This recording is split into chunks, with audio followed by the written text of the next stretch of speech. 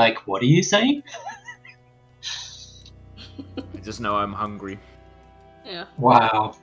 So the only thing you can tell a deaf person is you're hungry. Yes. Youch. Chris, you need to read something. I need to read something. Yeah. Yeah. Like I'm opening character sheets at the moment. Okay, then one of us needs to read it out loud. When do you want me to read this out? Chris, please read this Now? out loud. Hello Okay. and welcome to session 40. Today, Shinny, our awesome game mommy, has lost her voice and cannot speak out loud, but she will be the narrator on screen and wave at us by camera that you cannot see. Sorry for the weirdness. There we go. Yeah. And yeah. Also, Cassius is the best PC. This is really Shinny saying it. No worries. Yeah, that's nothing.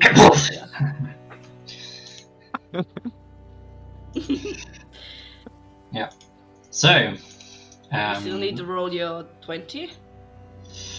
Yeah, give me like 2 seconds. I'm trying to catch up on 77 different things, and also I can't see Arbel's D20. So I Oh, it's rolled a 6. 6. I can roll again if you want. where did you roll it? You feel like you're gonna roll higher. I mean, no. What? No. You guys know I'm gonna roll a 4 anyway, right? Nah. So It's gonna be higher. It's I gonna have be a like feeling. a 16, I think, right? Yeah, it's gonna be higher. It has to be 16. Yeah. 17. Close enough. Close enough, yeah. there we go. All Alright. good. Alright. Is there a way of saying pin? Yes, stay on top. You gotta Alright. pin the screen. Oh, you can pin it on top, actually? You can Mhm. pin Oh, Shin yeah. on top. Yes, Yeah. perfect. Well, because it I was don't going need away to the whole time. see. I don't need to see your breath stats because I know what they are. So we're all good. Yeah? You guys Get ready? off. I'll kick it off. So, welcome to session 40. Beginning of last time, we just saved Louisa from death by statue. Then we started off a conversation. Lasted for more like interrogation / showing that we're shitty people. I think really one person started off an interrogation. Yeah, I think you're currently recapping last session's recap. Also, yes. So we started after the whole fight. Yeah. Statues just fucking moved. Yes, I noted that down. The house had been like, it seems as if it been rotten for at least a decade. But the dust buildup was only like a week's worth old, so definitely something fucky was going on. There was a creepy doll on the couch that Samira instantly smashed and grabbed the eyes, because that's what you do. Just to jump in, Louisa, Yes. prior to that, did actually walk over to Vieira in a breath and offered some of the pearls of healing. Mm-hmm. I didn't note that down. She did something nice. I don't care. Yeah, She did it once and then she did it again, and I took it the next time. because Ibrath had taken the brunt of the fight with the statues. Vieira kind of refused the pearls and just said that she'd probably better keeping them to herself. And then we noticed the doll on the couch. Yes, very true. So Samir smashed doll, took the eyes. Not creepy. Not creepy. There was also a small griffin statue that Louise was kind of like inspecting, looking more closely at. Vieira also took a look, I think, at that point. Then we, or at least Cassius took a sneak peek upstairs. After Louisa pointed out that the layout was strange, he went a little bit more further upstairs. There was a green pulsating light, and he was like, alright, nope. And I think at that point, basically, we entered into the tea room with 3 small round tables, and there was a glass chandelier that almost dropped on top of Samira's head, although Vieira warned her in time. And it's apparently the chain was cut.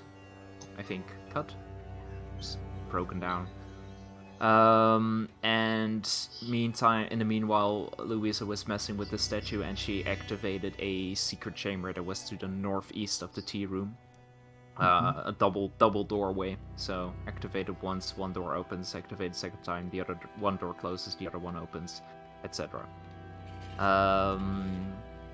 We decided to first check out the southwest, or just the tea room, and then towards the southwest, because just to clear out the space as much as possible, with ghosts around, which can move through walls anyway, but who cares.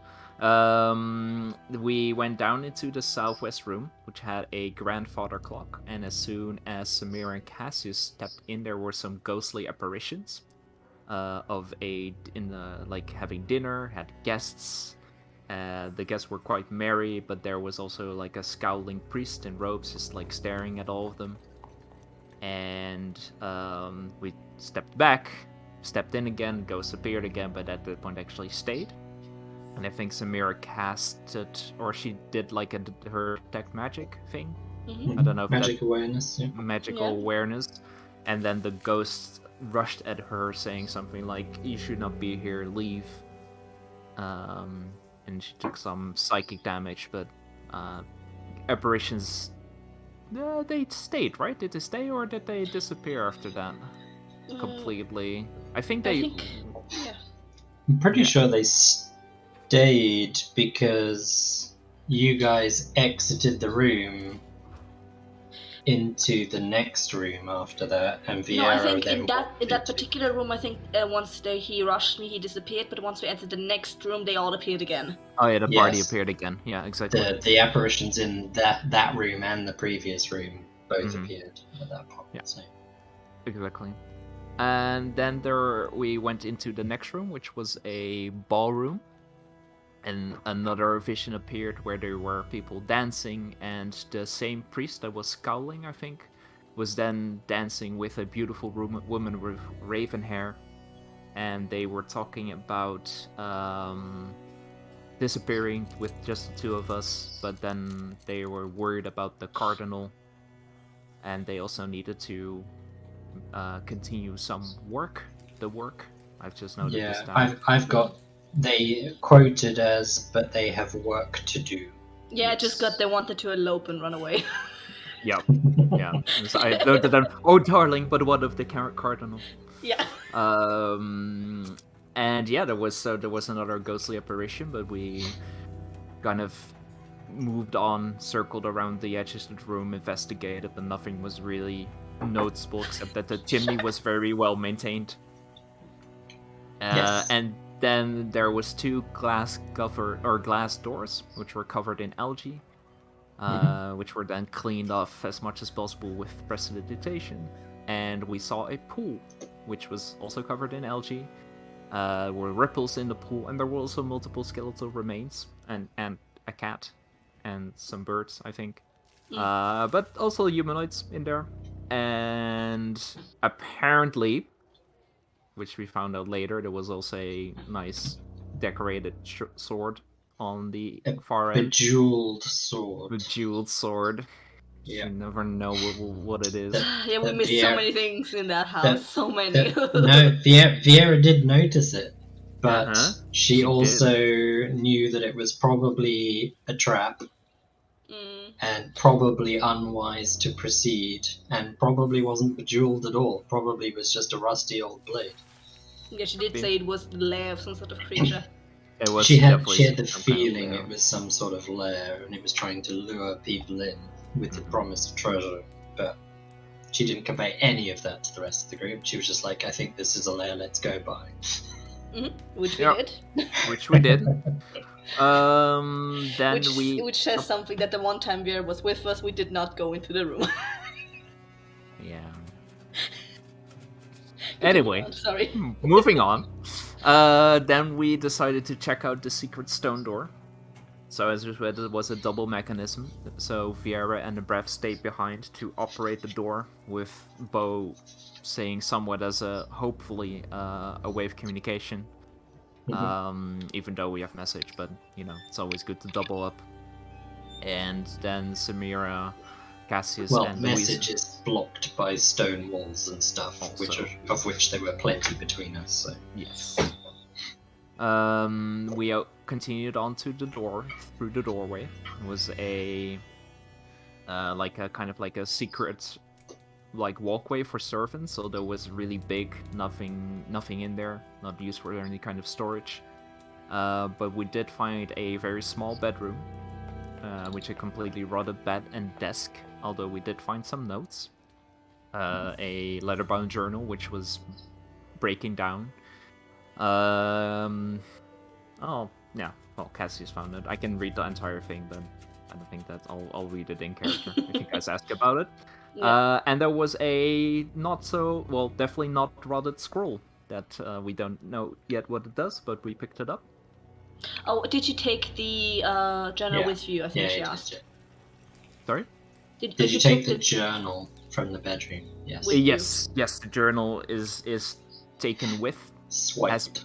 has been swiped. Mhm. Although it was already kind of crumbling into pieces, so let's see what happens the next time I open it. Then we continued on. Louisa was like hanging back against apparently another. Well, okay, this is what we found out in OC, so I'm not gonna talk about it.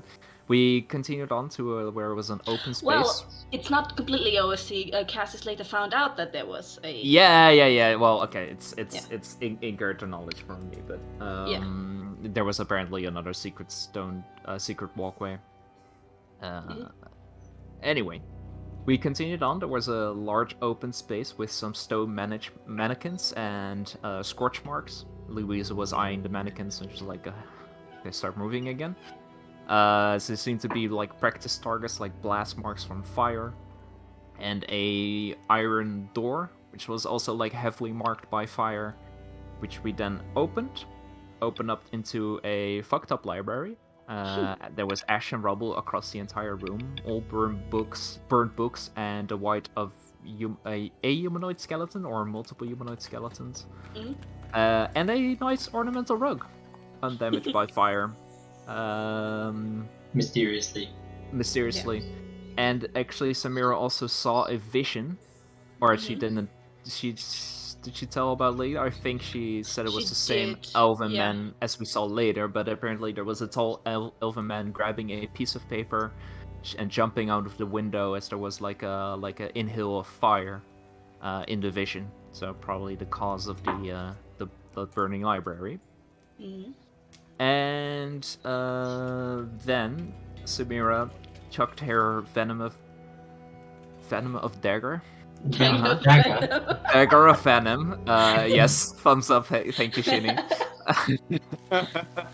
Her dagger of venom, and venomed dagger. Yes, she tucked it at the carpet, and surprise, surprise, it was a creature or a rug of smothering or whatever the fuck it is that promptly attacked us. Smothered Samira first.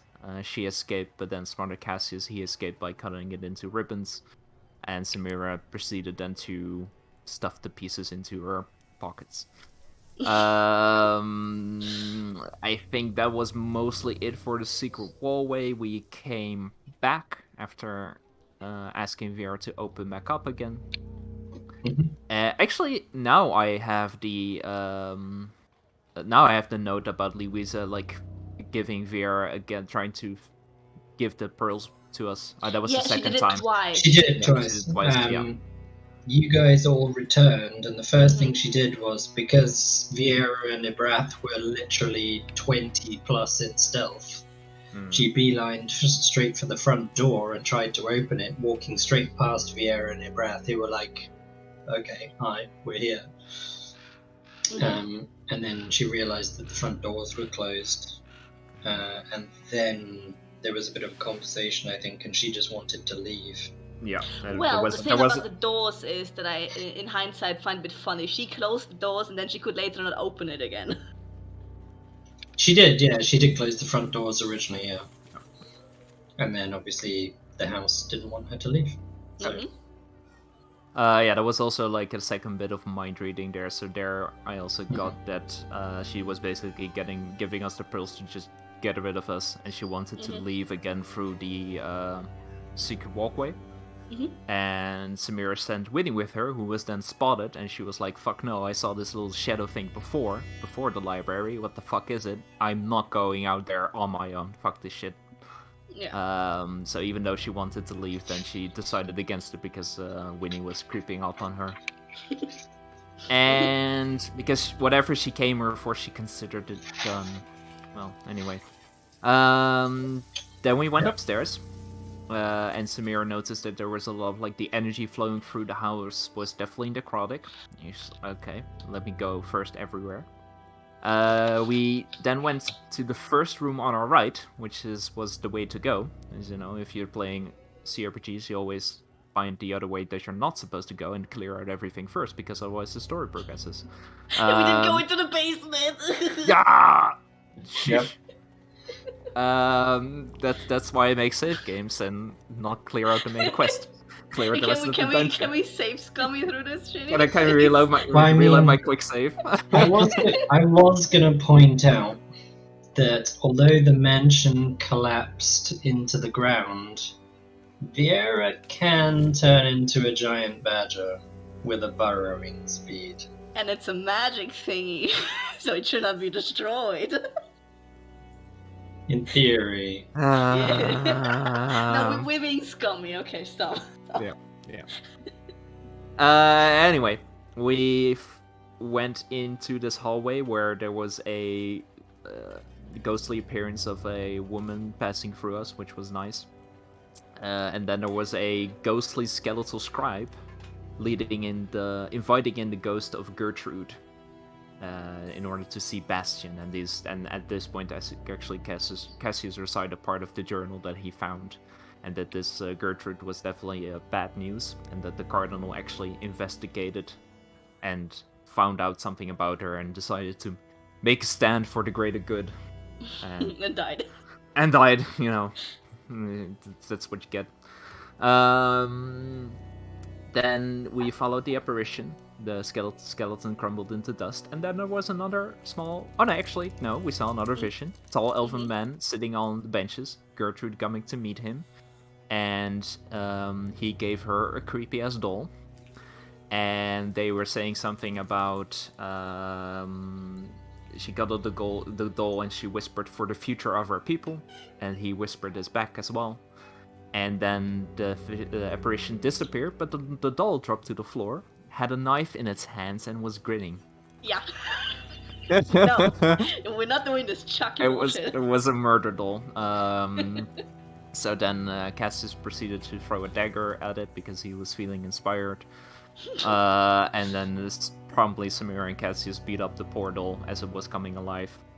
Didn't really do anything. Just killed it. Yep. And Samira really hates creepy-ass dolls. There's a very specific note here, outlined as a header here, so you can see it. Note to self when I get awakened. Note to self. Start buy more creating dolls. Anyway, there was a bunch of necromantic energy flowing into the bedroom. And we were inspecting the door, and at that point, actually, Louisa got sucked in. And Vera was like, alright, we need to babysit her, and just walked in casually with her breath at her side. Samira resisted the pull, and I think Cassius, I don't even think I rolled, I was further away. I was not too in front of far the door. away from the door. Yeah. And they got sucked in. Samira and Cassius were on the other side, locked out. And Vera and Louisa saw a kind of an appearance. There was a old woman sitting in a chair. She was looking creepy.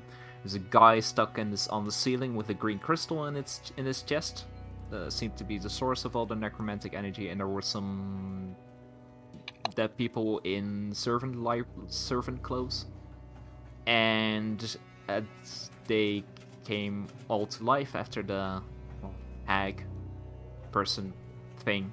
Creepy lady spotted Vera and Louisa, and they got initiated into combat, which then caused Vera to summon panthers. By even the odds. Even the odds by summoning an army of panthers. Shadow panthers, sorry. And then there was a big clusterfuck. Samir and Cassius came in, helped out a little bit, but I think in the end, the hag was surrounded and just clawed to death, blinded by Samira. Subsequently, consequently, each time it's like, oh, I'm not blind anymore. Bam, blind. And yeah, we then basically killed her. There, the man plopped down from the ceiling, fell pretty hard, and basically whispered, "Thank you," before crumbling into dust.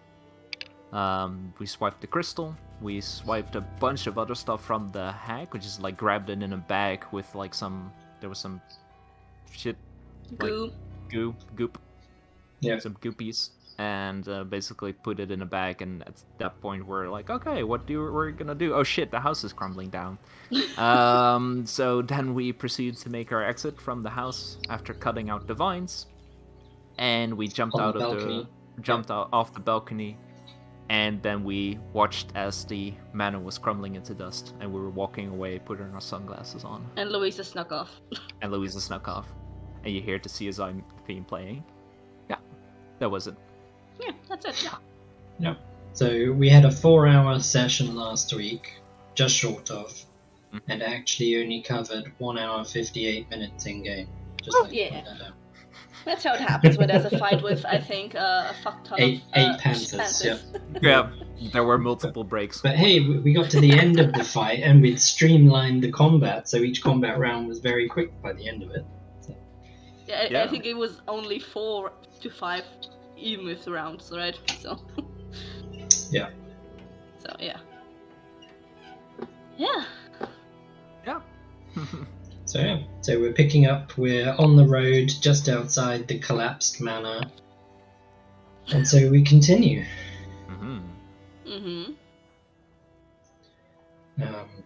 Well, she's typing, so let's wait to see what's going on. Just outside the manor. You're just outside the manor. Should we read this, by the way? I don't know.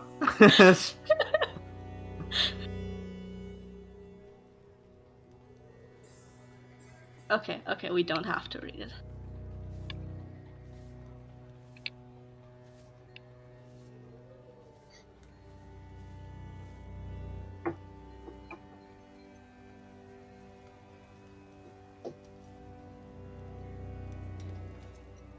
I feel like this is an old 1920s movie. Nope. This is like a slow crawl of a movie just at the beginning. Just going by. There's nothing wrong with it. I never said there was anything wrong with it.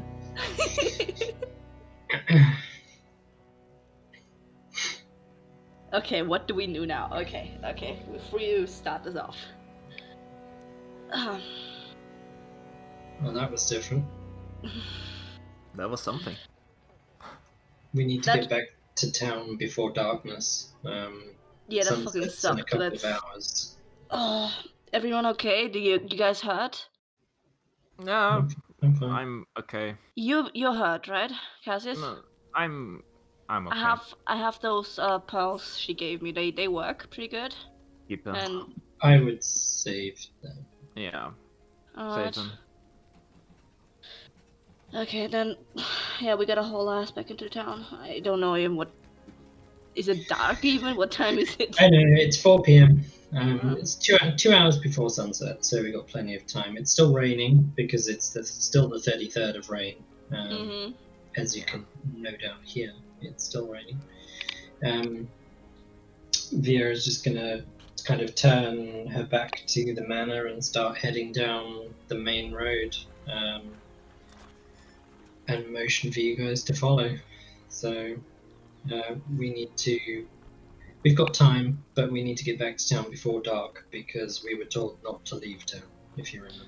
Should we like sneak back in? I mean, we did.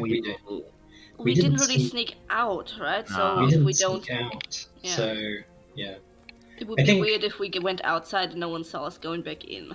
We can just like say we went for a walk. Yeah. I mean, that's what we did. So we didn't go that long. Yeah. We've Oh. only been a couple of hours, and we plan to be back before nightfall. So if anyone's looking for us, we have to go back to the same inn. So. Before that, though, I'm just gonna look over both Fiara and Samir. Do you guys have any like obvious like dirt or wounds on you? Vieira's completely untouched. Well, it's mostly bruises.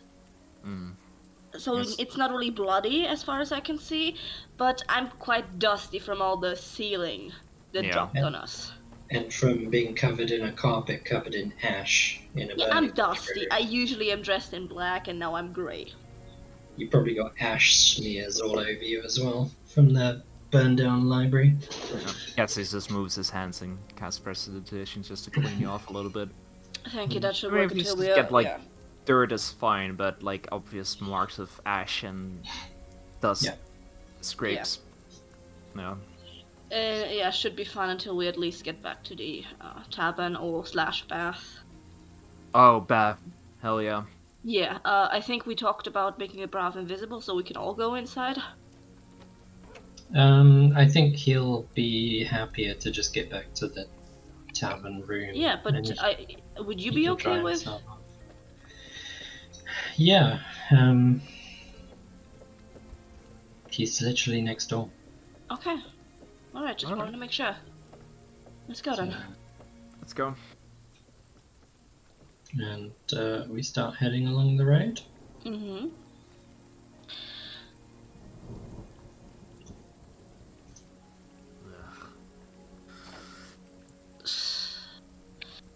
God, it's just getting more and more. Ugh. I don't know what you're talking about. I live for this, mother. I can disappear into the fog in the blink of an eye. Yeah, okay. This is what I'm used to. This is the sort of weather that I lived in the high forest.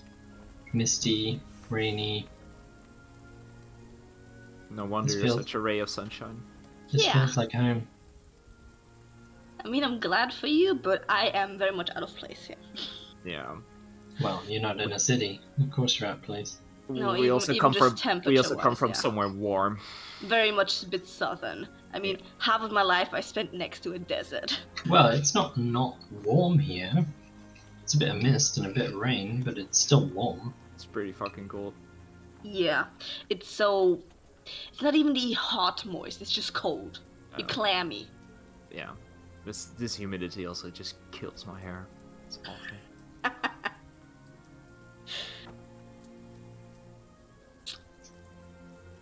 Alright, so what the fuck went down in there? So much happened. You wanna share now, Cassis, or we're still way away from the city? Share what?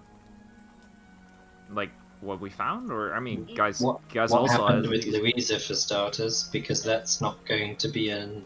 Well, you also found like the scroll and everything. Like you had stuff to read. I need to investigate the scroll. I think it's magical. I need to identify it. There was also this book. I'll get it out once we're out of the moisture here, because I think it was already crumbling. If I take it out here, it's just gonna destroy itself. And I mean, otherwise, honestly, in the library I didn't really find anything that much. It was just a journal and the scroll in the old bedroom. I think that was the bedroom of the cardinal. Or maybe some servant that hid his stuff away. Definitely that was his journal. Something happened to him because he saw what the Gertrude, this fucking, I don't know, whatever that thing was in the room, didn't really look like a lady. Oh, she was the pretty lady. From before. Maybe I don't know. Like we constantly saw these apparitions, and this apparently there was something deeply wrong with this Gertrude person. I That's and an she illusion. did something with this like tall elven guy that we saw in the room where they dropped the doll. Yeah, and he was in the library too. I think maybe he set it on fire. So she was definitely working together with someone. I don't think we. Yeah, but apparently, and then the guy in the ceiling, I presume, was Bastion, the right-hand man, the cardinal. He was like falling in love with Gertrude, and they were together a lot. But she obviously did something to him, and this was recent, like, if I remember correctly. The cardinal made a stand on like the 20th of rain. Yeah, he died 2 weeks ago, right? 2 weeks, yeah. But this all basically began on the 25th of wind. Ooh, okay. So just before the storm happened. And during the month on the 8th day of Reagan, I think, it was going downhill, really. So yeah, it's I don't know what this Gertrude person did, if she was the thing that we saw, but definitely yeah, well, we saw what happened to the right-hand man. And, Yeah, poor fucking dude. I mean, really, just a husk of a person at that point. Yeah, I mean, that's about everything I could piece together. Okay. I mean, Yeah. I've found the scroll and the stone, which is definitely a piece of work. But yeah. You think the scroll is some sort of magic thing again, or something with information in it? I either magical or magically protected against rot, because everything else was rotted in that room, and the scroll was basically untouched. So I need to identify it, investigate. Maybe it's just information, but who knows? Yeah. Well, information would be plenty useful because I don't know shit. Yeah, we didn't read. Did you guys find anything about, like, the sextant or any kind of information? I mean, in library you asked me to watch her, Louisa, and I didn't see her do anything. But yeah, I don't know, because it's a bit suspicious that she was plenty okay after being bashed upside the head by stone statues, but a carpet attacks 2 people that she has not even herself, that she has no business dealing with. Now she's too scared to continue on. No, I read her thoughts again. She got what she came here for, but I didn't really get what. And I didn't really go deep diving again because, I mean, I haven't really encountered this before, but if I go deeper, they know. So that's, I mean, you guys know it's in the first place, and if I read in too much, they know I'm doing it. So definitely didn't make a friend there, but yeah. My bad. We need to be careful about that, because we know she has powerful allies, potentially now powerful enemies. Yeah. We need to. I know you apologized at that point, but even after you guys returned from going into the other room, you were both treating her like she was still the enemy. By my estimation, she still is. I don't care for this, like, friendly rivalry with Layla. I don't care about that fucking bullshit. They mess with her too much, and... I mean, even outside of the Layla thing, right now they're professional. If they enemies. Messed with her too much, Layla wouldn't have asked us to go in there and help her. Yeah, but Layla doesn't have the best estimation in all times. Like, Yeah, Mm, even disregarding that, professionally they're on the other side right now. I'm that's not being irrelevant. That's irrelevant. Layla has known these people for years.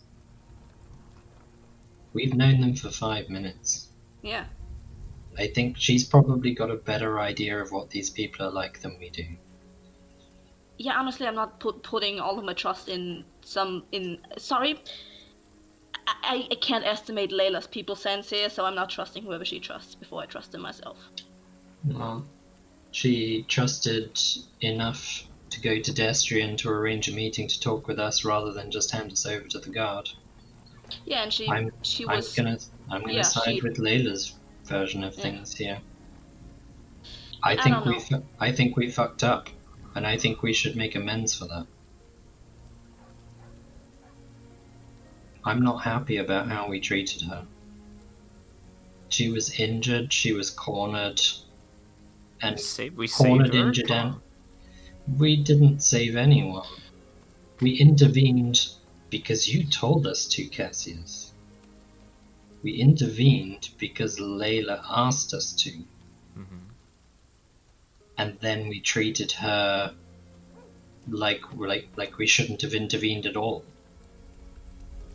So we intervened to save her, to be her great protector and rescuer, and then treated her like shit. She was a cornered, trapped animal at that point. It's no wonder she lashed out. If you were in the reverse position and 3 more powerful people came in and saved you from something and pinned you to a wall while you were still injured and then started threatening you, how would you react? You would be less than impressed if they started digging through your mind. Again, I wasn't sure, or I didn't know that she would know. I get that. But it still doesn't excuse it. I know It's it's one, shitty how we treated her. I'm not making excuses there. it's one thing to read her surface thoughts to gauge whether she's contemplating a trap or to sink us while we're on the ship or something along those lines. I'm more than happy and encourage you to do that sort of magic. But these people have never proven to be a threat to us once. They happen to have been in the same place as us. And sure, they've been standing outside our inn a couple of times. But again, our inn is literally on the main road to the docks. And they're trying to find a ship to Tucson, so they're probably walking past our inn all the time. Maybe. We've made a lot of very bad assumptions. And I say we, I really mean you.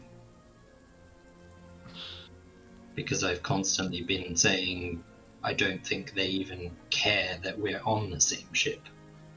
They just want to get to Tucson. We just happen to be on the same ship.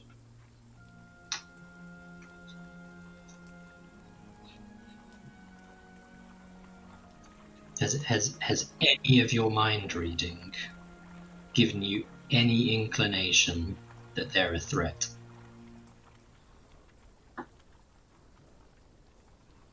I mean, they were suspicious of us before. Being suspicious, we were suspicious of them. That doesn't mean we're a threat to them. Okay. Look, I don't need this talking to. Like, I just did what I thought was right. And, like, Sure. to say we made mistakes, sure, whatever. But it was, I mean, you were the one saying we could have let her lie with the rubble of the statues. And I was angry at that point, and the wrong words came out. I was trying to point out that nothing required us to come to her defense. Okay. I mean, but you could definitely interpret that as a threat as well, so... And I will be apologizing to her when I find her for those words. Because that is not what I meant by them. I was trying to highlight that, hey, we're actually all allies here, we came to your defense. Nothing required us to intervene, but we did. Because Layla wanted her alive. But I was also angry, and Ibrath borderline died in that fight. so I was emotional.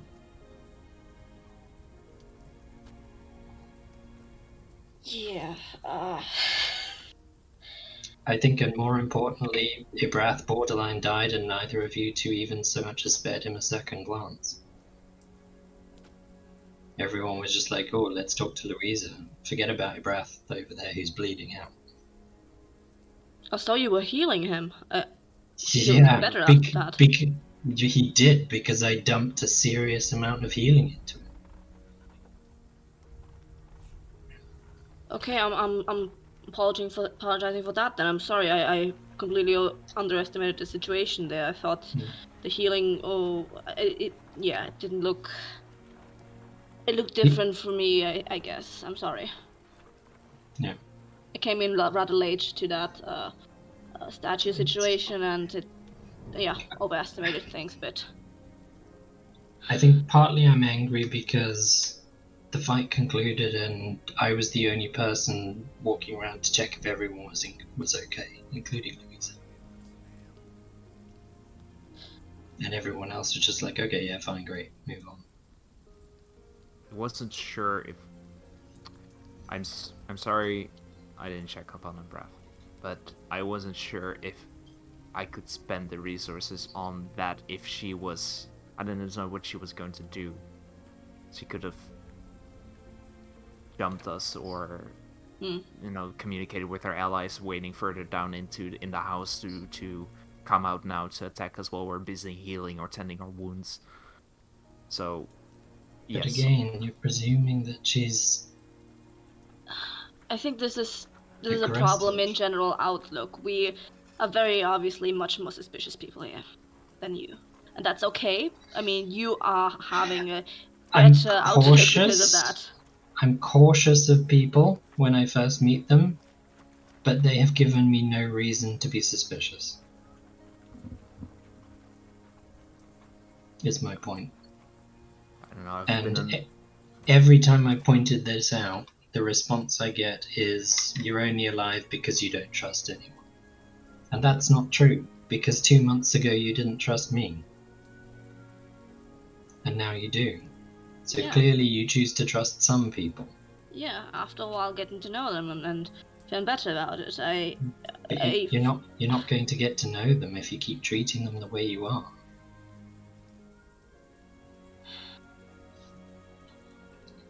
Louisa she's hightailed it the second we got out of that house because she wants nothing to do with all of us, probably. Yeah, sometimes it's a shit situation where you can't really let your guard down. I get that. I mean, honestly, if I were her, I would have done the same thing. But I would have done it more if people were suddenly nice to me, out of nowhere.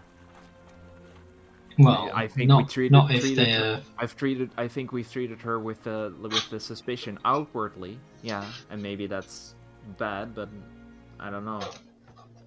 If people came to my rescue and then were suddenly trying to be my savior or trying to be trying to be whatever to me, I would trust them even less.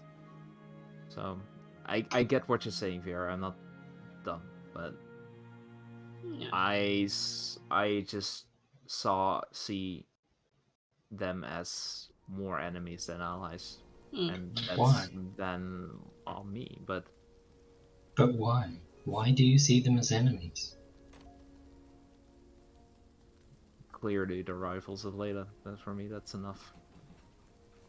Rivals doesn't make them enemies, though. It gives motives to some people. And that's a bit more of an iffy situation If they were enemies, do you not think Layla would have done her best to make sure that Louisa died rather than lived?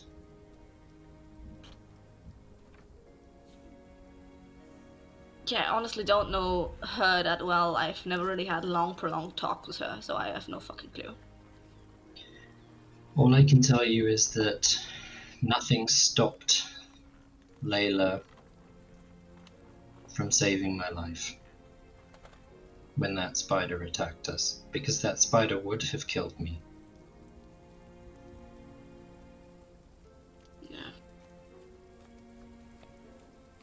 So I guess because of that, I'm slightly more inclined to trust Layla's opinion of people. And if she sees them as professional rivals and doesn't... It sounds to me like they prank each other more than fuck with each other. No, they definitely fuck with each other. Yeah, but in a pranky sort of way. They hinder each other rather than flat out kill each other. No, they don't kill each other. But... Exactly. So it seems like it's more sport. Maybe it keeps their business line interesting while they're tracking down all these other things. I don't know. I'm not going to presume to speak for her, but at the end of the day, Layla asked us to intervene to save her. And we've done that, but also treated Louisa poorly. I mean, yeah, we were behaving like talking shit, but we didn't put her in a dangerous situation physically. That's at least something. So we didn't push her in front or take any damage or actually hurt her. That's something. As I said, we hindered her, or tried to. Getting the same information or something else, so... I don't know.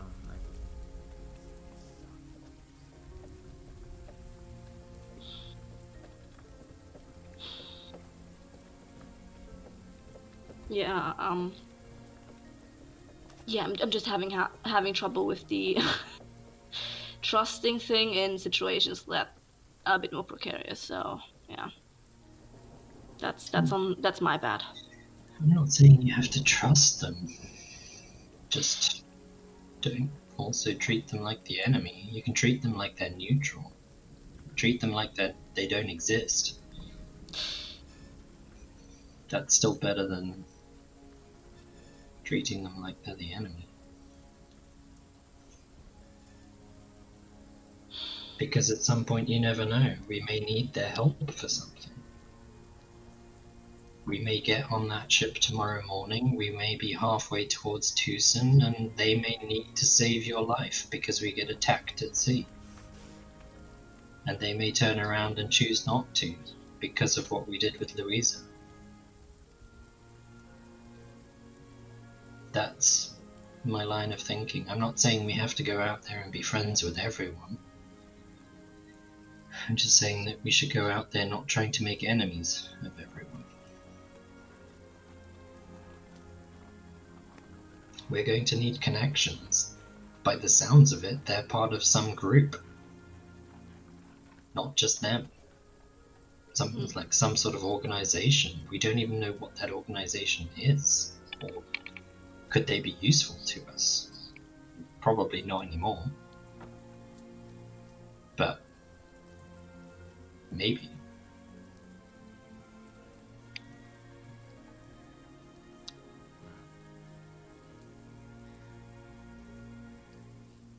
And I get that they're rivals of Layla's, and that's your reason for treating them the way you do, Cassius, but even Layla has limited contacts, and at some point we may need to be friends with people who are not her friends.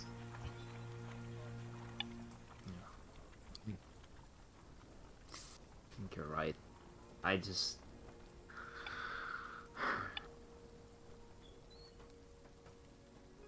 It's no excuse, but the things that I encountered, the people that I've met, it's either... So you take out competition, there's no neutral stances there. And even friends are precarious. So I just jumped into that instinctively, and I fucked up. So okay, let me say it like this. I feel sorry for the fact that it endangered you, and endangered Embrath, and endangered Samira. That's what I feel shitty about. Yeah, I feel the same, and I'm sorry too. Per se, yeah. So, for what's that worth? But I appreciate it. I just tried to do, and I think I still need to get used to or handle better the things that I can do now. And probably I'm too We all do. It's gung-ho all with something it, we need but- to work on. We need to remember that we're in a different world. Things don't work the same way here. And we've all come here with past experiences and prejudices. I still, even to this point, don't know how I didn't just attack that orc caravan in the Hulak forest on sight, because I had to walk away. That was the only way I could not kill them on sight. And I did that because I'm trying not to let my past influence my future. Trying not to hold on to the hatreds that my people have kept. Even my people keep hatreds. Orcs and half-orcs and goblins. We don't even consider talking to them normally. The first thing they know about is a blade to their throat. And that's not how I want to live. That's not who I want to be.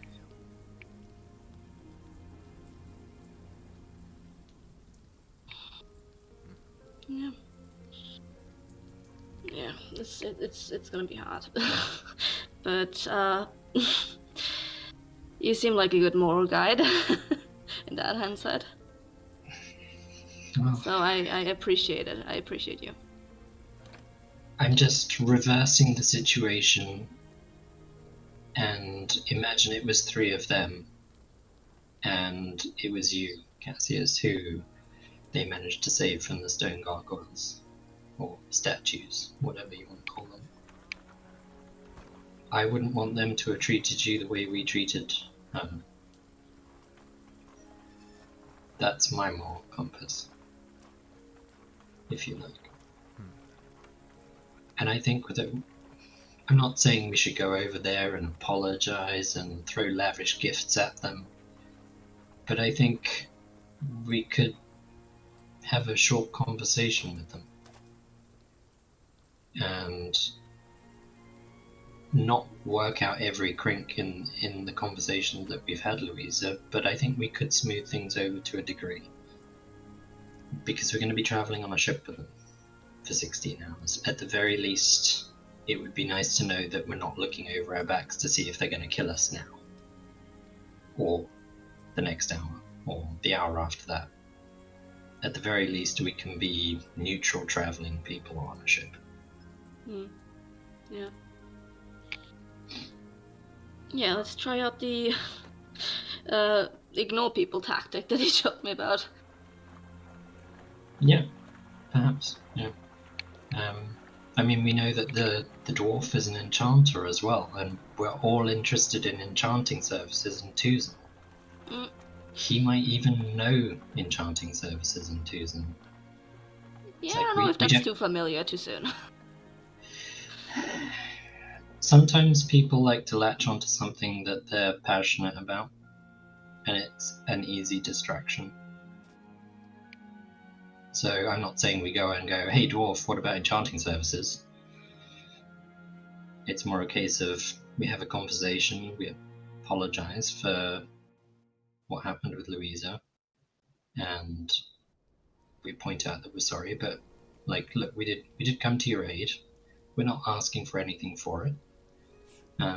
It's what Layla wanted us to do, and can we just let the water run under the bridge and leave things as a neutral party and kind of even just both go our separate ways? At least then we don't appear to be the vindictive, malicious people, and we just, by all means, we point out that it was a stressful situation with animating stone statues, and we weren't sure quite what she knew or what we could trust with her. But at the same time, I think we need to be careful about that sort of thing in the future. Because there will be some people who don't give us the opportunity to prove that we can be neutral, if not allies. And they will flat out turn around and we don't know. There could be 200 people in that organization, all of whom put a bounty on our heads. I personally don't want to be running with a bounty on my head, just because we happen to anger the wrong person. Yeah. Especially when it was unavoidable. Or avoidable, I should say. Yeah. Hmm. Yeah, I see what you mean. I mean, we're probably gonna make enemies at some point. But yeah, this We time it wasn't probably necessary. will. Yeah. I mean, we already did. And when it's necessary, I'm 100% there with you. When it's necessary. But it wouldn't hurt to have a few people we can call on for help too, if that ever is the case. Hmm. And people who don't go, oh great, yeah, I suppose we should come to their help. They came to our help once. I'd rather have people who go like, yes, no problem, I will be at your back. Kind of how we started off in Taria. We started off by reluctantly investigating what happened in the village, but that saved Samira and I. Yeah.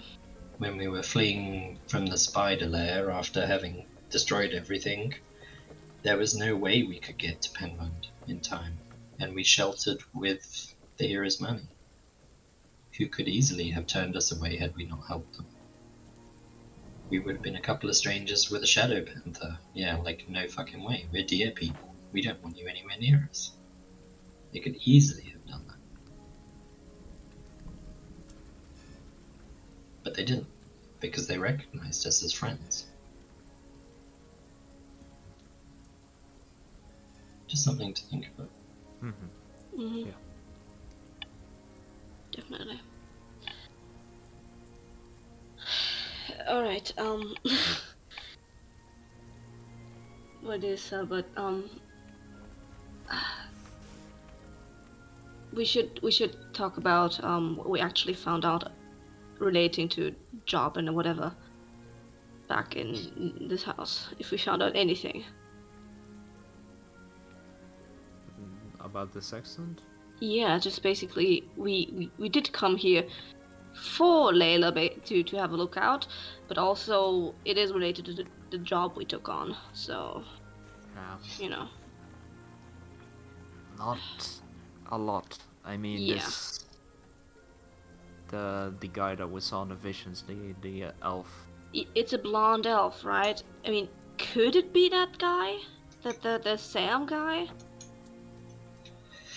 Lockwood. Samuel. Yeah.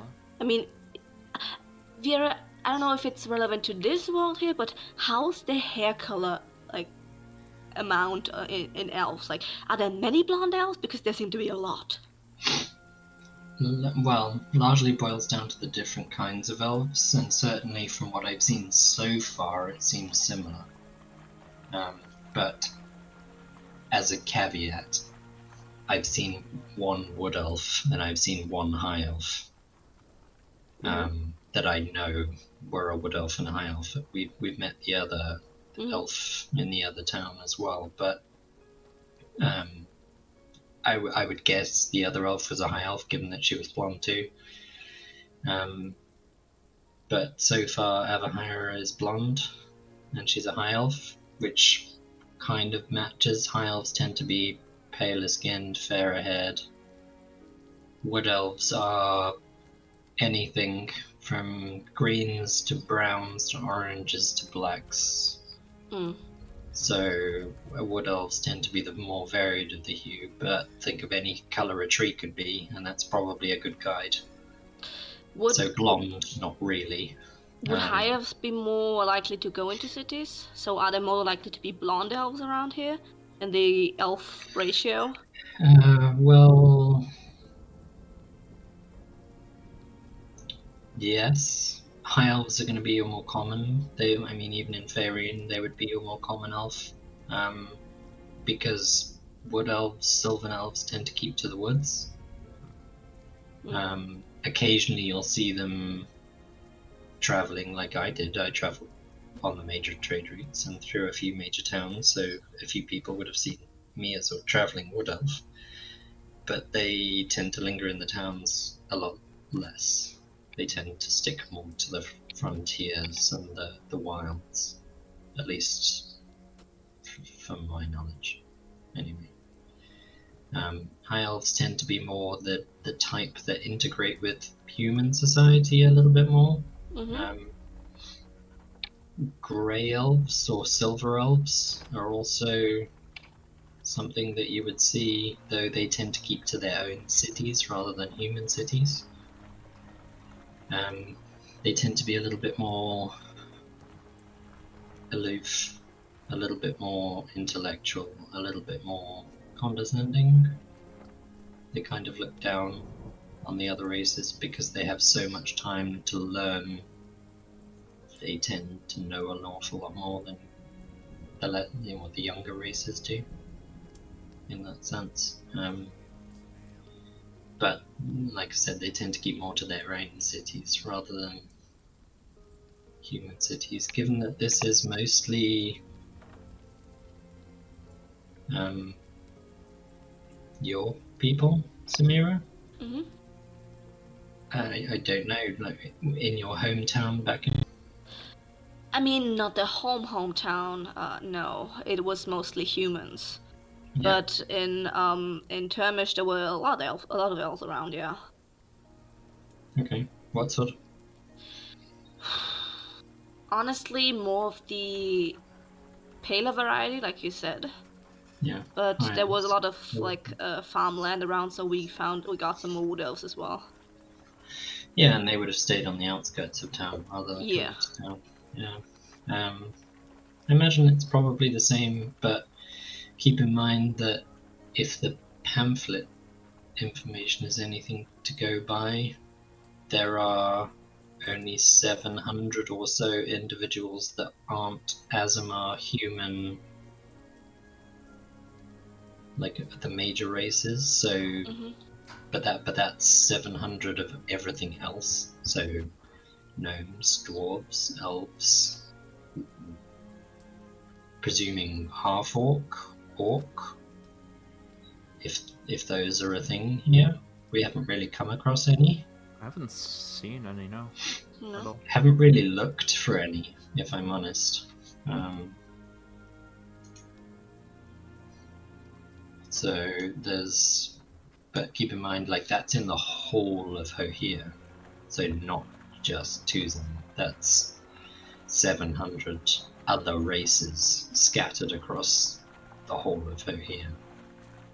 So on average, I think there's 14 towns.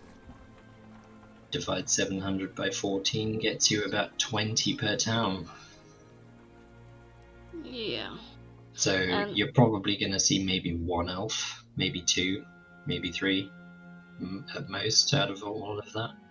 So there's a good chance that it was Samriel, I think, because he's already connected with this all. Highly, yeah. I think the chances of it being another elf are extremely low. Yeah, but this is when we consider that it's not a disguise or some kind of persona. This is assuming Samriel is an elf and chooses not to disguise himself as something else by default in the first place. True, yeah. Or if it's the Samriel disguise is his main societal disguise. Yeah, I mean, he could be a three-winged bugbear for all we know. But that would be a sight. I doubt it. You would have to take into account how common disguise magic is. I certainly don't know any. Yeah, I don't either. How common is that, Do you know any disguise magic, Cassius? No. I mean... So between 3 spellcasters, we know nothing. Disguise magic is probably out there, but probably not so common. I mean, the only one I've heard about, like, actively was that previous master Bo, right? I mean, consider Yeah. that also that one of the grannies is some kind of Yeah, true. She was But some she was a shape-shifting whatever creature. Yeah, she was a skin changer, so Yeah, she was a creature that's that yeah. based. I mean, maybe there's more. I mean, yeah, that's Bo talked about the Richard. So apparently Yeah. changing his appearance. I mean, Destrom did mention it in but his he didn't. teachings. We never saw him do anything like that. I mean, he was really focused on transmutation, and I mean, Yeah. he taught me a bit about everything, but I have the, I don't know how he feels about it. Dismissive. That was the main emotion I got from him. So, Yeah. sure he knows, or he knows people that, or yeah, there's probably plenty. If I know something about spellcasters in Faerun, there's just depends on who it is who you have in front of you, what kind of magic they use. So it's Yeah. probably out there. I imagine it's out there. Whether Samuel has any or has access to any is a different question. It's So, it's a big unknown for us now. But and would he Because use it apparently- in a manner in the middle of nowhere, where if he's not expecting to be seen? some people use a disguise not to be like disguise their identity, but to just stand out in a different light. It's not always hiding your true identity. It can also be enhancing, or it's Yeah, and it could also be a magic item, right? I mean, the Yeah. one of the grannies had the clothes that changed. Why couldn't there be something that changed the body? And he is after artifacts after all. He would have access to shit like that. possibly. Well, That's, he that's, might have access. Might. Could have, yeah, could have. This is all like spitballing. So Yeah. Yeah. either he is or he isn't. I but- think the best way that we can check this is, do you have any way of duplicating what you saw, Samira? Ooh, Other Not than really. Castius drinking the mind reading potion, or me drinking the mind reading potion? not really. I don't really have anything that could show it off. I don't think. No, How's your drawing? not that good. It's okay. I'm not good at drawing. I can sketch pretty well. I can do designs. Drawing is not that good. So try it out. I mean, you could try at least drawing him, and then when we encounter Well- Layla again, you could show him. You could Let's describe get- him at least. Let's get Yeah. back to a dry tavern room first, I think. Yeah. Bath first. Yeah. Sure. Bath first. I mean, I can always... Halfway. That means we have to talk some more. Which is fine. Just pause for a minute before we continue on. hmm I just want to see if there are any patrols on the road heading towards us. Just in case we need to come up with a cover story. I suppose the cover story is we're just out walking, we're heading back to town now, but I'm just going to use Primeval Awareness to detect for Azamars on the road, Shinny, and if there are any.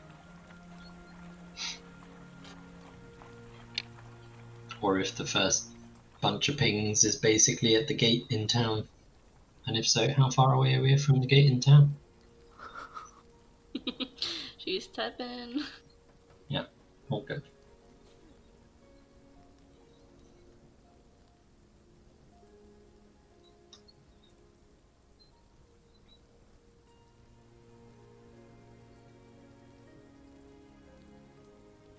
So we're coming down out of the mountains at this point as we're under the fog.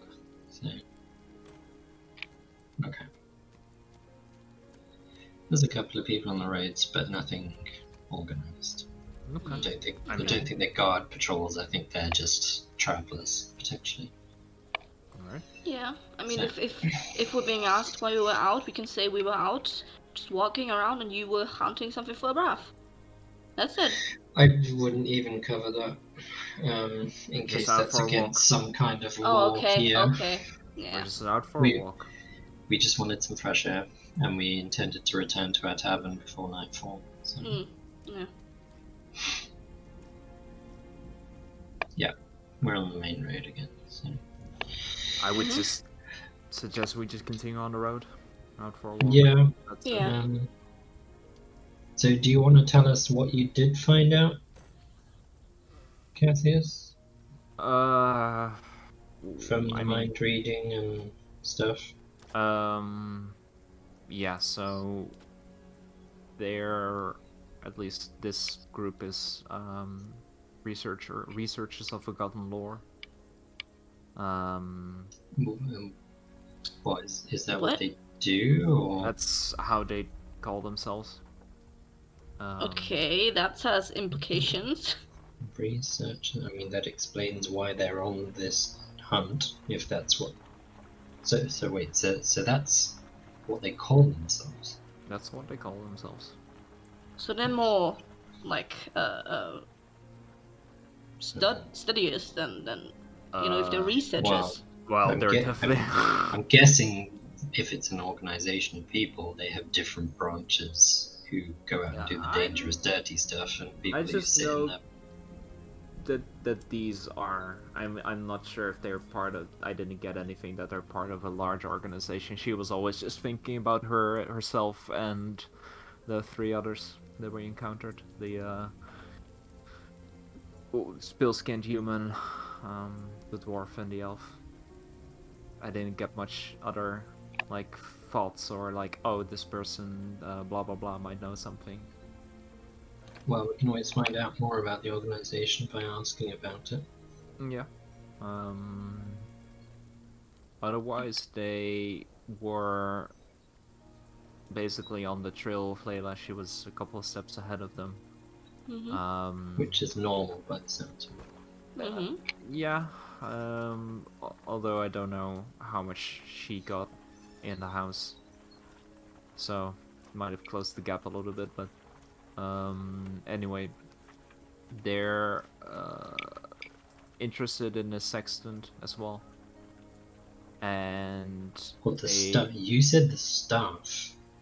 It's weird. What I got from her was some kind of staff with a sextant and like armillary spheres, like globes. Okay. Oh, okay, that's. What, on the staff or carved into the staff or?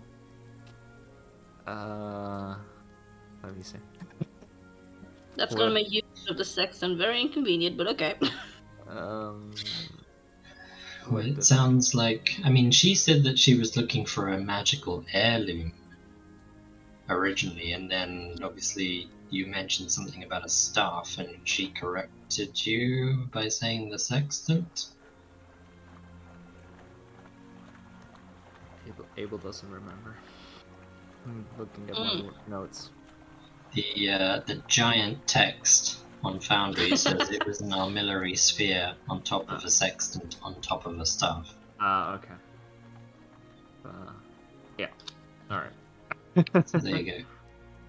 Yeah, so it was just a sphere on the sextant that was on the staff, so pretty obvious thing, I think. Well, that's interesting. That's gonna stand out. But yeah. So what? I mean, didn't we hear something about that's why Layla's in Tuzan to attend an auction? An auction. Yeah, there's an auction supposedly. What I also got that another group is interested in this auction, in this. Yeah, there's possibly the rival group of whoever Layla has been hired to try and get it for. I got a name. Knights of the Fox. Knights of the Fox. Another group to be on the lookout for, I guess. So they were checking out, or Louisa was instructed to check out the manor to see if there was any kind of information, because Layla apparently bolted back here to the town, and then she immediately headed back to Tucson. So they were wondering if she found something in this manor. I heard something about a map leading to the sextant and a sextant leading to the map. Oh. I don't know what that means. Well, you've got the untouched scroll, don't you? Yes. Is that potentially a map? No, I yes. think the map is supposed to be the map that we're looking for, like in the job, right? I'm Possibly. not sure we actually know what we're looking for the job, if I'm honest. She was saying Leia was talking about some kind of map. Yeah, so if we're like if she's going to an auction for the sextant and overall we're looking for a map, that makes sense. If the map leads to the sextant leads to the map, or some shit. Yeah. It's very mystical sounding. Does that make sense? I'm not sure that why would they both lead to each other? I mean, maybe it doesn't talk about each other. There's a map leading to a sextant, and then the sextant leads to another map. Doesn't need to be the same map.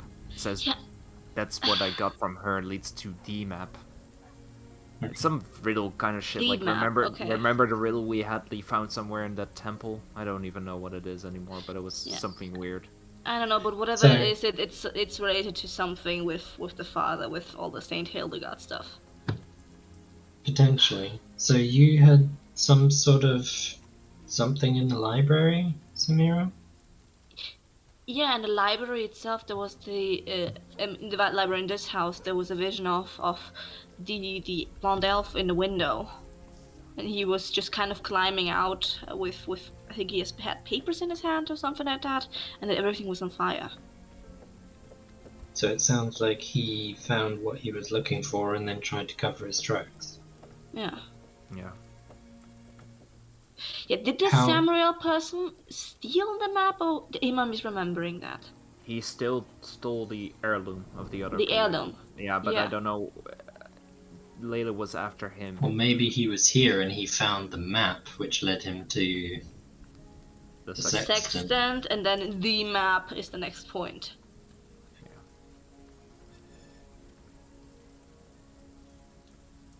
Yeah. Yes, it was heavily burned. Yeah. Yep. Obviously, I didn't know that because I didn't go in. I mean, and otherwise, okay, give me a second. I just need to find my notes.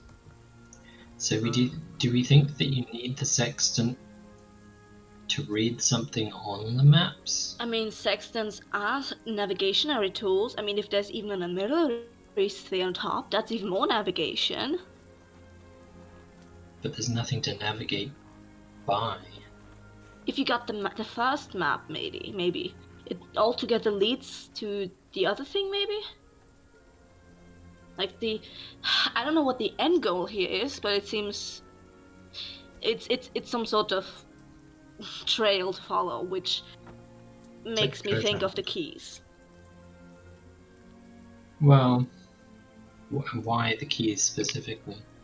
Because this is all connected with St. Hildegard. I mean, the visions I've been having. And St. Hildegard is connected with the keys in the visions you've been having. Yes, exactly. I've had the keys in the vision, and St. Hildegard is connected with the visions, and she's had the visions from the father and everything, and there's the map.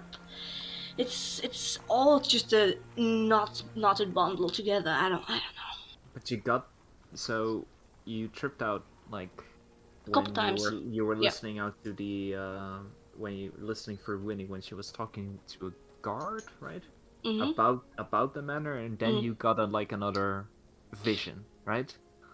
Yeah, that manor was called Brandana's manor, and Brandana's was a person that gave the constructor of this mansion gave St. Hildegard a map that helped her along with her journey, her I don't know, her whole religious visionary journey for the father.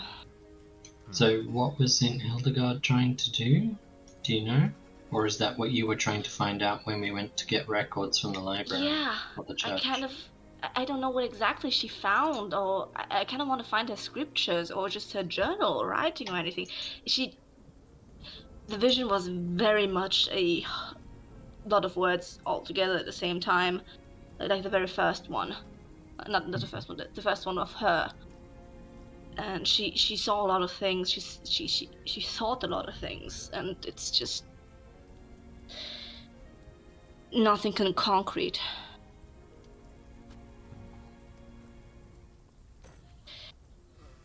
It's just she got visions, and she, from the father apparently, or she was just connected to something, some sort of blinding light that she could sort of push her soul out to see, I guess.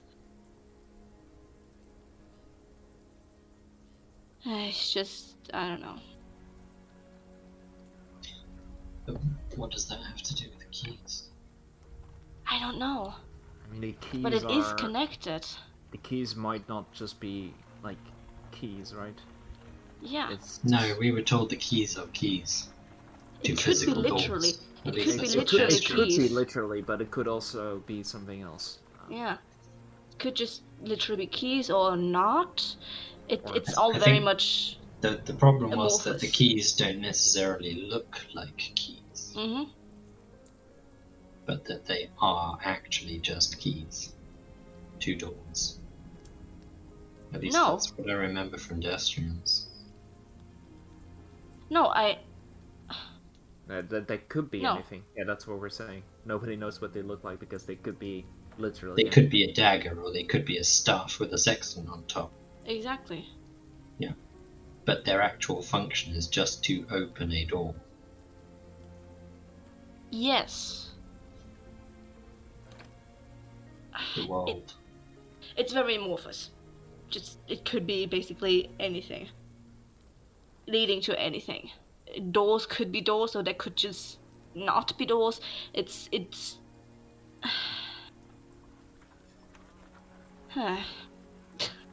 I just know that there's so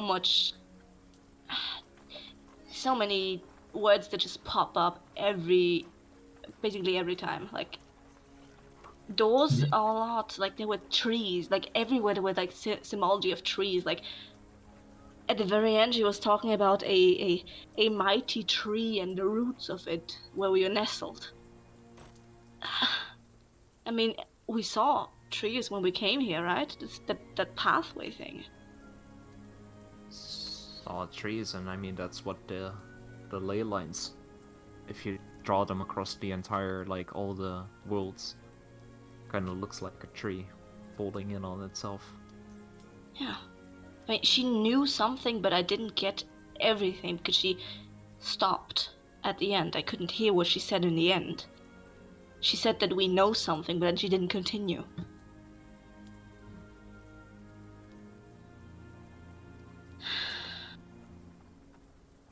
Okay. It sounds like we don't know an awful lot more at this point. No. I mean, that's why I want her, whatever kind of writing I can scrap together of hers. Well, all those records are in Tucson, aren't they? So, Yeah.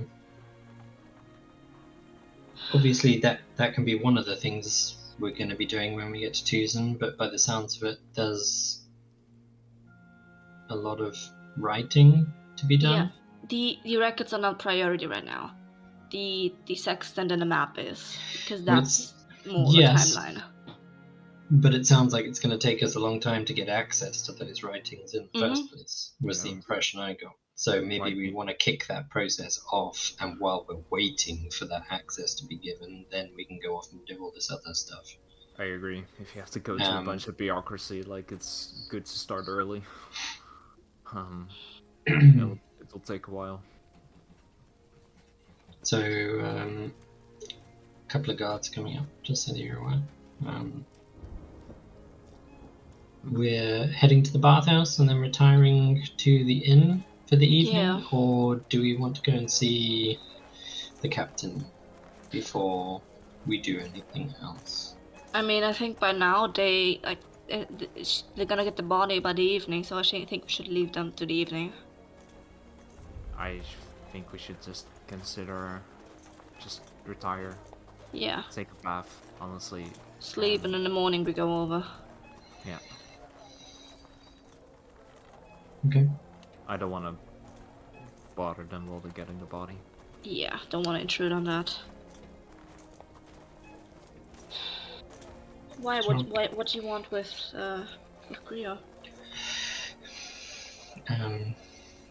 Just that we found a similar black substance. Oh yeah. Oh fuck, we haven't talked about that yet. What the fuck? Well, let's worry about that later. Yeah. I think. Let's get a private bathroom and then we can talk more. Wouldn't discuss specifics in there either, personally. Wouldn't surprise me if they have ears in the walls. Yeah, let's just Yeah. bath, retire. We'll find a way to talk about it. Let's go. To the bathhouse and getting So, a yeah. prior. Yeah. Head towards the bathhouse, but you two arrange the bath, and I'm gonna take a breath back to the room first.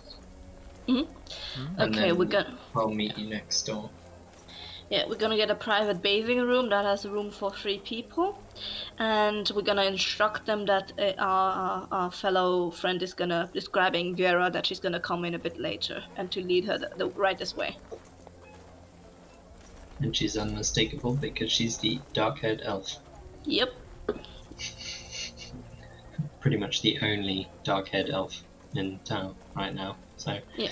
Vera's gonna take a breath. I think I Yes. remember it being 1 gold per hour per person, right? Something like that. Think so. That sounds about right. Vera's gonna take a breath next door and leave him in the room, which we probably need to pay for. Or did we already pay for them? I think we paid for them last night, didn't we? But we didn't pay for them tonight. I'm paying the 3 gold. Okay, we did pay for the. That's right, we did pay for the rooms because the last session was only 2 hours. I keep thinking like days have passed, but they haven't. Nope. Nope, just a couple of hours. Just a couple of hours. All good. Yeah, Alright. so Vera will drop your breath off, get him settled, and then turn around and head back towards the bathhouse. Yeah. We already get nice and settled in there. I've paid for the room and Yeah, just start relaxing. Just dump all my stuff in a corner. getting rid of all the zash and take care of the bruises a bit. Yeah, we get in a private room, definitely. Yeah. Yep. For sure. Private bathing room, large enough for all of us. Preferably with more than 1 tub, and I'll pay extra if needed for more than 1 tub. Like, you want to share a tub? With 3 people, we could share with 2, but we can't with 3. I don't know, it's like a jacuzzi, right? Yeah, they're huge. If they're huge. Okay. They're huge tubs. I'm thinking the sad, tiny ones we have in real life. Oh. You have Google to Bada. 3 times. That I'm is- googling 3 times. Yeah. Is that 1 for each of us? So that all 3 of us. Okay, that's alright if you got issues. Don't worry. I mean, if it's the kind of the perfect moment to have issues. Yeah, it's like a jacuzzi. That's Yeah, it. it's like a nice wooden one. Nice. Yep. That's warm and no cold. Alright. If you want to take a break. Yep. Sounds We can good. take a short break. Probably switch. God, next week's wake up is gonna suck ass. Why? Cause it's just talking. Oh. Just gonna be talking. Yeah, it's not so bad. We haven't really covered an awful lot. Yeah, it's either gonna be very short or very much just talking in circles again. Well, you can summarize the first hour by just saying Vieira whined about the party. That's how I remember it. Yeah. Pretty much. Alright. We good to go? Mm-hmm. Yep. Thumbs up. Okay. Thumbs up. Mm-hmm. In that case, presumably Vieira leaves Ibrath in the inn to dry himself off for the 11th time today, and then returns to the bathhouse and presumably just waits for them to give her directions to wherever Samira and Cassius have gone. So you guys probably got a few minutes to talk if you want to talk before I come in.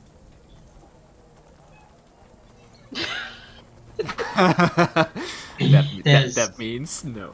No, I think if we get into the bath, or just like peel off the clothes, just put it all in the corner.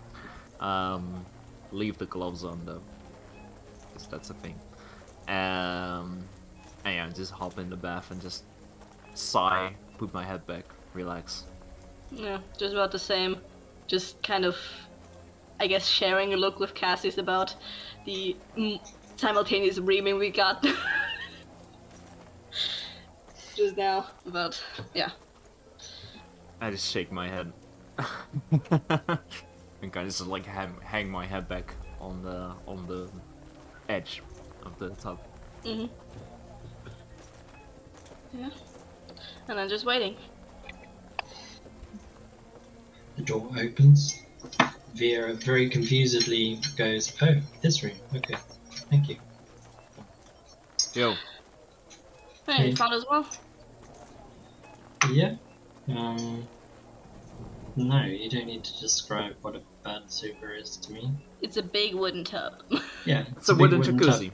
tub. It's like half a big barrel.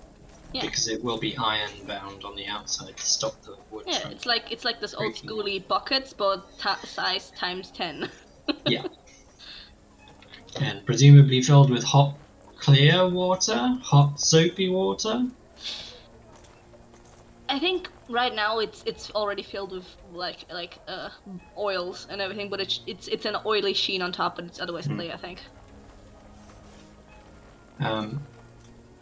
And she will very confusedly look around for a second and be like, "Oh, this is the kind of water you get into." Yep. Yeah, like if you have some like extremely dirty dirt, just scrape it off like over in that corner. Like if your feet are full of dirt or something, but otherwise just jump right in. Yeah, my boots are leaking horribly. I need to get new boots. What? The second person. You all just needed to go to the cobbler and pound. This one was amazing. I think it's more a case of my boots aren't made for months worth of rain. So they're waterproof to a degree, but it kind of expects the rain to stop at some point. Yeah. So those aren't from like your home? I thought, since you are from a rainier region. Yeah, I would suspect you to have the best boots, like. But it's a forest, so most of the rain stops in the tree boughs and doesn't hit the forest floor. Okay, so it could be a good chance that we have better rain boots because we're by the ocean side. Yeah, I mean, mine, they'll tolerate puddles and water to a small degree, but not like we've literally been outside walking through months worth of rain at this point. So her boots have pretty much just become a sodden mess and started to degrade. Because Chrissy is ridiculous and looks at how do boots degrade in rainy weather in olden times. I'm gonna sort it out when I get to Tucson. That's fine. I mean, wait. It's not that late yet. We can just stop by the cobbler again. No. Tucson's the capital. They'll have way more shops and stuff, and I wanted to pick up a few other things too. Yeah, exactly. So, and we're I don't know about you guys, but we're planning to stay in Tucson for quite a while. We're obviously going to do whatever this job is that Layla has in mind. If that takes us somewhere else temporarily, I think the plan is to still come back to Tucson anyway, isn't it? So, yeah, there's a bunch of stuff. We want to spend a few weeks there, I think. Yeah, 3 weeks minimum. There's a few things I want to do, like get some clothes and maybe look at getting something enchanted for a breath too, potentially. Can we talk about? I know that like you did all the counting, Samira, but can we actually talk about splitting all that money up between us so that we each know how much we've got? I have not told you the amounts yet. Shit. Yeah. Well, there were all the gemstones as well, which we thought we might be able to sell slightly higher price because Tucson imports all its gemstones. Yeah, Yes. it imports minerals and stuff, so we should get. But I'm not against keeping those as like Well, we don't. safety check. We've got a lot of gemstones. I don't think we need to keep all of them. True, but we also got a lot of coins. Yeah, but I can see me spending that pretty quickly, if I'm honest. Oh yeah, I I think just the collar for a breath is going to be most of what is probably my share. Honestly, we have a lot right now, and I did divide it already per, like, in 4. Like, one per humanoid person. I didn't do it per breath. Should I have done per breath? I don't know. He doesn't particularly need gold. No, I wouldn't say so. And in a group fund for, like, stuff, like, if we need healing potions or other potions or shit like that. That comes from the group funds. That is something I was going to look and see if there are any, like, alchemy places in Tucson as well. Yeah. So, because I can make the basic stuff, but we managed to make even better things with Destrian's help. Cassius and I did. We made the greater healing potions, I think, didn't we? Yeah. And we left him with the superior, I believe. Yeah. I don't think we should. I don't know if we should just yet give over the gems in exchange for coins, since it would be a lot of. We're already carrying so much. We don't have any room for more. We honestly. are, but if we're gonna get like more bags, like so that we each have a bag, how much did the bag was like 2,000 gold, wasn't it? It would be very good for each of us to have one of the coin sack bags each, so we could carry our own amount. I'm thinking more along the lines of a handy haversack each. That is also doable, but that also gives more, occasion for thieves to just stick a hand in there. Well, but the bag kind of protects against that, right? Because if they don't know... No, don't think it does. The bag of holding does. Yeah, but we didn't come across any of those yet. No, they were way more expensive. But I'm thinking, like, let's face it, we've got backpacks right now. If they want to steal something out of the backpack, it's just as easy out of a handy haversack. The difference is that we can carry more in the haversack. So. Yeah, I mean, if a thief sticks their hand in a haversack expecting to get gold coins, they're gonna get gold coins out of it. Yeah, exactly. What if we find a bag maybe that protects against thieves? Like if it's not. Well, the bag of holding does that. You have to know specifically. Well, even then, you're reaching in looking for gold coins. The bag of holding will give you gold coins. Isn't there like a bag that if someone sticks their hand in, that's not one of us, it like cuts the hand off or something? How would that? Would we have to? What would we do with that? Have some sort of passwords or like it's some sort of a tuning thing too? How does that work? We come back 2 days later and reach in, and the first thing we get is 14 different hands that have been chopped off of thieves. That sounds a bit gruesome, if I'm honest. That was pretty amazing. I would also get worried that after 2 days there's 14 people sticking their hands in where they shouldn't. True. If we're talking about magic, I would rather us invest in something specific to all three of us. For example, we could all have a tunic embroidered with a magical pocket that is shared amongst all of us. So if I put a healing potion in my pocket, you can pick it out, Cassius. Like, surely that's something that can be done. Like a shared space. That would be very useful if we communicate. We're far away from each other to communicate by notes. So you would need to learn how to write. Well, I'm learning how to write. So true. You're actually making good progress. You're doing quite well. I'm making some progress, along with everything else that's going on. It's going to take a while. But you're doing it, so it's good. Yeah, but that's a very good idea. I like that. Along with another bag, because we have a lot of stuff to carry, and it's currently filled with coin. Yeah, we've already filled one bag, and we've still got sacks worth of coin left. So we should at least look at getting bags for each of us, so that we have one each, and then the magic pocket doesn't need to be massive, but if it can hold a coin pouch worth of weight, then we could share party funds in that, or share a healing potion, or notes, or, like you say, anything. I think that would be far more useful for us than just another coin pouch each, if that makes sense. And Tuzin is the place to get enchanting services, so that seems like the best place to do.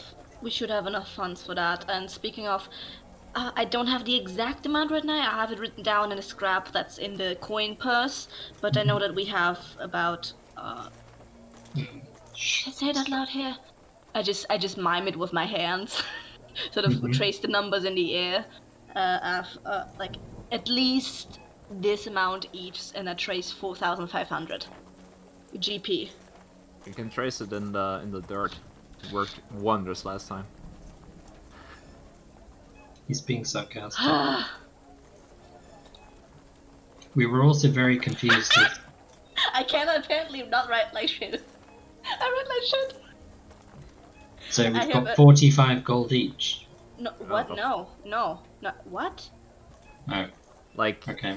We have like 400,000 gold each? Is that what you're saying? No. Okay, let me just fucking say it, because apparently I have a... Can you read my writing? Do I have some sort of... No, you're just like waving, you're moving your fingers too much. It's like... Fuck, I wrote in cursive. Oh my... Fuck, sorry. Do you guys even know cursive? No. Oh yeah. Okay, sorry. I had to learn it. Sorry. It was not a fun time. Okay. You say you had to learn it. Was that just a form of torture because you were misbehaving at some point? Learning cursive, yeah, that's definitely a form of torture. Mm-hmm. I actually like cursive, so I don't know. What are you talking about? Okay. Alright, we have a... I miscounting it in gold, we have 4,500 around each.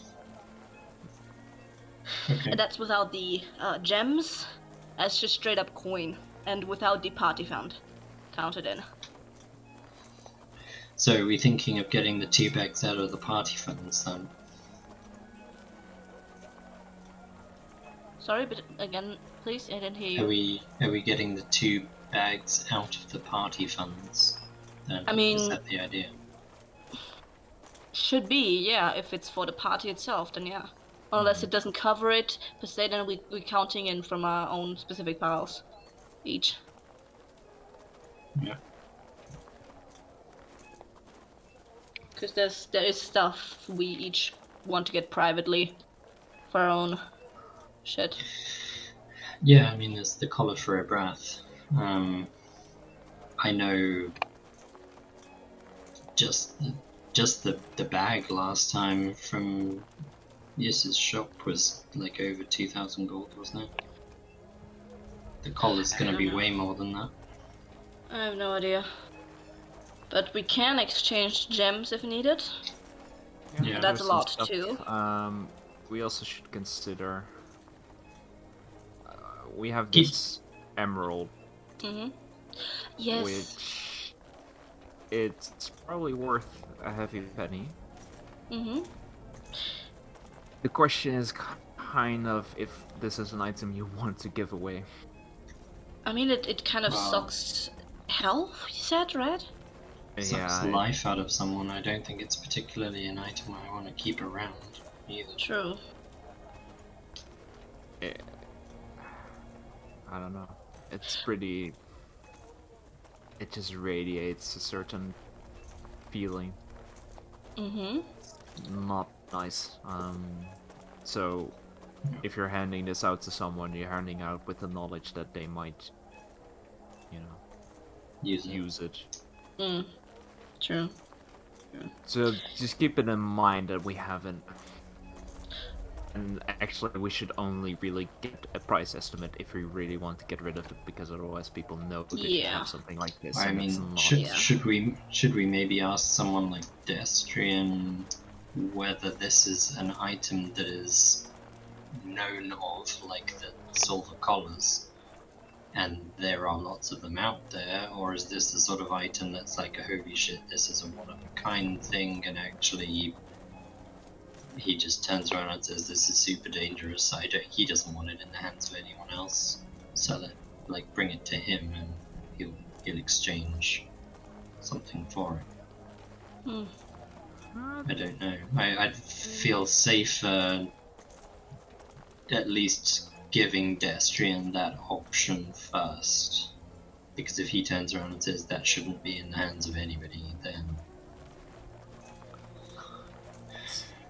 yeah, maybe something to think about. Let's just... We do have other things that we can have a Yeah. look at, like the doll eyes that we got, and also that Didn't you also goop. like scoop up something? Yeah, goop with some items, right? Something was in there. yeah, it's... I mean, I don't know anything about these sort of creatures, so again, I would want to ask someone like Destrian what they are and what they can be used for. I mean, you can also do your figure out spell if you want, Cassius, but it was some kind of bag or pouch or something, but I got the impression not the kind that we like. Okay. You want to do that hero over there since there's goop in it. When we get to the room. Yeah.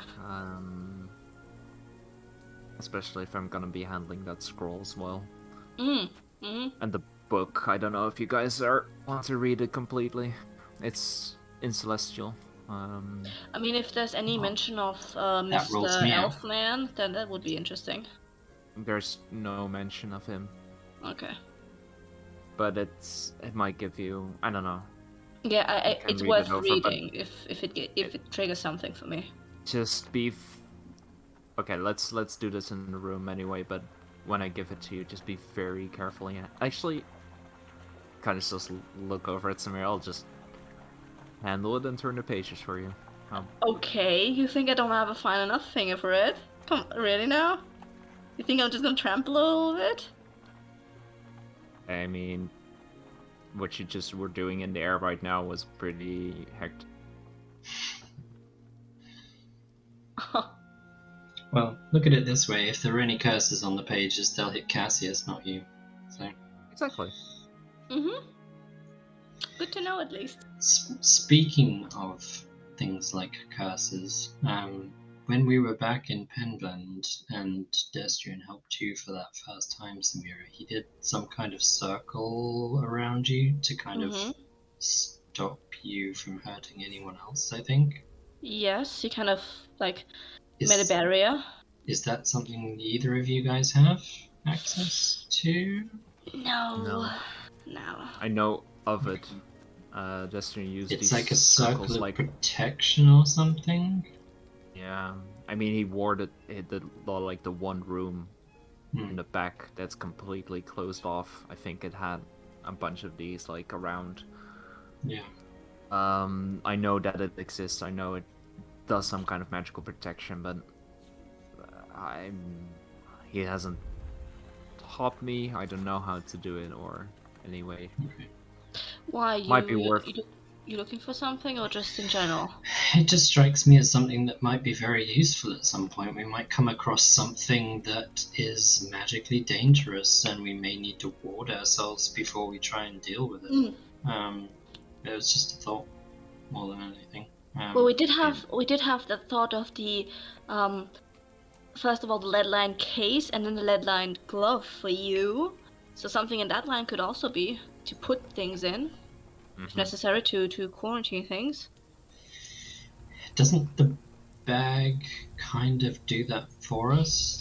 Yeah, but also, I don't know. I think we were warned not to put things like the coin sack into the bag, so if it's something like that too, Yeah. not Yeah, to of do course. it. Yeah. But we're not going to do That's that. We're going to put whatever the dangerous item is into the bag. exactly, like if the dangerous item is a thing like that, we can't really put it inside. Hmm.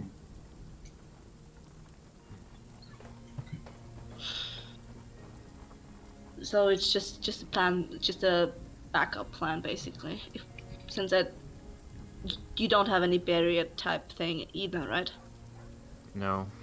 No. Oh, No, I feel don't. free. I mean, I can ward us against specific kind of creatures, not magic itself, as far as I know. Like, I can protect you from Fae to a degree, or Celestials to a degree. Yes, there's the Fey protection scroll as well, right? Yeah, we do have that. Mine's more of like stopping Fae from charming you and Oh, okay. stuff like that. Like they can't use mind abilities against you, basically. So, sort of. And if they try and attack you physically, I think you get it's a lot harder for them to. It's a bit like the hairpin you did for me, in that it discourages them from attacking Okay, yeah. in the first place. Yeah. Yeah, the pin it's is not more exactly of a, the same, but yeah, the it's pin is more of sort a of targeted thing, and like area stuff can still catch you. Yeah, the protection spell I've got is very targeted too. But if they're trying to charm you, that isn't an area effect kind of thing. They are trying to charm you specifically, or affect you specifically on the spell. That's the only kind of protection magic I've got access to, at least for now. I got my armor, but that's otherwise it. Yeah, and I do have the ability to kind of tear magic apart as well. Ooh, what? Yeah. Since when? What's that? It's so if, for example, somebody did a spell to paralyze you, which is another kind of spell I can do, then I could remove that by tearing the magic threads apart and kind of undo what they've done. I can't do it while they're doing it, like I can't stop them as they're casting it, but once the effect happens, I can remove it from you. It's a bit like you getting poisoned and me removing the poison from you as well. So I can remove the magic effects. Well, some, I think. I think some are too powerful for me to remove yet.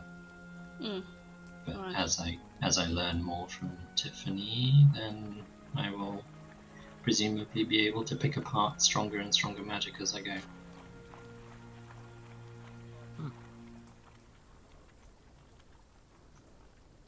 But yeah, so if, for example, you and Cassius wanted to race and he wanted to use his speed spell, I could probably remove that from him. What speed spell? It's all natural speed. Yeah. If we just wanted to go by pure physical abilities, that would be interesting. Yeah. It's part of. It's also a physical ability. Sure, but there's magic involved. So likewise, if Samira was trying to do her super fast run thing that she does, then I could probably get rid of that too. Okay, I get out of the pool. Just how much time would we have left of that hour? Probably like 5 minutes. Yeah. If we're wrinkled. No, how much time? The real question is. Yeah, I'll start on patching myself up with the healer's kit. Are you actually badly injured? Because not that badly, but it's just. It's just bruises mostly. Yeah. Okay. don't really want to, ask for something or waste a portion or something. So we got enough food. Next router to arrive. Yeah. Right, this is Serbia you're talking about. That might be 5 years. Or like that. Ooh, true. Better than 5 decades, 5 lifetimes? Yeah, sorry, I gotta check out at that point. Yeah.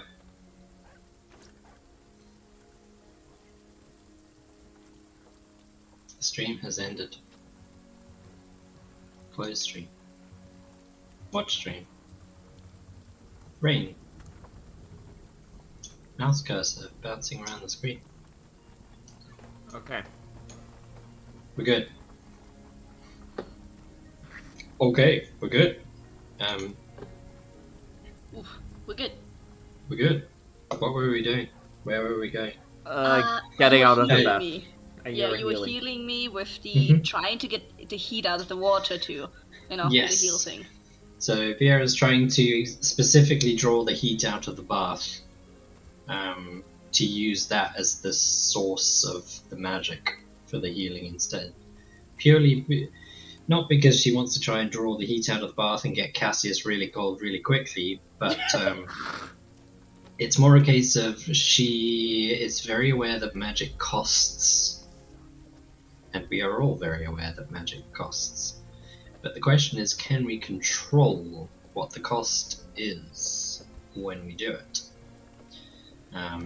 Particularly when it comes to healing magic. So that's what she's trying to see if she can suss out. And it might not succeed, it might. Who knows?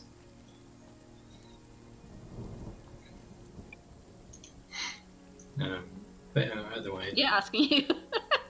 Yeah, we're asking you. I mean, otherwise I can just GM too and just say, yes, the heat is drawn out of the water. It works. Cassius, on the other hand, needs to make a constitution saving throw because his water's just gone ice cold instantly. Gonna it's frozen over, you prestidigitation it gotta up fight again. yourself out. And if I can control it, I'm gonna prestidigitate using life force. It was 2nd level. Yeah. Heal. Yeah. Which was not so necessary, but okay, I'm taking it. Well, you said light wounds, and I didn't know if that was... I mean, I could have rolled a 1, couldn't I? I've got Vinny with me, so everything is max. Okay, Rip. in that case you got 20, not 12. So Yeah, that was very much overcharged. Arcana or Nature, whichever is higher. Let 2 guesses. I think Arcana is a good one. Arcana's terrible. Yeah. Ooh. 16. Nature check, by the way.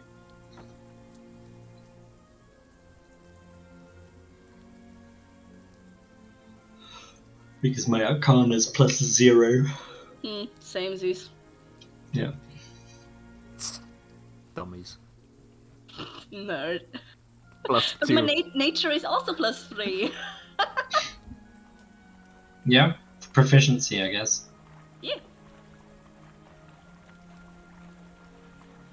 Ooh. Good to know. Pacing yourself. It's for dummies. Come on, who paces themselves? Yep. Well, I didn't need to use any of my other way more powerful healing magic at any point during any of those fights, so it's all good. Okay, good to know.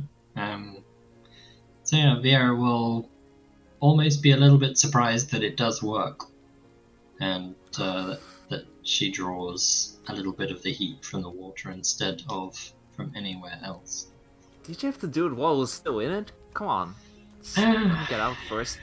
Yeah, it's Fuck. we've been sitting here for ages, isn't it?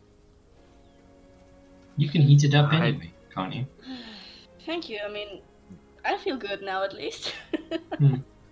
What about you, Cassius? Are you injured at all? I know you weren't really injured to begin with, but then you guys went through the other room and you came out Yeah, we with quite kind a of lot of got dust and stuff.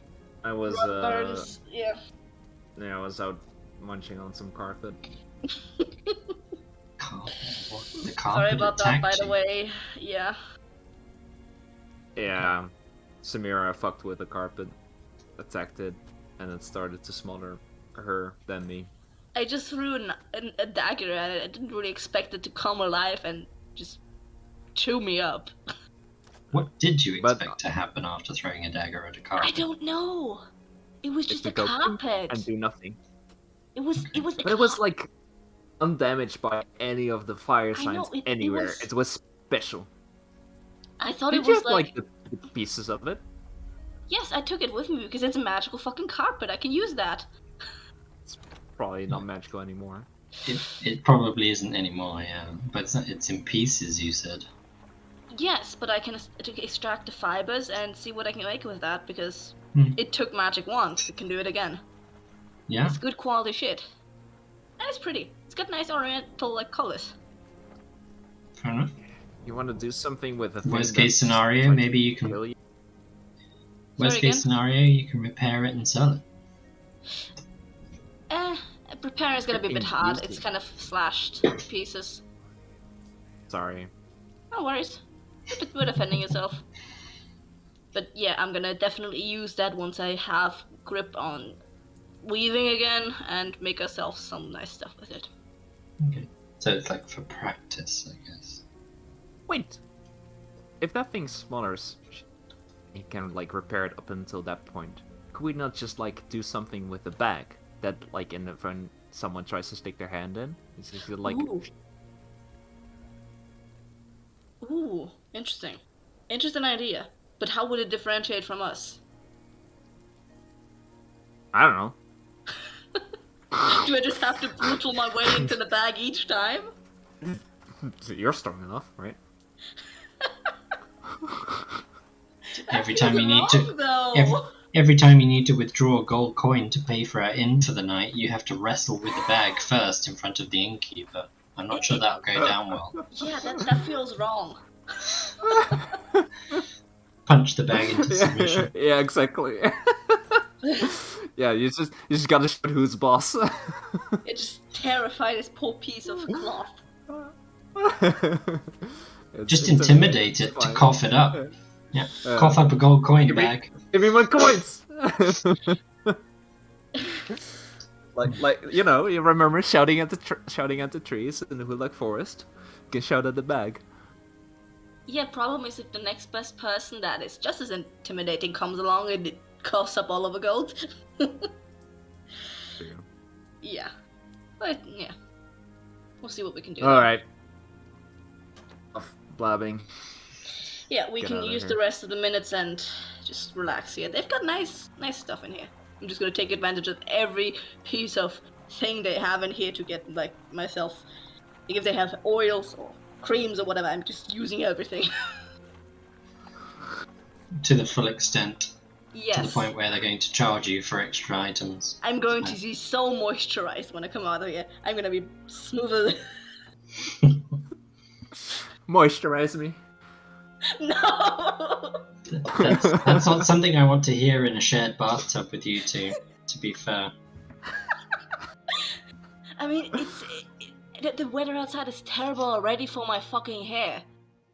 I gotta moisturize that shit. Well, we've got raincoats, don't we? You can pull the raincoat up. They've got hoods, don't they? There's moisture It's right in around the the air. corner. I mean, I don't want to be the bearer of bad news, but in 12 hours' time, we're going to be back on a ship in the middle of the ocean. There's going to be Ship water air is all that's different. around you. That shit is different. That's that salty ship ocean salt air. That's Isn't different.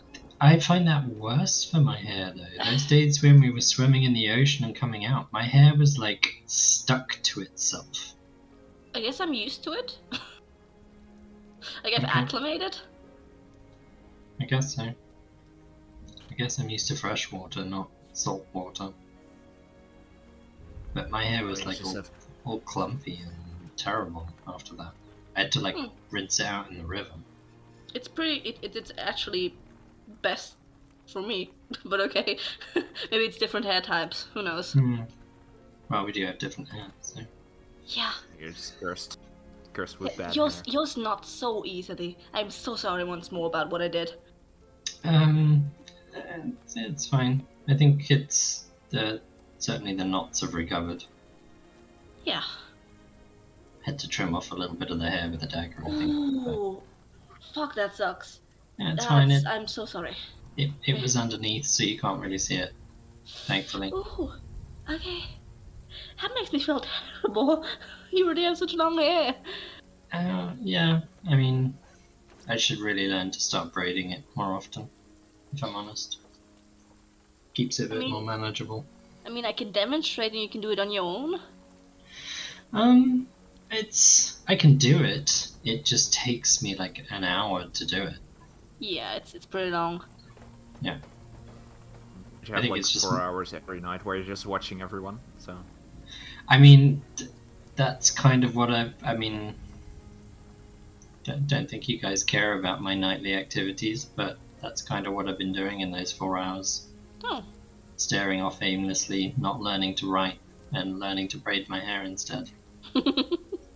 So, I figure braiding my hair will come in more useful if we're going to be galloping around places. Yeah. Certainly stops my hair getting caught on tree twigs and branches and stuff. So there's that. Yeah, certainly keeps you from having to wash it every fucking day. That too, yeah. Although, like, do you find that like it hurts if you leave it braided for a long time? No. No? Okay. No. Okay. Maybe that's just me. Maybe I'm just not used to it yet. If I kind of braid it too tight, it hurts. Oh yeah, you have to be careful. I know people who have braided it so much their hairline just moves back. Just moves. Yeah. They get ripped out. So I'm sure Cassius is enthralled by this conversation. I mean, it is about hair. He's just like, I was just like staring into the air, just like zoning out.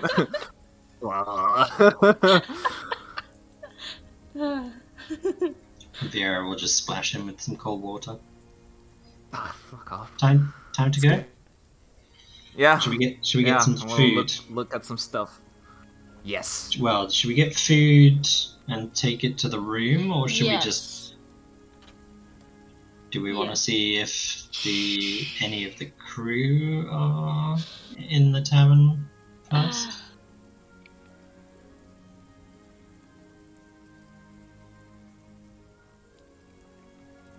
I love the silence where we're all just like reading. Yeah. I think it's just... I mean, I'm not against sitting in the common room, but I also want to look at some of the stuff. Yeah.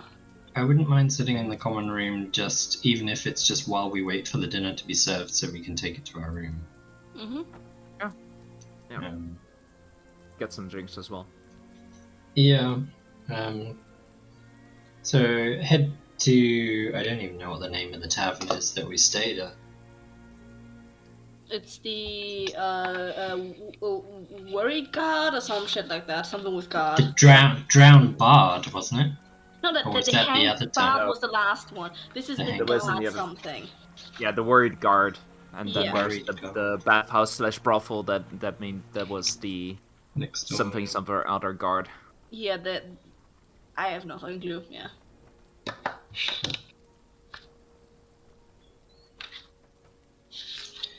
The Worried God. Yeah, Worried God. Mm-hmm. So the Naked Guard is the bathhouse. The Naked Guard is the bathhouse. That's right. Unless you guys want to do anything else, head to the inn. Yeah. Order some food and some drinks, and we can sit and drink the drinks while we're waiting for the food to arrive, and then take the food up to our rooms. As we leave the bathhouse, I just confidently walk out. Just if anyone wants to approach me about the product I've used, I would just stare them down.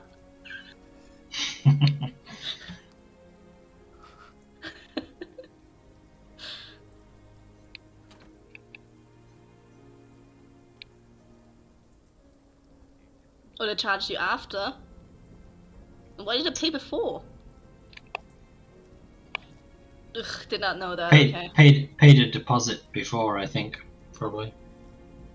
and then charge you for all the stuff that you used Yeah. on your skin. A gold extra. Yikes. Yeah, I don't care. I paid. If I have to pay it, if I can't get away with it, okay, fine. I'll pay it. I pay it in copper. To make an extra half of them.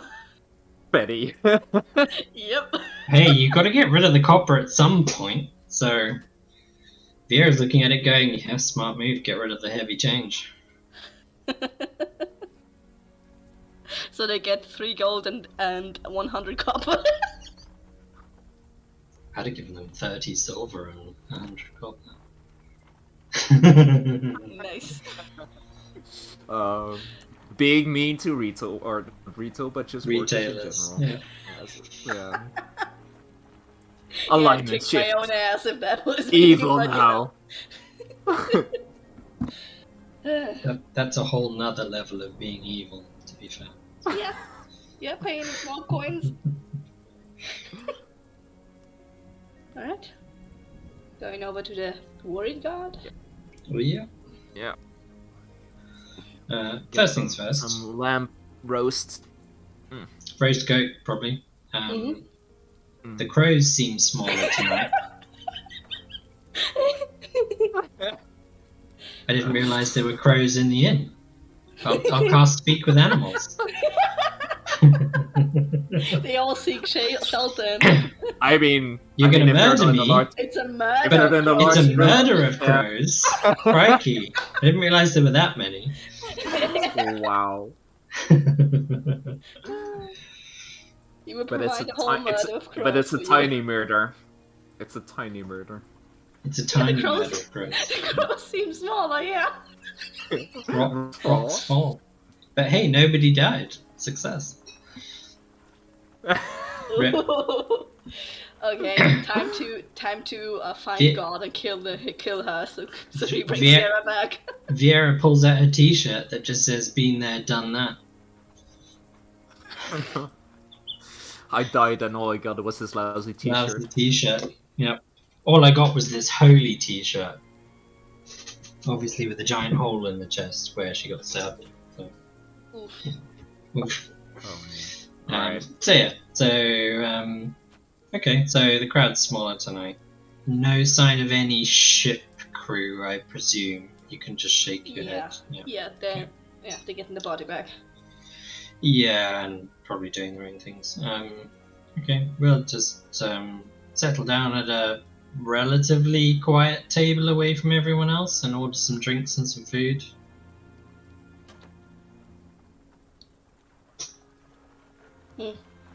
Yeah, some drinks, some food. Just kind of asking, do we want to stay down here to eat, or are we taking it upstairs? Well, we can drink the drinks here and wait for them to serve the food, and then just tell them that we're taking the food upstairs to our room. But the rooms were shared with the crew, remember? So if the crew aren't staying here tonight, we might be sharing with others. Ooh. Oh no. We just like pay them extra to just get the room for ourselves. Yeah, as the server Pay- comes if up we just to pay get their for all- order. Yeah. If the server That's comes it. up to get their order, I ask about if the rooms are vacated now, or if we can kind of block the whole room for ourselves. Order a I just different ask if room anyone that's else is just joining for the three room. of us. No, there aren't any.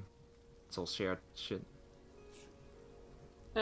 There's no private ones. Yep, I'd like to do so. How much would that be? Well, there were 6 beds, I think. So, it'll be 12 gold for the room instead of 6. Yeah, I would imagine. already paid for the 3 of us. Yeah. So another Another 6. 6. Okay. Yeah. Oh, easy.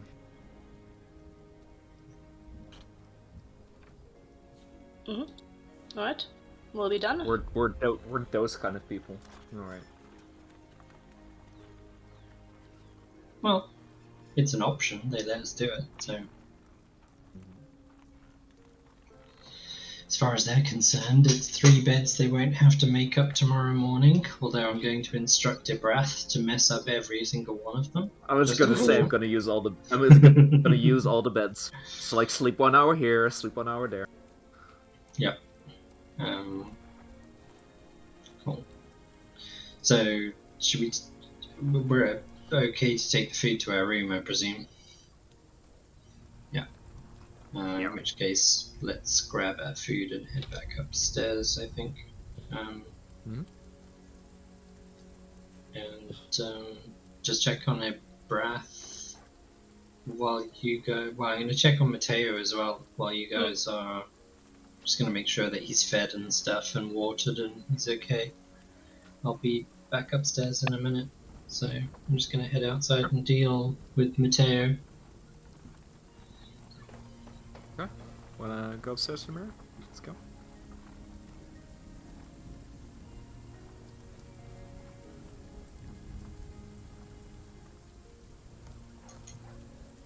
Oh. Leading as BRB. So I guess Samira and Okay. Cassius just head upstairs. Yeah. Settle down.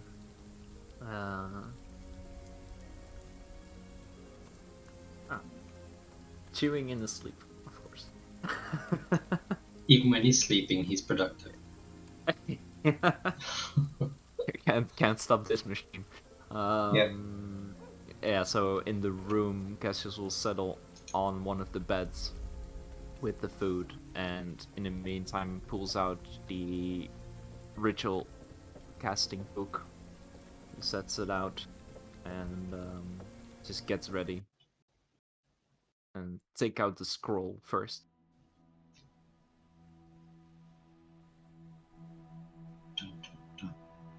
And I'll start ritually casting Identify. It will take me 10 minutes anyway. Yeah. Sorry, I'm back. No All worries. good. Vera went to check on Mateo. Cassius and you headed upstairs. Cassius pulled out his ritual book and started ritual casting Identify on the scroll. Yeah, I gave him access to the stuff we put in the haversack. So the 4 sets of eyes, crystal eyes, and the burlap sack with the goo and whatever items in there. Yeah, I'm not touching the goo at this point. The goo is mixed with the items. Yeah, It's you have kind to of in a clean it burlap first. sack filled with it. Yes, I am. Doot. And then I settle down to do my own weaving. Yay! Yay! You used 2 spell points for that. Yeah, I know. I need to adjust this one that it doesn't use. Question, Okay. Shinny, what time would it be right now? Is it accurate right now for us, or what time would it be?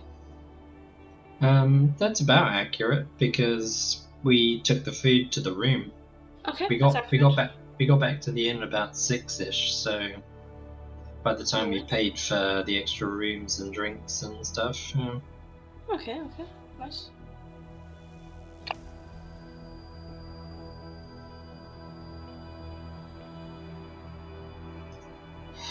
$23. Yeah. That's for the scroll. That's for the scroll. That'll keep Shinny busy for a little while. Ooh. Okay. Yeah, so just start laying out the scroll in the ritual book. Just waving or tracing lines in the air around it. Concentrate, and at some point just look up to Samira. I think this is something that you can do already, right? You can make people invisible. You make me what? invisible. What is what? You can make people invisible, right? Yeah. Scroll? Scroll does Ooh. the same thing, I think. Ooh, we can use that for if I can't use it. Exactly. Is that something you can put in your book?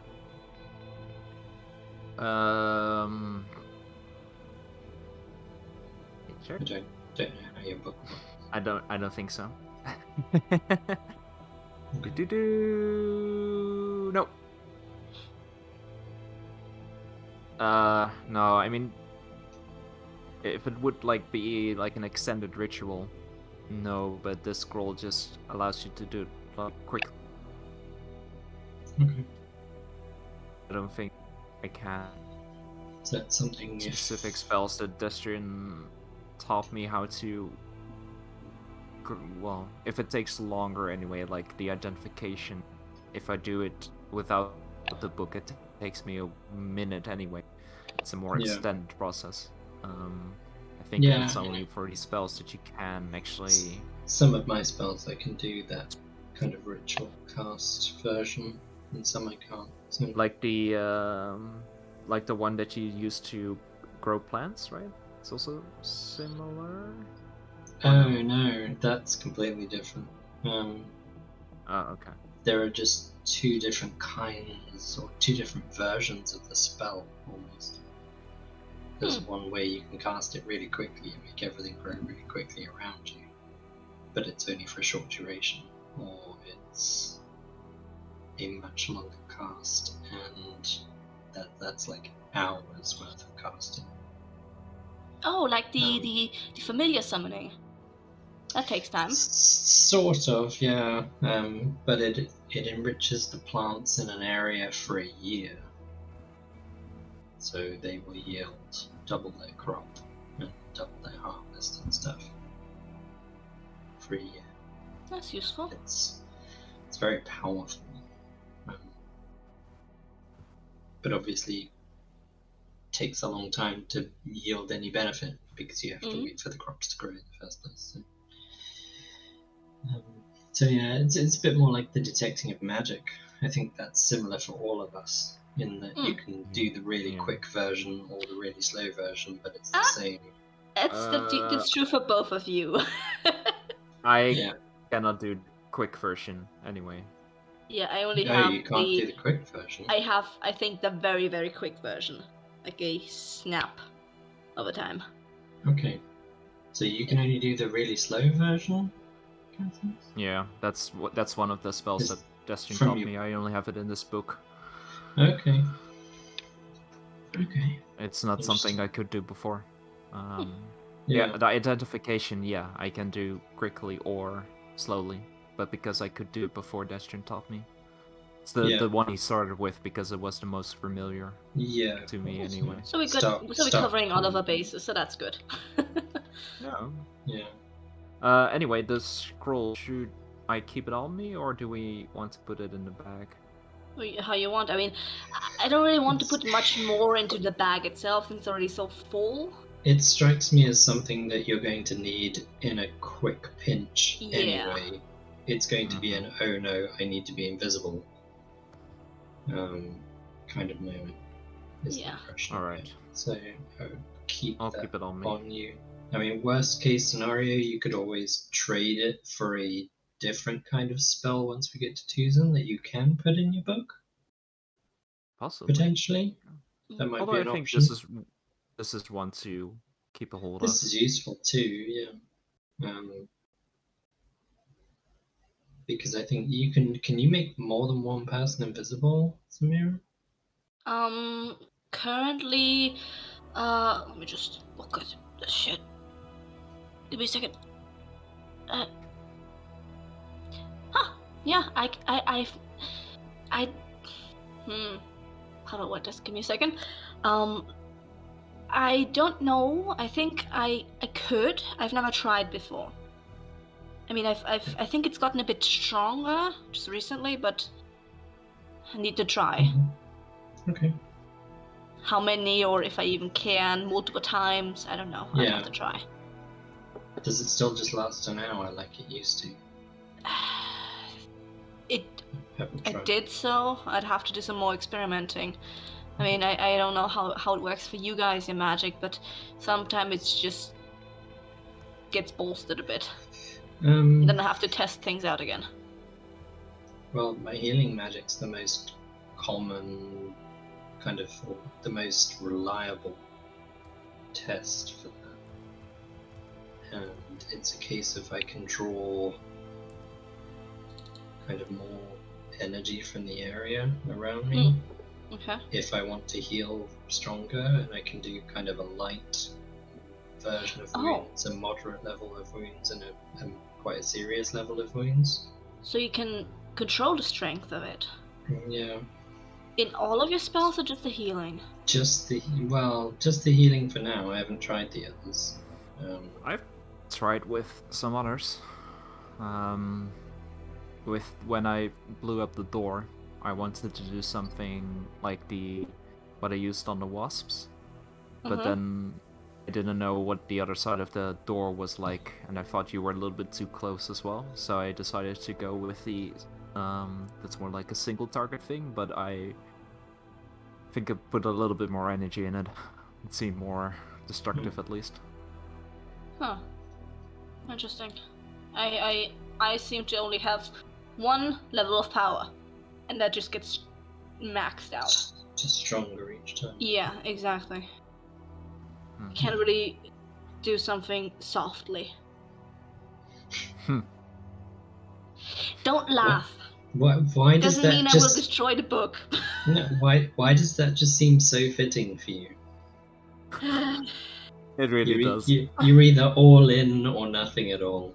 In actuality, all of my work for decade has been fine-tuning. Yeah. This is the exact opposite. This is just slamming a door down. And when I could just open it.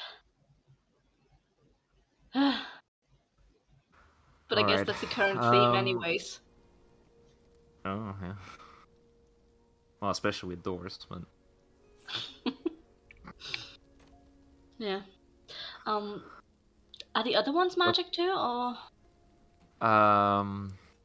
The like the little crystals, the eyes. Mm-hmm.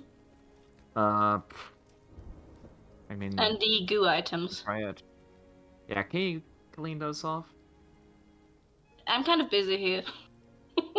And my hands are already stuck mid-thread. Can't really, you know. Vera, can you clean off the goo? Yeah, why didn't we do this in the bathhouse? I asked.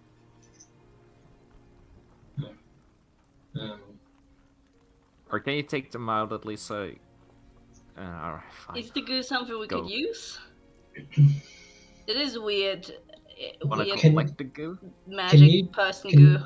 You can do you said you can do the longer version of the detect magic. Is the goo magic? Alright. Give me 10 minutes. Sit down again. Guessing detect magic.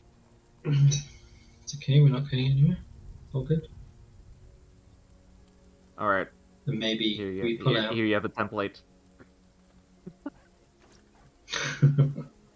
Here's a template for your troubles. So, something at the very top of that mountain pings magic. Yeah.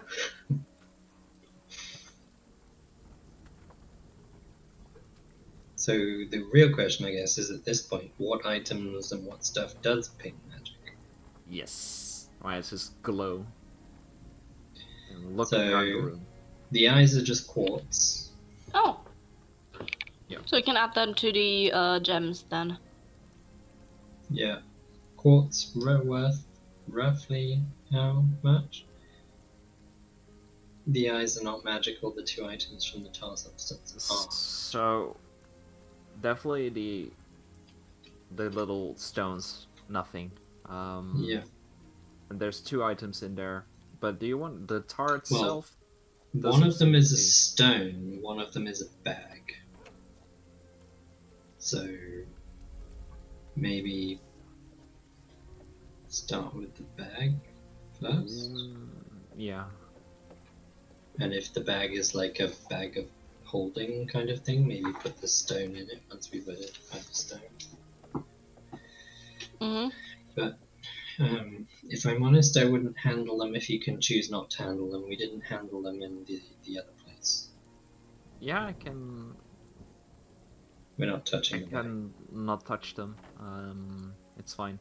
Do you want to collect some of the tar? Do you have some Actually, I have my kit. I do have that jug here that you can fill up. That canteen. Yeah. If only so that we can give it to Kriya and say, this is what we found, this is sort of like the substance that was near Hilda when she died too, and he can figure it out. Yeah, I describe where in my pack my empty flask is. No, it's okay. I have my supplies on Matteo anyway. It's right here. It's empty. I literally haven't used it since we were back home. Oh really? I was Okay. always meaning to fill it up with some juice of some sort, but we never did. So now we're gonna put the tar in. All right. Yeah. Make sure you don't accidentally drink it. Who's taking it, by the way? Am I just keeping it, or? Yeah, I mean, we're going to give it to Kriya at some point in the next 12 hours, I think, so. Because he might be able to at least see if it's the same sort of stuff as what was near Hilda and what was near the gnome. Yes, presume Cassius is going to then continue on by identifying the other two items. Yeah, I'm scooping up the tar and just handing back the flask, or just plopping down the flask in front of Samira. Thank you. And now I'm Bag gonna first, stone second. bag first. Sure. I think so.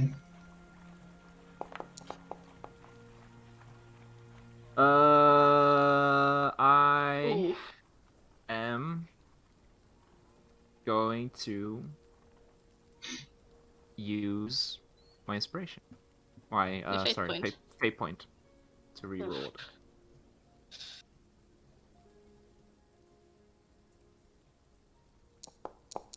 Ooh. Good idea.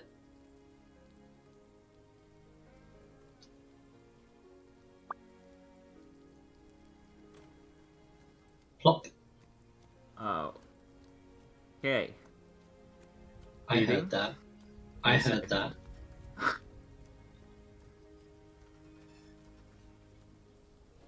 Well.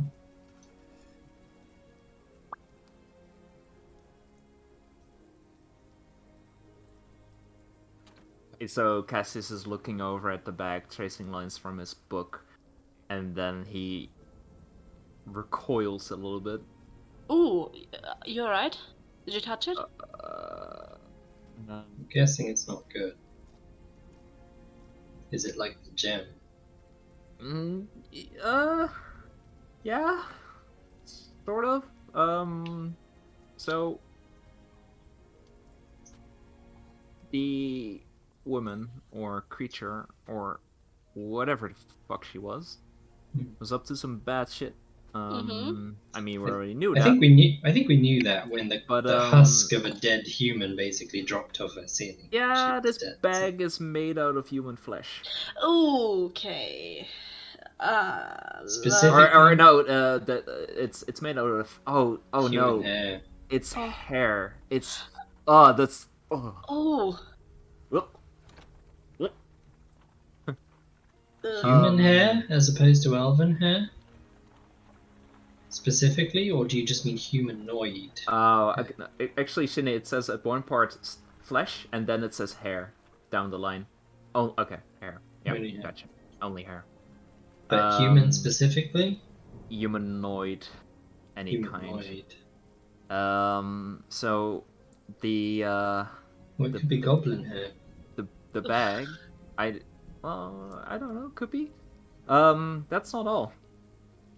Uh-huh. So it can be used by these creatures, only by these creatures. Oh. And it catches souls. Ooh. You wanna know the biggest? Mm-hmm. It's occupied. Occupado. Mm-hmm. Is it occupied by the cardinal soul, by any chance? Do you know if you can figure out what's in there? Shinny, do I think I know I could figure out what's in there? No. Maybe. Assuming assuming all life can be sensed by Tiffany, would a soul still be considered life, and would she therefore be able to tell you whose soul was inside the bag? She might be able to. The question is, A, do we care? Because B, we probably can't do anything about it other than maybe destroy the bag. Can we release it somehow if it's a good person? I don't know. I don't know. Is it the victims of her? Is it some? Yeah, it's gonna be she's trapping victims in there. It's a victim. It takes a while. It's interesting. So it requires a time to make 7 days. Mm-hmm. And it also requires a sacrifice. Ooh. On top of the soul, of course, but then there's a sacrifice that's needed to take all the hair and make the bag. Just a quick glance at the bag, like not even going not sticking my face anywhere close to it, but just a quick glance at the fabric and everything. Can I just figure out how old this thing is? Somehow? How recently it was made? Out of hair? Yeah. I don't know. Like, it's fibrous. It's similar to fiber. Investigation. Good luck. God damn it. Okay. This is gonna be... Ooh! Oh, no. Wow. Terrible. Bad.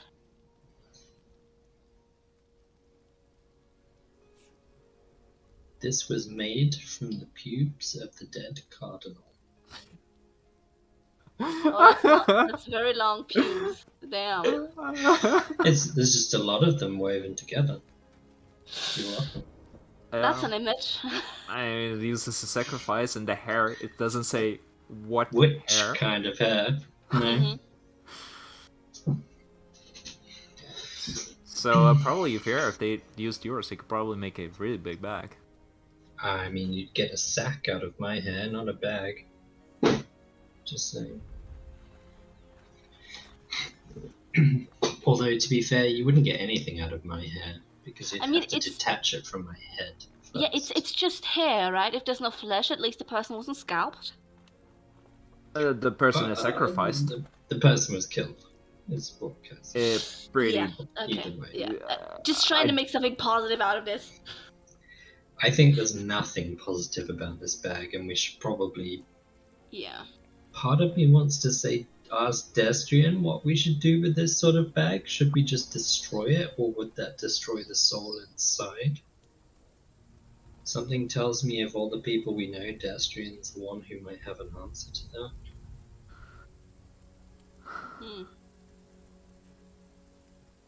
Because destroying the bag might destroy the soul. Unless you free it first. We don't know. Can I put something out there? Do we know someone who had salt and pepper hair? Or just, that's most likely it would have been the victim. Yeah. Oh. Like, maybe. older-ish. Yeah. Could have been anyone. Could have been a cardinal. He was an old dude. Could have been. I mean, it would add up. The Take real 7 question days. is, Died 2 weeks ago. do we bring this to the Bishop Liederman? Well, not in person. Because then there will be questions of how did you get this? Yeah. Okay. Should we kind of track back and leave the bag at the house? I would want to ask Destrian if destroying the bag frees the soul or destroys the soul. The answer is it frees the soul to go on to wherever it's supposed to go, then we destroy the bag and we don't look back. And then no one needs to know, apart from Destrian, and he is going to give us the right sort of advice either way. He might just say he doesn't know, in which case, fuck, we might need to hold on to it for a bit longer. Yeah. So we'd have to ask him, send him a message. Before we do, can I put something out there? Uh-huh. Okay, well, first of all, like, promise no judgmental looks. Yeah, sure. Maybe, depends on what you're going to say. No judgmental looks. I promise. So, what I know from back home is that certain beings deal in souls. Mm-hmm. Would keeping it as a bargaining chip be under the options that we have? You would bargain with someone else's soul. I didn't say anything, see?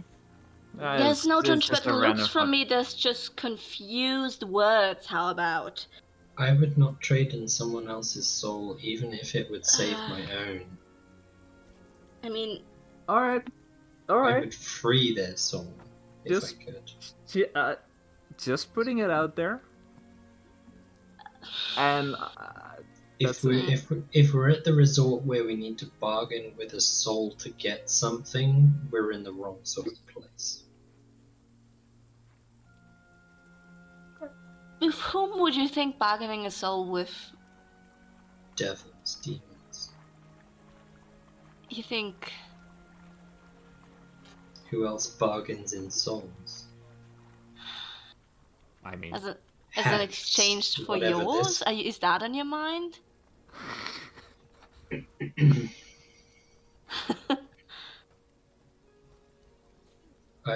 Let's just not ever get ourselves into the position where we need to bargain with a soul for our freedom. Well, it's a bit too bad, isn't it? It's too late. For, yeah, some.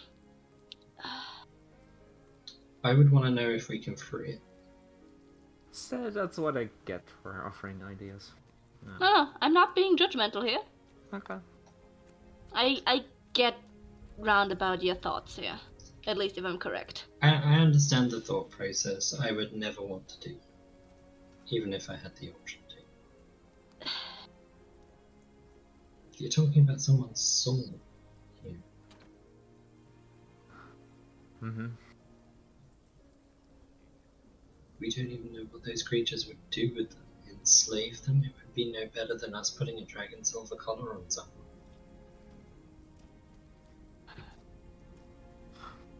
Mm-hmm. Yeah.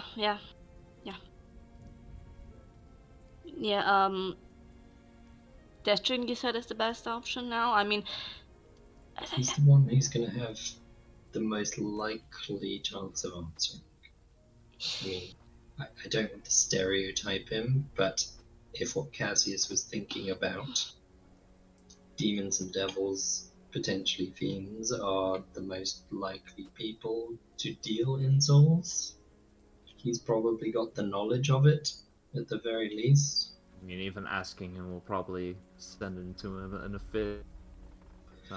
No, I don't think so. We simply point out, like, we found a soul bag from a hag? Is that what we're calling her?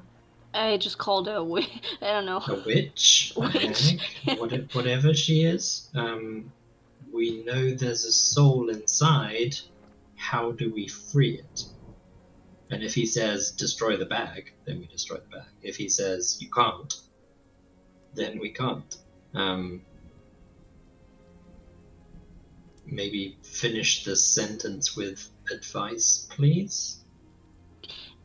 Before we start sending messages, do I need to look at the other thing? Because I have a feeling... Good idea. Considering The other thing is amethyst likely to be related. and the Yeah. bag, it's probably something shitty anyway, so we might just like get all Yeah. our eggs in one basket and then say, And we this- found Yeah, this, yeah. this is shit, this is shit, Yeah. this is shit, what do we do? It may And also that's- be a that's- case of, if we do choose to send a Yeah, message to even this if I- stream, even- then we found a bag and a stone.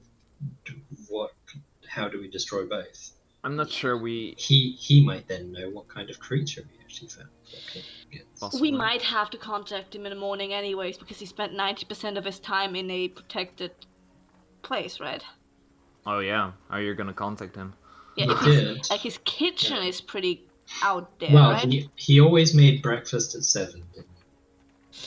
Okay, 6. if we can't 6. contact So him in the at dawn. morning, Let's I'm gonna contact him at dawn. contact someone in town to contact him so he can contact us. The cat Okay. lord would be able to contact him. Yeah, Other item? yeah. Let's see what this And it was a is. stone, right? It's some kind of stone. I have a feeling it's going to be just as bad as whatever the bag is. Because they both came from or it. The witch. The hag. The witch hag. We put in the bag back in the bag. Another 10 minutes later. Yeah. No, we're not putting anything in the bag because only those Cassie said only those types of creatures can use it. Okay. So The emerald is still in the bag though. that's in the haversack. Yeah, the haversack. Sorry. Yeah. I meant with putting the bag in the haversack again. Well, let's figure out what they all do first. Yeah. I have a feeling some things we come across we are going to want to destroy, and some things we're going to want to keep.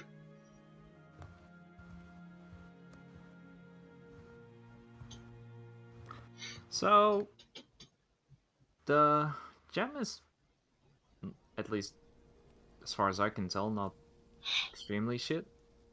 But it's also useless for us. Is it a gem or is it a stone or what is it?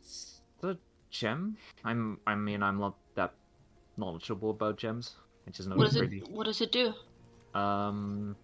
Apparently it gives the creature that made it, or person, I don't know, what the person thing that made it, to. It's weird, like, so. Actually, now Shinny has to explain something. But. Whispering, no whispering. No whispering. I just need a idea of would Cassius know how if the ethereal realm would Destrin have talked about it? You talked about all the different planes with him, including the. Yeah, but I'm not sure if this included the ethereal, or I might be missing that it has another name. I'm missing the name.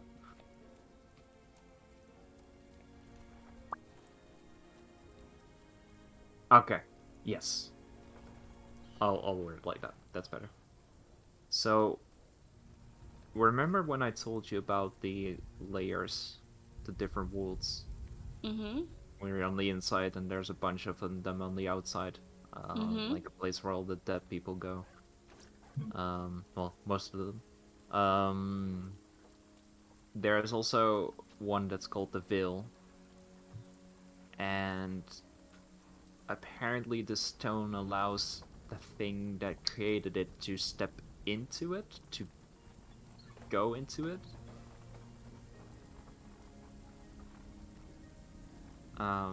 Okay. Like disappear from here. It also apparently cures any disease, but I think this is also only for the thing that created it, and it's also missing something. It's not complete. Well, this is definitely not useful for us, but maybe you can study it and figure out how to make one of your own. Because if it's not bad, if it's okay to do, then it could cure any fucking disease. I mean, yeah, that would be pretty useful. I don't know, I have a feeling it probably involves put tensils into it or something. Is it specifically only the creature that made it can use it, or is it only the type of creature that made it can use it? AKA, if another one fought us and got its hands on this, would it be able to use it then? As far as I can tell, And take this with a grain of salt, because it's, as far as I can tell, I'm unfamiliar with this kind of magic and this kind of items. As far as I can tell, it's usable by the thing that created it. Oh. And actually, it's made out of a piece of her, out of the goop. What? What? It's made out of herself. Oh. It's part of herself itself. Oh. Okay. No, thank you. Then that's useless. It's connected to this substance, this black shit. Yeah, that's useless to us then. We are not goopy people. We can't do that. I mean, In which case we should destroy it, because if she can get her hands on it,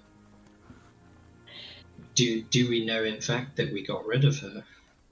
Do we know in fact that she didn't use it to transfer herself to this veil place, and she's going to return at some point too?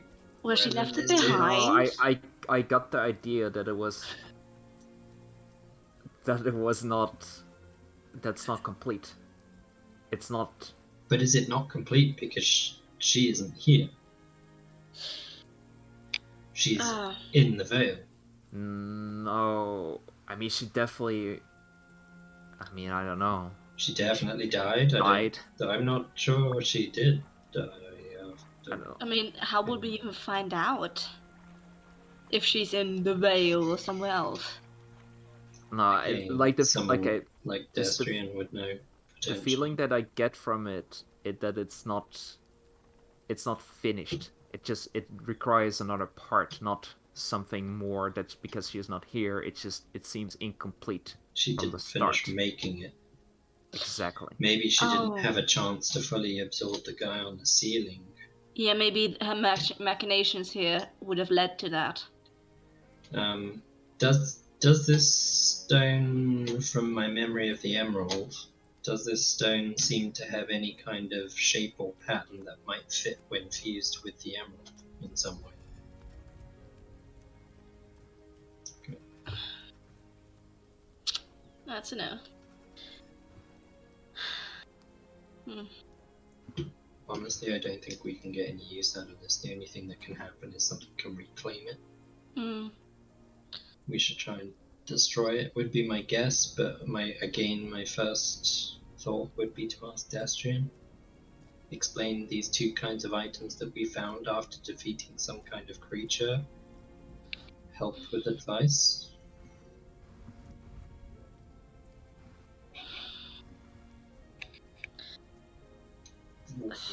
Worst case scenario, he's going to say those are benign items, forget about them, drop them in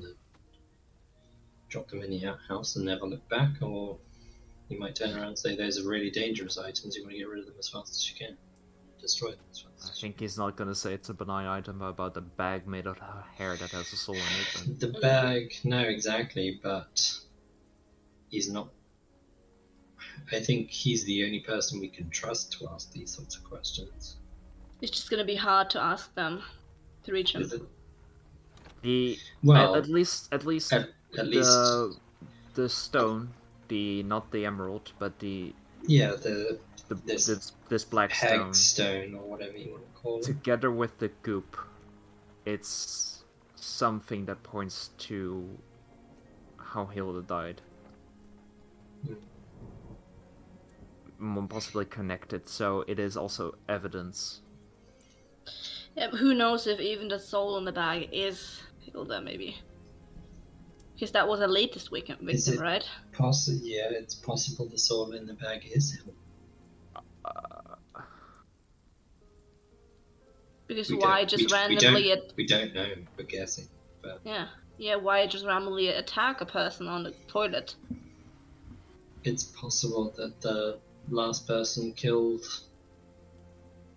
was actually the guy on the ceiling. I think that was more of a prolonged... I think his life ended a long while ago. He was getting drained for something else. And he was still there. He still died when we were there. He thanked us, so... Yeah. It was not his soul, I think. Well, we don't know. We didn't identify the bag No. then and there. Well, His soul could have gone into the bag while it was lying on the floor. No, me. the creature uses the bag to catch someone's soul. She was already dead. Okay. Yeah. So it might have been one of the servants. Cardinal servants, Hilda. Cardinal Those servants. bodies Hilda. look pretty old. What about? Potentially the gnome? I was gonna say, what about how does Tiberius fit in? Yeah. Black tar and an expression of shocked death, like Hilda. No clue, Me. honestly. Are we sure there's only one soul in the bag? What I gathered there is currently only one. Are we sure there's only one creature like this? Because how would she have been in with Tiberius's house those days ago if she's already here doing her shit? Don't know.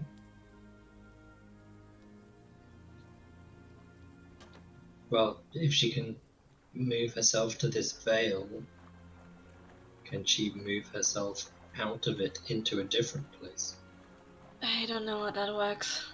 Could I Maybe roll a religion check to see if I know anything about hags at all, if that came up, or like scary children's stories or something?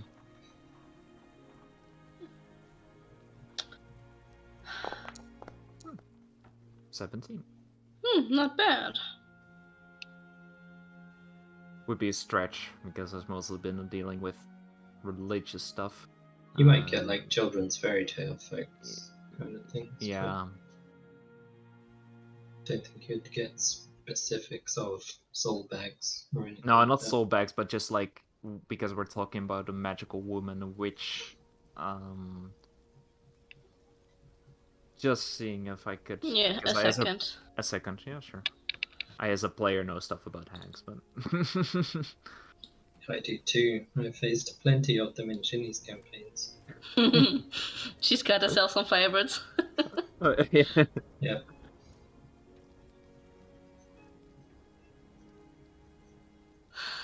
Well, if we try to contact Dustin, should I just go straight for someone in town? Not even try, because I only have so much use. I would try him at 6 a.m. when he's making breakfast, because he's probably making breakfast upstairs. Yeah, let's see how that works out. He's a recluse, but he doesn't not go outside, because even Spot pointed out that it's weird watching him when he mows the lawn. So, Vera, I've been like racking my brain about this, but I know a little bit about these kind of magical older women, witches, hags that are, if you like heard them in stories that they tell children to scare them into behaving, but they apparently are more tied to stuff that you know, like fae. Like they're, as I know, they're like dark, like malicious fae. I don't know anything about them at all. I just know that there were like I've never heard of really them gross before. old women, but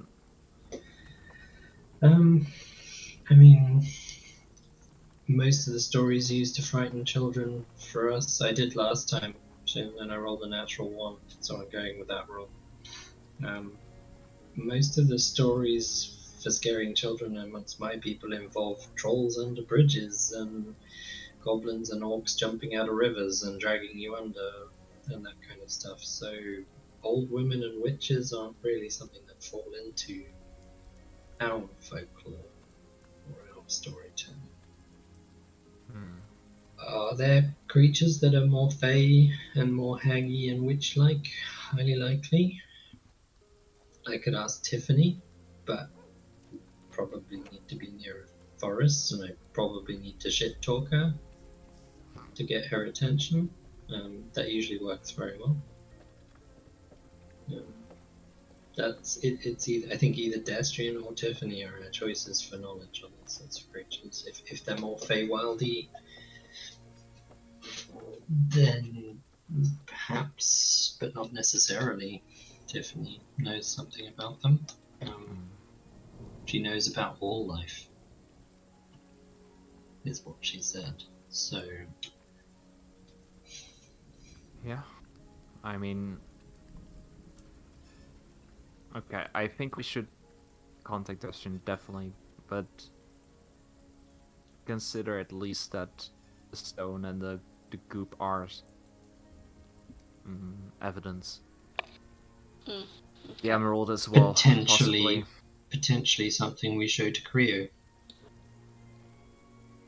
Because he already knows that we headed to the manor, because he was the one talking to Layla about it. Yeah.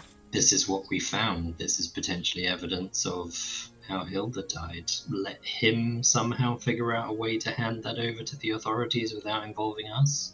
I was gonna say, He did some of his own investigations, and he discovered this at the old Cardinal's Manor through sources. Ultimately, how he decides to figure that out with the authorities isn't our problem. But hired a group known as the Researchers of Forgotten Lore to check it out. doesn't even need to mention that. He just hired a group to go and investigate because something wasn't adding up to the Cardinal's house, and that this is what they found. What are the authorities going to do? Oh, you shouldn't have done that. Yeah, I know, but you guys weren't investigating anymore either, so I did, because I wanted to know what killed my person. Yeah. I think that seems like a fair summary. Maybe. Yeah, we can at least propose it to him, but maybe he doesn't want to do anything with it because it's... Maybe not, but that's his choice. So Yeah. Let's maybe not tell him that the soul in the bag is maybe Hilda's.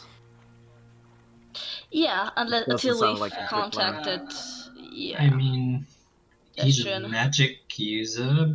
Maybe he knows more about these creatures than we do. Yeah, if we haven't contacted or at least reached Destrin until then, we could. Yeah. Don't want to potentially add another layer of sorrow, you know? Yeah. It's my... At the end of the day, we could simply hand him the bag as well at the same time and say, we found this, we know that there is a soul inside, but we don't know whose. And he may know more people than we do who know about this stuff. We could also offer up that we've tried to contact Destrin about it to see if he can give us any kind of clue, and that we will tell him the second we know. He's going to have more resources than we are, more contacts than we are.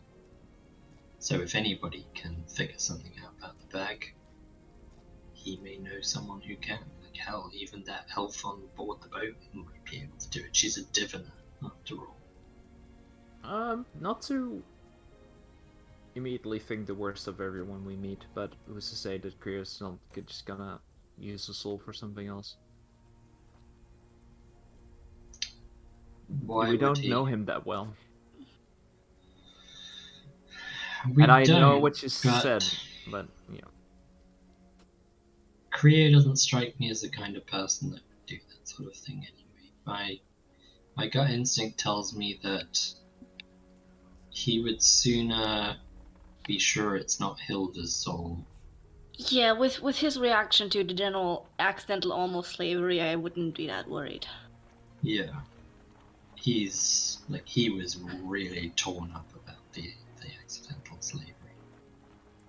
You know, I usually am on your side of paranoia, but today not on that point. I'm just saying. I fucking hell. Okay, I'm not gonna say anything anymore. It's not that. I get it. But of all the people we've met, Creo is anti-slavery, so he's anti-using a soul for his benefit. Hey, I would imagine. Cassius, this is in no way.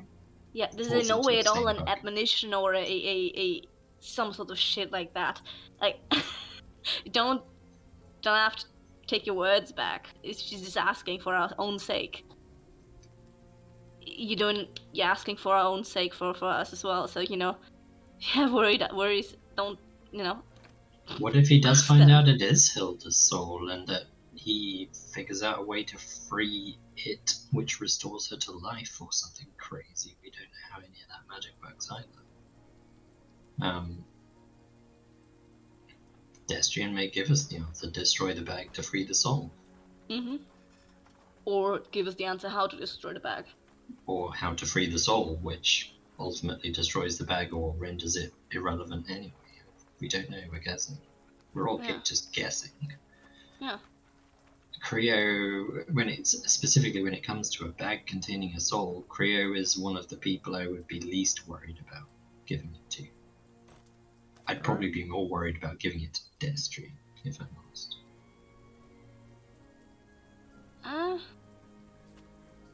Didn't he have that? What if you find out the soul is a celestial that pissed him off 100 years ago? Isn't he against like general devil stereotyping? I think if you would hand him the bag with the soul, he would bar you from seeing him ever again. Yeah, he got contact. I think because I don't think he would. It would not if you're handing him the bag with a soul, because of all the people we know, you're the most likely to be able to do something about it. This is above our knowledge. Yeah, that's fair.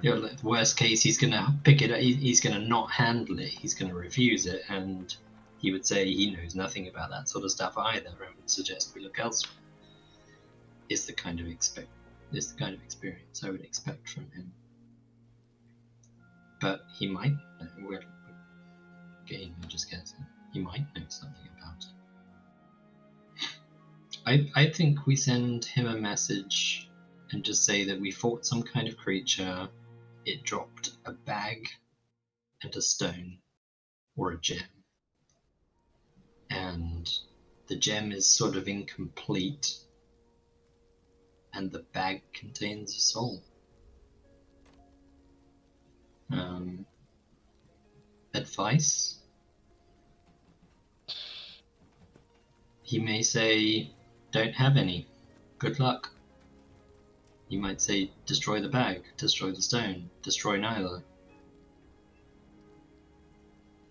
He might not know anything, he might know something. I mean, I can try contacting him first, and I have 2 tries on that to try to get more information, because when I tried to do it with Layla that one time, just squishing things inside didn't really work out that well. So I'll try to, I mean, maybe he can message both. you back longer Yeah. things or more, so... Yeah. He can't, because if you remember, I asked him if he had the ability to send messages, and he doesn't. He doesn't, yeah. Yeah, I can just take a bit of a break and then do it again. Yeah. And we just point out, okay, limited communication will be slow. Yeah. And then slowly send him messages over time and see if we can find out information. Should we start tonight so I can have more juice for tomorrow as well to try again? I don't think you'll get hold of him. I would try it in the morning. Yeah. Okay. I'd try it at dawn when he's most likely to be making breakfast of some kind. Yeah. Yeah. All right. And start off with hi Destrian, hope you're well. Okay. Yeah, manners first.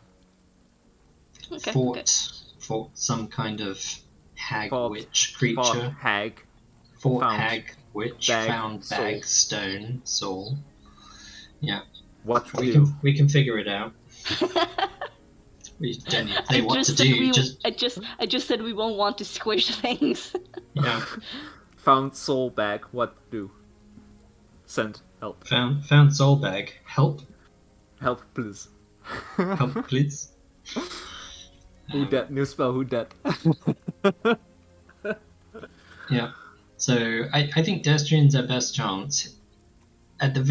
He's from certainly my interactions with him. He's about responsible use of magic and responsible learning of magic. He would want us to not go into whatever it is we have with this bag blind. And if he knows something, he may be able to part that onto us. If he doesn't, he doesn't. Worst case, we go to Tucson and find someone who does. But whoever we talk to about this is going to be very concerned that we have a bag with a soul in it may get immediately reported to authorities. But, Yeah. which is why I'd rather talk to Destrian first. At least he will. Not immediately report us to authorities. Yeah. He will say you need to destroy the bag to free the soul, or he may say destroying the bag destroys the soul.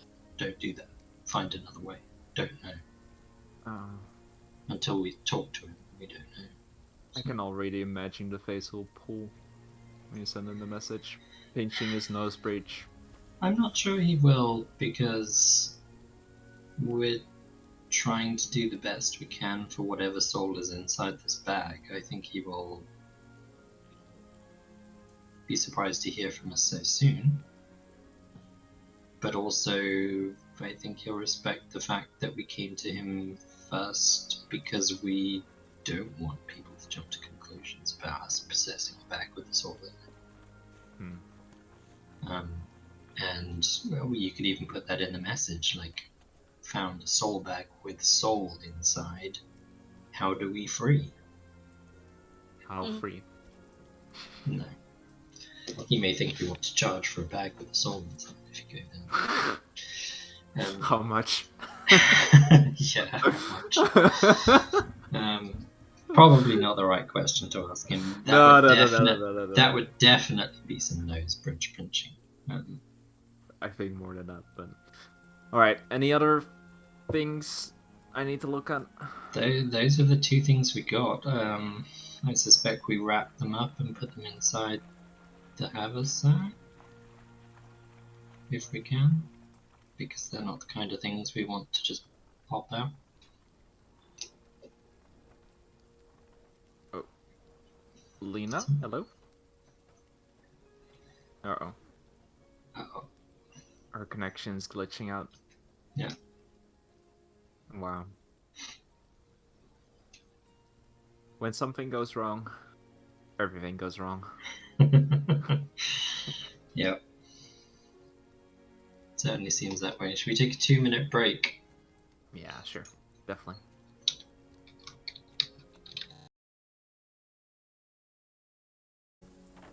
Alright, do we want to write the messages down in some way? Do you have to prepare it, or Nah, are we just like it.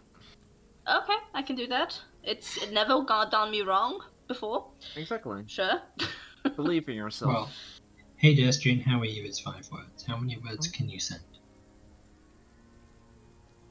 From my experience, it's around 25. Okay. Send them, what's up, Chief? I am not Bo.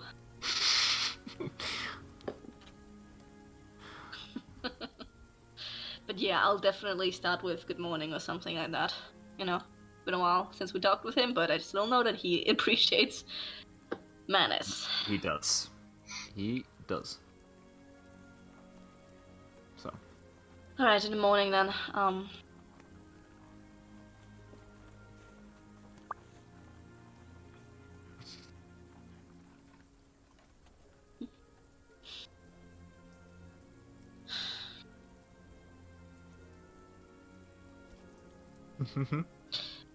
Give him a high five.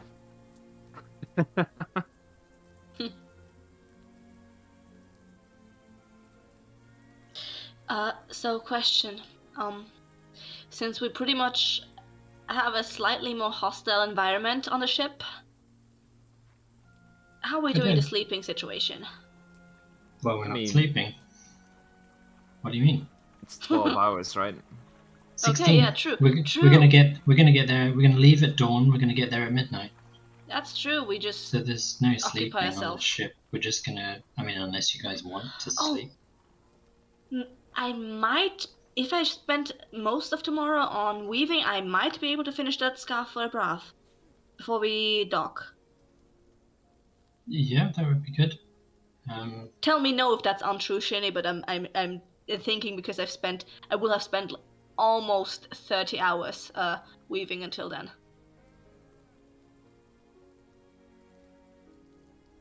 She spent 30 hours weaving a scarf for a breath. Yeah. At the end At the end of the 30 hours, at the end of the 16-hour trip tomorrow on the ship, will that scarf be done? Nice. Yes.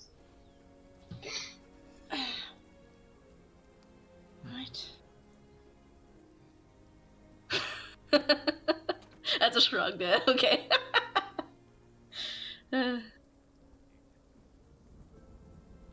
When in doubt, yes. Okay, good, good. Alright,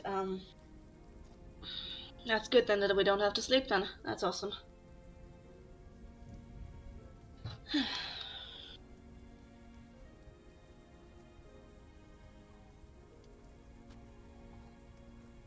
So, Not now, I'm still staying awake. It's, I think, like 8 or something like that. Like almost 8, like half. At this point, Vieira hands you a scrap of paper, Samira, that she's been writing out for the last 10 minutes. Mm-hmm. And it's got the question for Destrian on it. Oh, what's it say? It's very illegible, so good luck. You may Okay. you may have to roll an investigation check to see just how much of it you understand. Okay, okay. But I suspect I need to do a sleight of hand with disadvantage to even write. start I mean, getting you're my pretty book out for dexterous, so comprehend you- languages. Yeah, even Yeah. with disadvantage, you have a better advantage than me since you have a good dex. Don't be See? so. Hey, 11. That's pretty good. Yeah, Nope. that's... What do you mean no? I'm Shin? seeing a no. That's with disadvantage. There was an There was an attempt. Okay, what Wow. can I read on there? Do I have to do a perception investigation? What do I have to do to attempt to decipher it? So we're handing each other secret messages now. Alright, let's see how it is. Well, you can read it too if you like. Investigation with disadvantage. Wow. Basically, there are some letters on a piece of paper. Yeah, None of you them can make try to read the secret message, Cassius. Come on, here, and I give it over to you. So what's this? It's just like, looks like a chicken scratching the sand. Don't be rude. Well, It's like a cipher, right? Cool. I didn't know you knew ciphers. Don't be so fucking rude. I'm sorry, Vera. I recognize that there's an attempt made. I sadly do have just as bad reading comprehension apparently as writing skills, so I cannot understand. Sorry. okay. What are you talking about? I can understand it easily. It says, "Hi, Cassius. You look amazing tonight. God Love, damn it. Fiera." Cassius. Almost. Not quite. I guess I got some of it wrong. That he did. I can guess at the intent of the words. Right. Yeah. So it just says hey, and then there's a picture of what looks like a face with some horns on it, and a little devil tail. Hey, Demon Dad. What did you call him? What? Demon Dad. What? Do you consider Destrian your dad? What? It says it right here. It says it right in what VR wrote down. Hello, Demon Dad. Okay, so it says hey. At least I think it should say hey, Destrian. How are you? Found and killed a witch that turned into black tar. Dropped a full soul bag and gemstone. Found and killed a bitch. Mm-hmm. I mean, not wrong. How to free? Soul bag, by the way. Yes. That's what it said. Full soul bag. Why you so? Is this a drawing of the bag? Kind of like turn it around. Kind of, yeah. I mean, it's like It's like a coin pouch. I get how you're doing it, but you need to use more letters. Yeah, I'm used to drawing pictures, so I see that. when I don't know how to put the letters together, I draw a picture instead. I mean, it kind of works, but Yeah. yeah, I'm you thinking need to work on your letters. I'm thinking in the morning. Since I have two messages open and able to do that, I'm gonna use the first one to generally be nice and let them know of the situation before I use the second one to actually describe a fucked up soul bag from a hag. Yeah, it's also a good idea. I just put 25 what I think were words together. I mean, that works too. But I think it's important to point out she turned into like black tar when she Goop, died, yeah. because that might be specific or significant to what she is or what it was. If it's You even can also dead. say that it used like necrotic magic, necromancy. That might ring a Well, more bell for if him.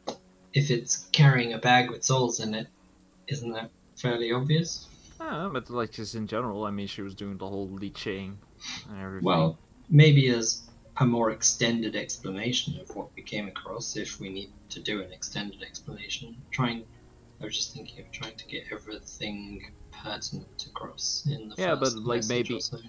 maybe this specific thing, or like raising the, like she Raising rose the dead. dead, right? Like she can use say that like use necromancy as a kind of like identifying trait, right? It might narrow it down It for might. him. I think the creature dying and turning into the puddle of tar, she kind of like melted, from what I remember.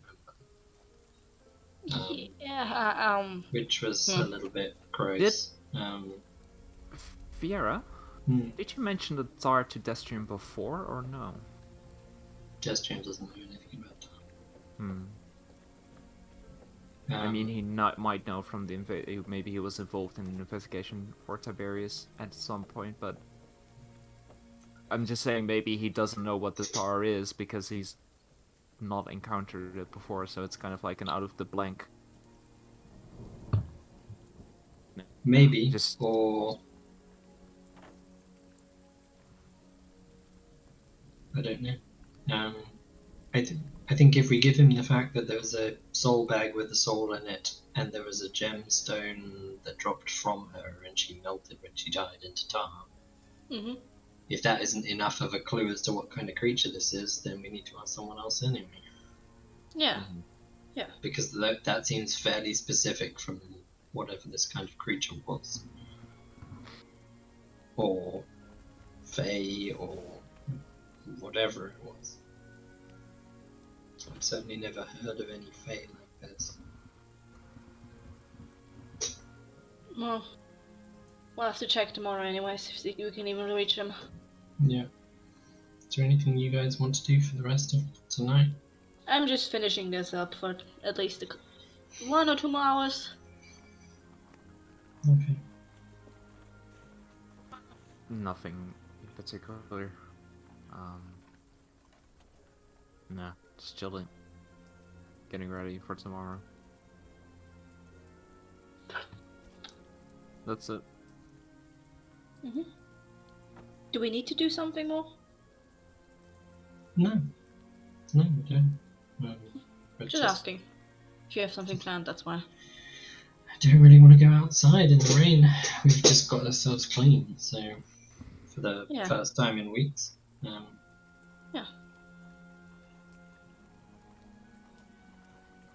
I think after everything that's happened, a quiet evening would be good. I mean, if you want to send Layla a message that we did intervene and did help. We could yeah, Layla one message, that's true. That might be an idea. Because she would want to know what happened in the house. I'll leave it up to you to decide what to say. Do we want to tell something specific outside of we all survived? There was some kind of, maybe Layla knows what kind of creature it is. Yeah. I- I'll I just. Yeah. Whatever it is, I would keep it concise and safe. Louisa survived the house. Yeah. Likely found something, right? You mentioned that, Like, Cassius. Yeah. seemed to find what she came for. Okay. Yeah. Don't know what it is. That's superfluous. Hmm. Yeah. I think. There was some kind of witch hag that we killed. Mm. Do we want Alright. to tell her we got a soul dag? Not so No, sure. I think. No, that's no. better to leave to Destrin, Yeah. I think. Yeah. That's more of a direct line. Might be worth pointing out that we killed the witch hag, and then all of House us crumbled. had to flee. We fled as house crumbled. Yes, house crumbled. I think it's enough. Yeah. Okay. Okay. If you See. can fit, you can fit in there like thinking of you. Okay. No, I'm just kidding. Just tag on Cassius Okay. pining at the end. Okay. Let's start this off. We all survived. House had witchy hag. She died. It crumbled. And we fled. Give me a second. 11 more words. Yeah, out of character. Yeah. Louisa seemed to find what she came for. No idea what.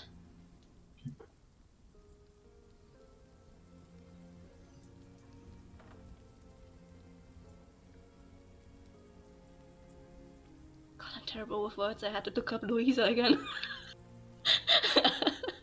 Names, you mean?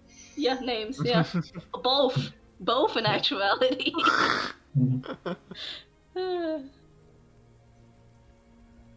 A word is just a name. You know, a name is just a word. Certainly is in some languages.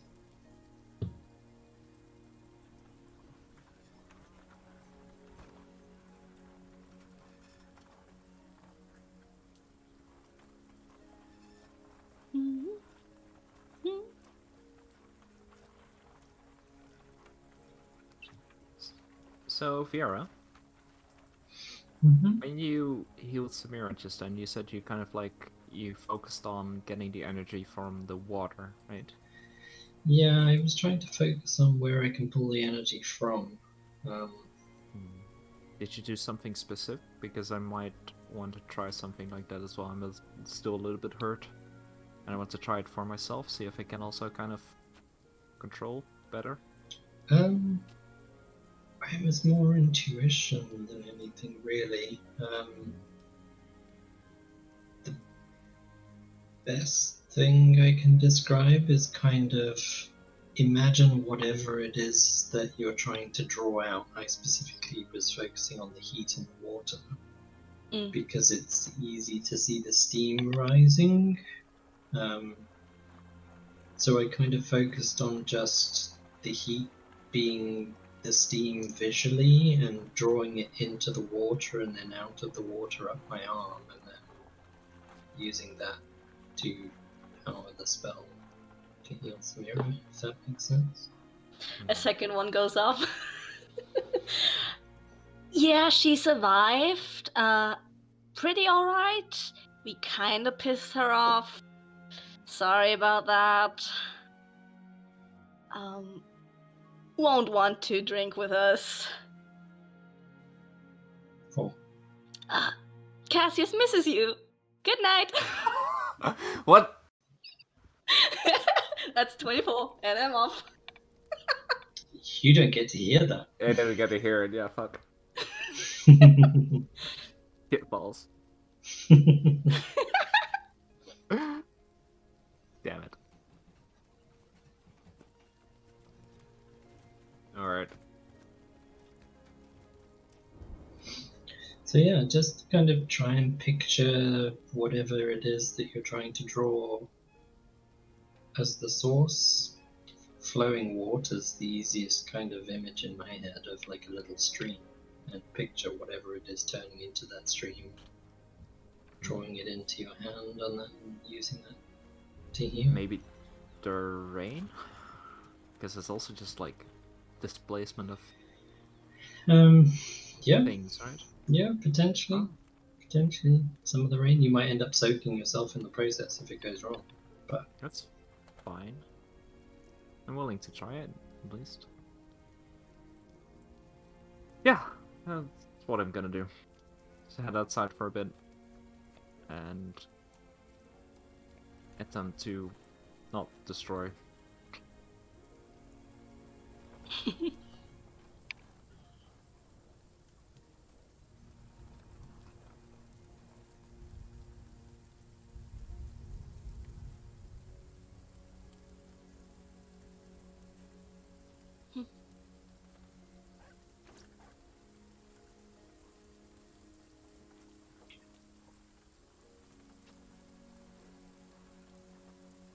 so you're heading outside, Cassius? Yeah, I am. And I'll cast Cure Wounds by trying to focus the energy from displaced by the water, displaced by the rain. I'm trying to get it from like more the surrounding area, more diluted. See if I can not fuck something up. Oh, we fucked up.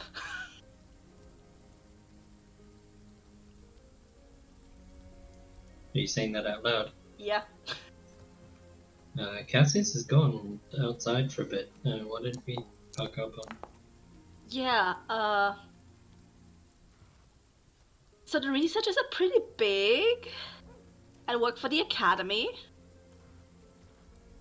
Uh-huh. Yeah. We kinda fucked up. So what you're saying is we should probably try and make amends when we're on the ship tomorrow? Yes. I'm gonna wait a bit and ask her for how we could make amends. If she knows her pretty well. Yeah, take a bit of a break. Apologize, point out emotions were heightened, and say that we won't, obviously Cassius won't do it again, although Cassius has kind of already said all that. Yeah. Apparently, Louisa likes getting drunk with Layla. They both like getting drunk together. They're pretty fun together with that. So maybe we can get her some good booze as like an apology gift. Like, hey, we just read your mind. No, as a Hey, gift. here's... Also, we talk, but as a gift as well. No, I know, but like, hey, we just assaulted your mind in a random house. We're really sorry. Here's some booze. We heard you like it.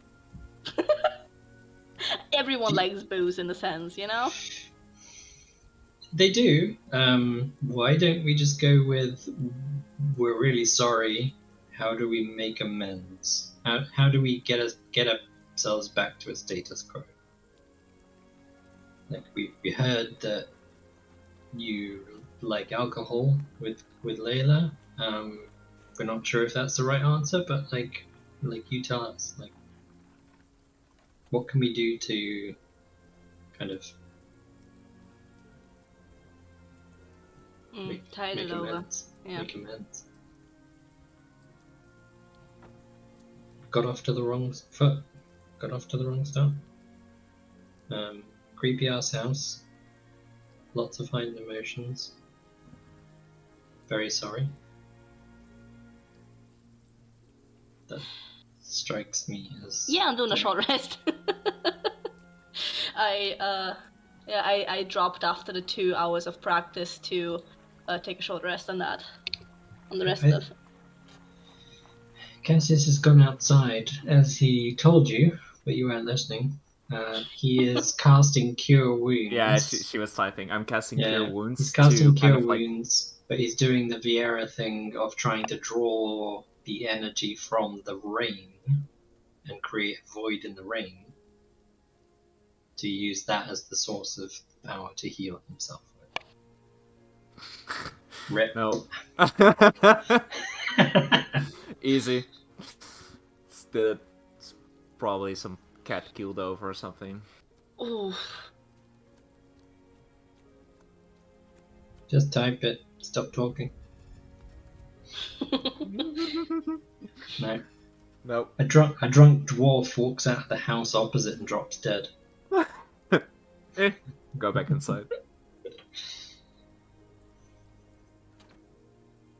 Ooh. You're drawing up groundwater rather than rain, Interesting. maybe. So it's not that it didn't work, it just wasn't quite the right effect. Or it just killed a bunch of ants or something. Yeah, you just killed a bunch of grass. Well, it's okay, you're in a cobble street, there ain't none. Yeah, one second. One Yeah. second. Waggly finger. More importantly, Samira, did she Yes?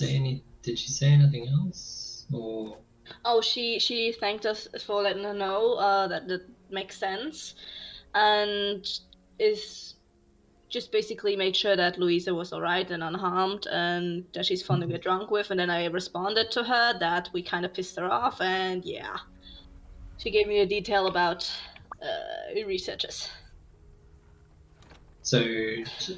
Remind me what she said again. She said that they're a big Researchers are organization. pretty big as an organization and work with the Academy.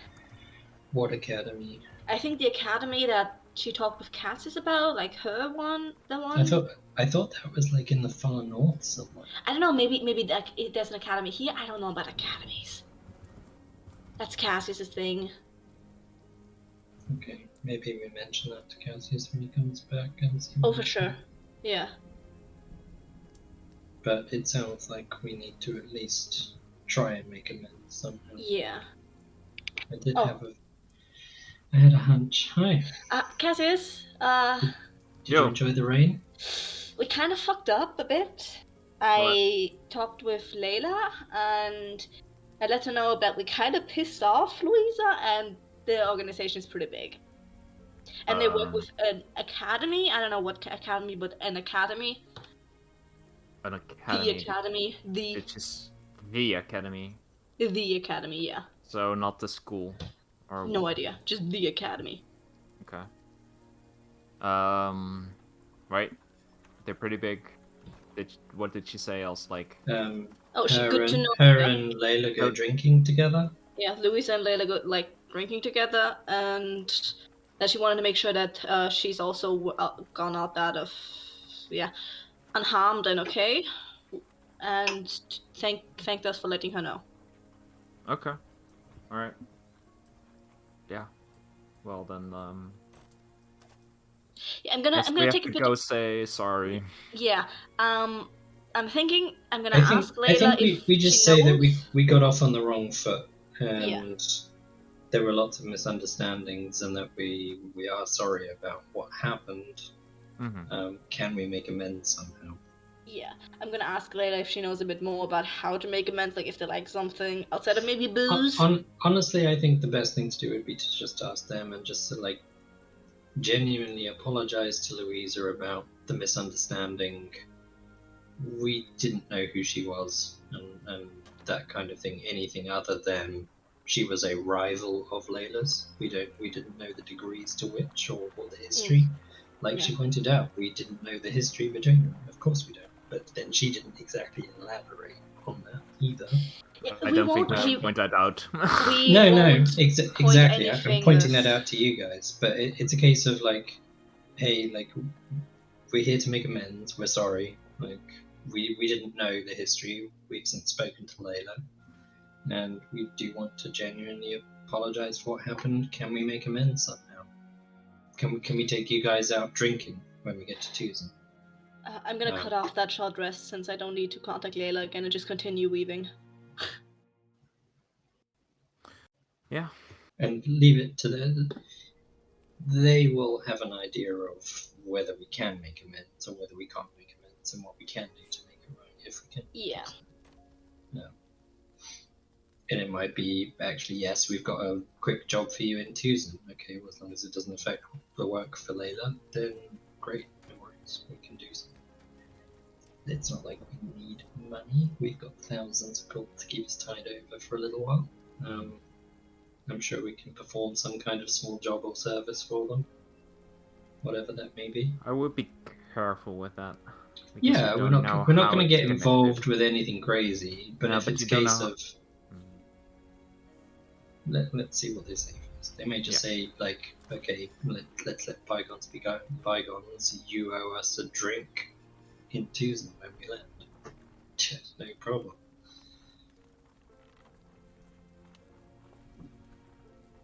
Okay. Let's see what they say. Yeah. But I think rather leave it up to them to decide. And if we decide that whatever they're asking for is too much, then whatever they're asking for is too much. Mm-hmm. But I don't think they're unreasonable people. By the sounds of it, at least. I mean, Layla and her go drinking, so.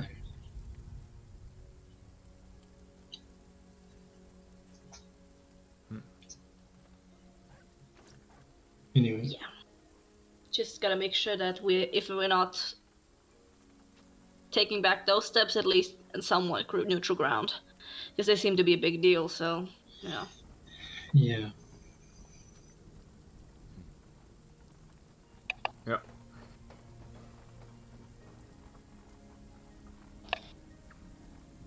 Alright. Okay. You guys, I didn't really pay attention to what you guys were talking about because I was kind of not mentally all there. But you were talking about the energy thing with healing. Oh, yeah. Yeah. How did that go? I don't know.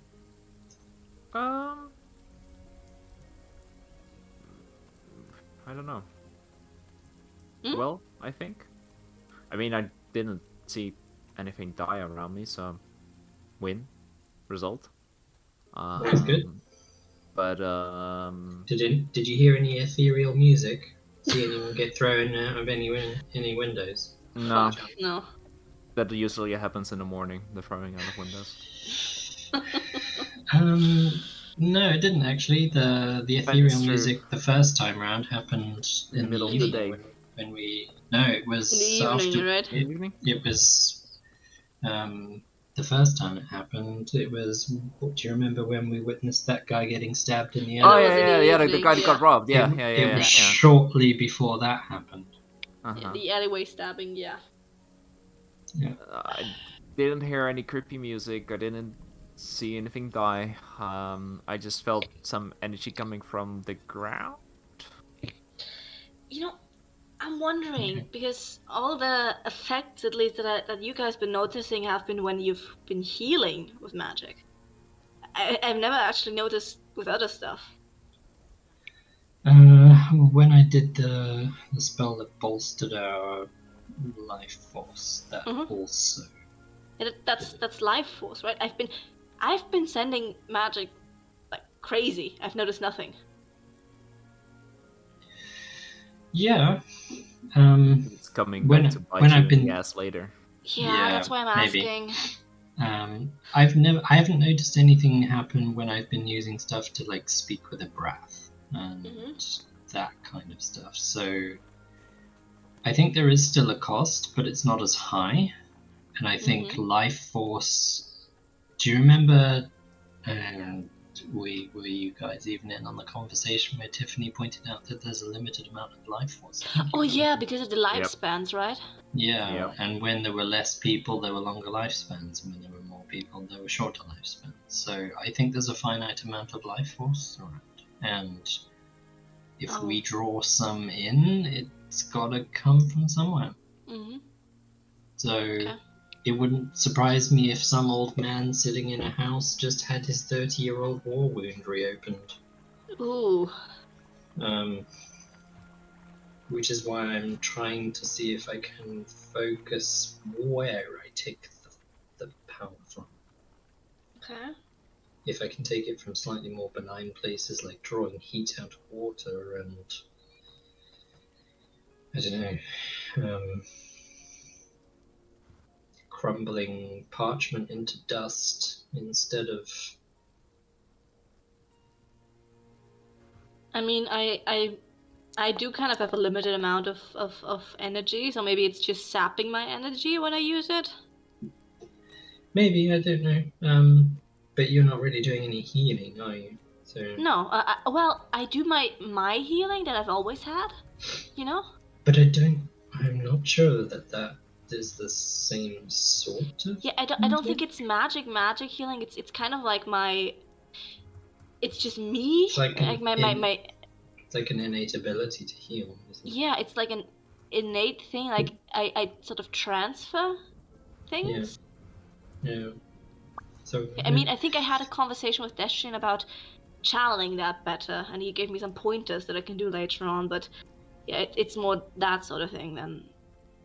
yeah, I think it's more like I think healing magic, even healing magic to a lesser degree, has a cost, but it's really stuff like we visually witnessed, restoring life to someone means Then someone just gets dusted. it takes the life. Yeah. Yeah. And I think it boils down to the type and level of that power as well, because I know there are.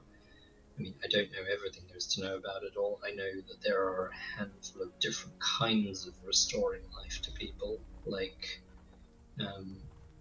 if for whatever reason Ibrath should die and his body should be disintegrated entirely, I have a way of restoring the life to him that recreates his body.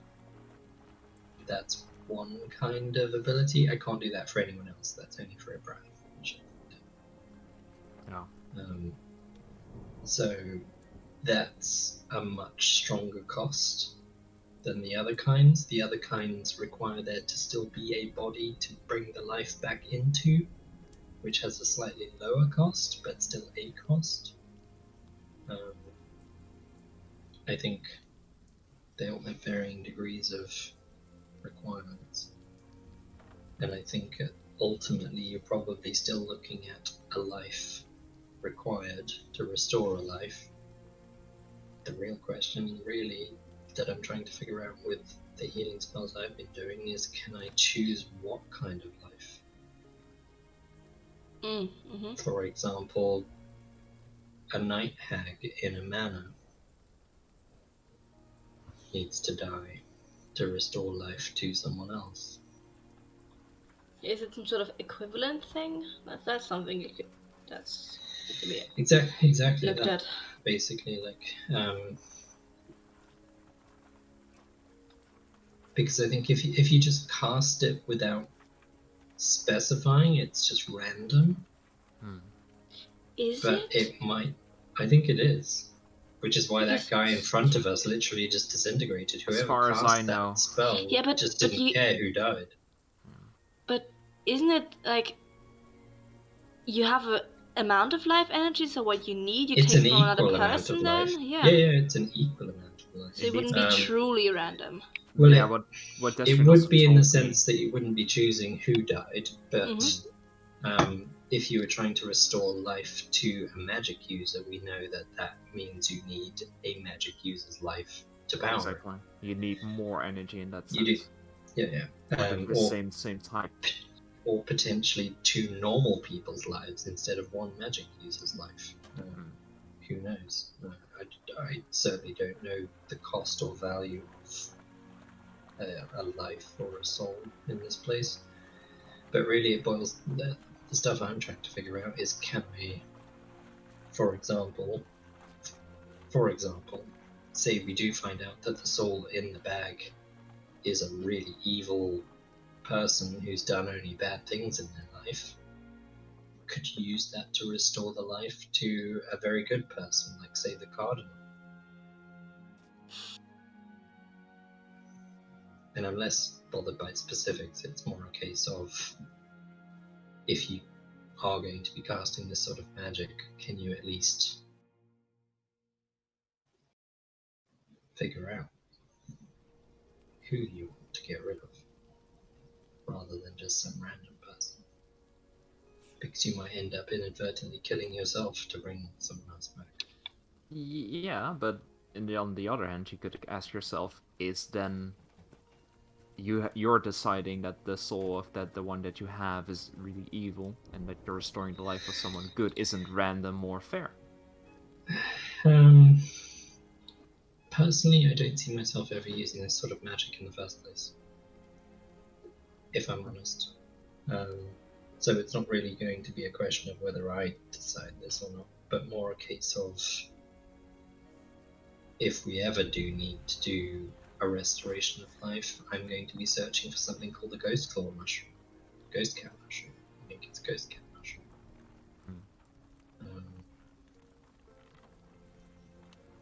Because the power of the spell comes from that particular, very special, very rare plant.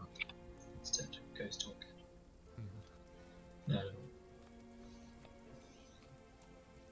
That is what I would choose to use to bring someone back, because then you're not killing someone.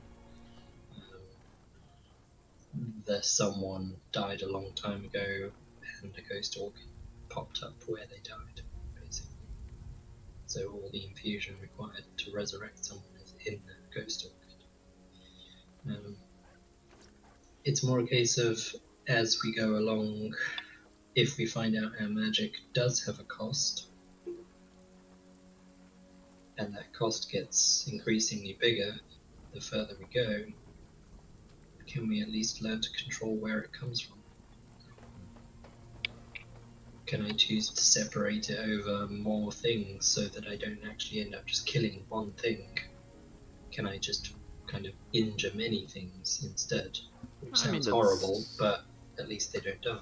It's kind of how the you know who was doing it, right? He's draining energy from multiple people as low amounts as possible. Exactly, same way. She was doing it so that she ultimately didn't harm anyone in the long term, only borrow temporarily in the short term. That's exactly what I'm trying to learn how to do, basically.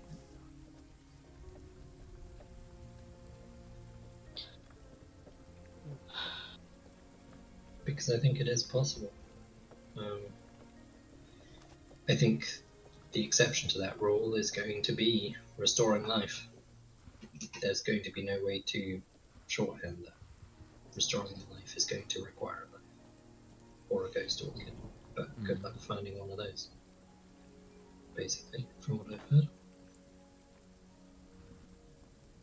They're super rare.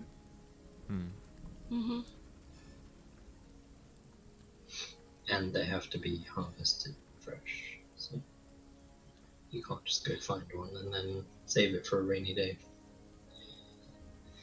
Or a deadly day.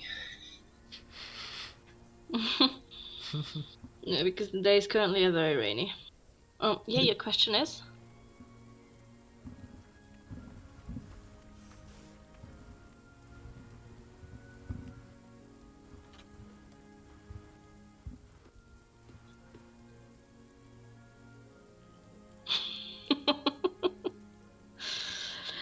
I told you the goop was scooped up in one of the spare burlap sacks that I bought to put all the coin in, but then didn't end up using all of them because...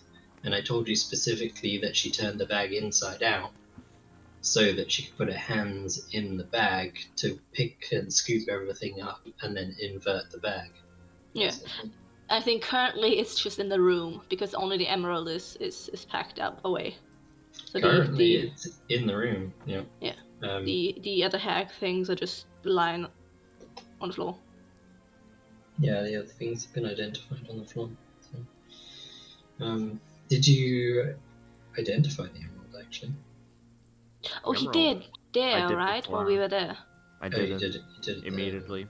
Yeah. And was that the only thing it could do? It could draw life force out of someone into you? Yes. It also... To what effect though did you understand the effect? Was it just to heal you? Was it to make you stronger somehow? No, you get life force to heal, to treat your own wounds. Yeah, she was healing at some point, right? Yeah, she was using it. You could see the tears repairing themselves, yeah. And the claw wounds and stuff. It also allows you to know where the exact location of the person that you have it in, Oof. or like, and then if they go to... Surely you know that, strapped to your ceiling. Well, yeah.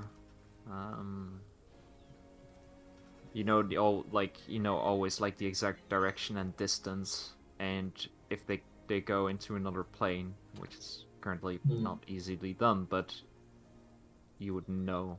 Is this emerald actually worth something as just an emerald? Probably is, I mean... Because I might be able to tear the magic apart that's on it, and then we just sell it as a gemstone. It's pretty big, right? Got the impression it was. It was in the Shinny, could chest. you... Yeah, it's huge. It's fist-sized. Mm-hmm. Yeah, fist-sized, yeah. Mm-hmm. So how much is it worth as just a gemstone? Could we... Yeah, Shinny, could we guess? Could we guess? Oh. Like a lot. A lot of what? Okay. I'm in favor of trying to rip apart the magic on the stone and we just sell it as is. Yeah, I mean, we don't need it. There's nothing good about that magic whatsoever. Yeah. And I don't want to sell the gem into someone else's care that has that magic on it. Plus they would ask question most likely, why the fuck do we have this thing? Unless you want to study that kind of magic, Cassius, for perhaps learning how it works. I can see uses. You might be able to reverse it. Exactly. I don't want to get rid of something just because it exists. It exists. It's already made. It's already shit. But if you don't use it for its intended purpose, but you use it to gain knowledge, I don't see anything wrong with that. Yeah, but then let's say that you do that, and you get to a point where you've learned everything you can. What do you then do with it? Sure, then you can destroy it. Then we dispel it and sell it. Yeah. That would be my preference. I'm not destroying knowledge is a slippery slope. Yeah. Definitely. Yeah, but I think we should agree that if you get to the point where you have learned everything you can learn from it, then at that point we dispel it and sell it. Sure. And at that point we hopefully have more bags of haversacks or whatever, so we can actually store the money. Sounds like, based on the size of this gemstone will get us each a bag of holding by the sounds of it. So. I'm certainly no expert at monetary trade, but I've never seen a gemstone this big and to be emerald. Yeah, you will not find another emerald that big again in the rest of our lifetimes, I suspect. Unless we find another one of these night hag things. Gems that size are usually the prized item in some sort of pirate's hold or whatever the fuck stories. Yeah. I mean, those are rare.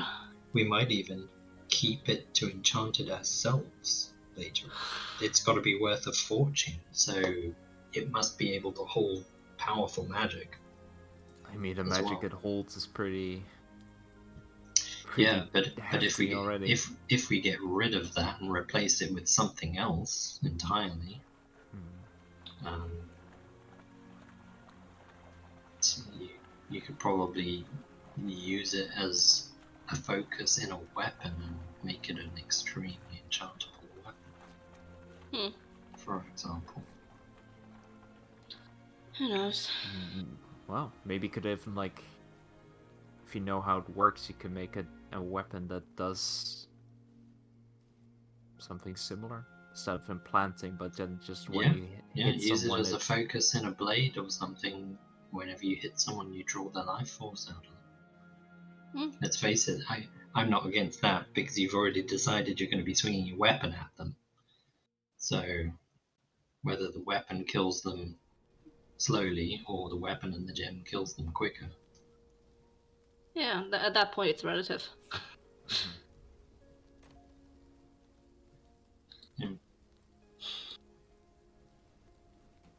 Create some sort of vampiric blade.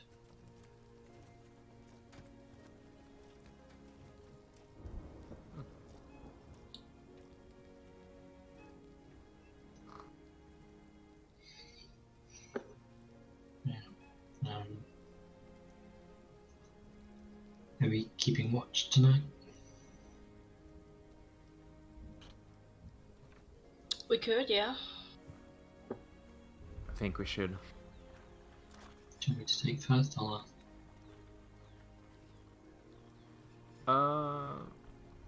Well, you need to be first or last, right? First or last, yeah. I'll do first. Okay, then wake me up after you. Mhm. What time is it currently? Is the time accurate? Nope. Because she just said it's getting late. And 8:30 is like dinner time for us. Huh. It's not that late. It's not that late. But we do have to be at the docks before dawn. So, Yeah. Mm-hmm. which is 6. Yeah, I'm So- giving myself 20 more minutes to round out my my thingy. Vieira will just settle down and say, okay, well, wake me up last then.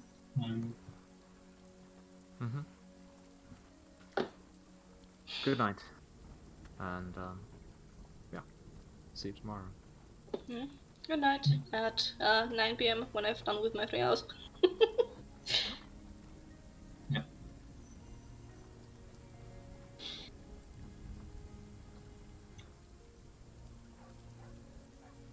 Yes. Yes. I think we all know what the question is. No, we continue. Oh. You want to get the dream. Who? With whom are you talking to? Depends on who gets the dream. Who's getting the dream and what kind of dream is it? Ooh. Vieira and Cassius. Oh my god. Oh my Is god. this like a joint dream? Damn. Good. Because that would just be weird. Because Vieira would be expecting Feywild kind of dreams. Interesting. Are you guys dreaming tonight? Oh. Yeah, tonight. Let's go. Yeah, let's do it. Alright. Because this will probably be just enough time to end the session then, and then we can spend a week theorizing about. Should I read it aloud? Is anyone not there? Sure. I mean, if you have the text, it would be appreciated as well, so you can note it down. Yeah. Yeah, perfect. She says no worries. And then a devil sign.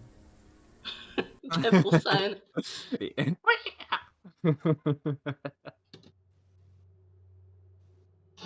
Squeak to a devil sign, yeah. Vieira.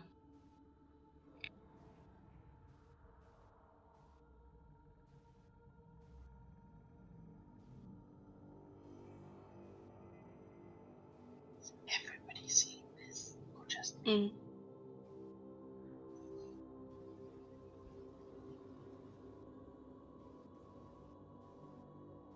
Silence.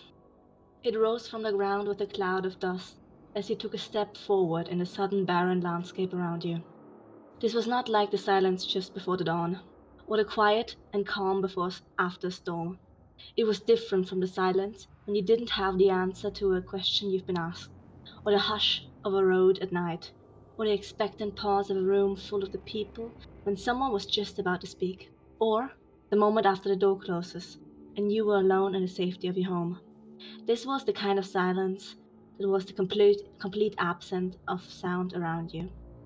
The kind of silence that made you hear your own heartbeat, your own rapid breaths. The kind of silence that screamed your fear into the world around you with every crunch of the sand and pebbles and ash beneath your feet. This may have been fertile land once. This may have been a mountain that stood tall and then had its heart removed.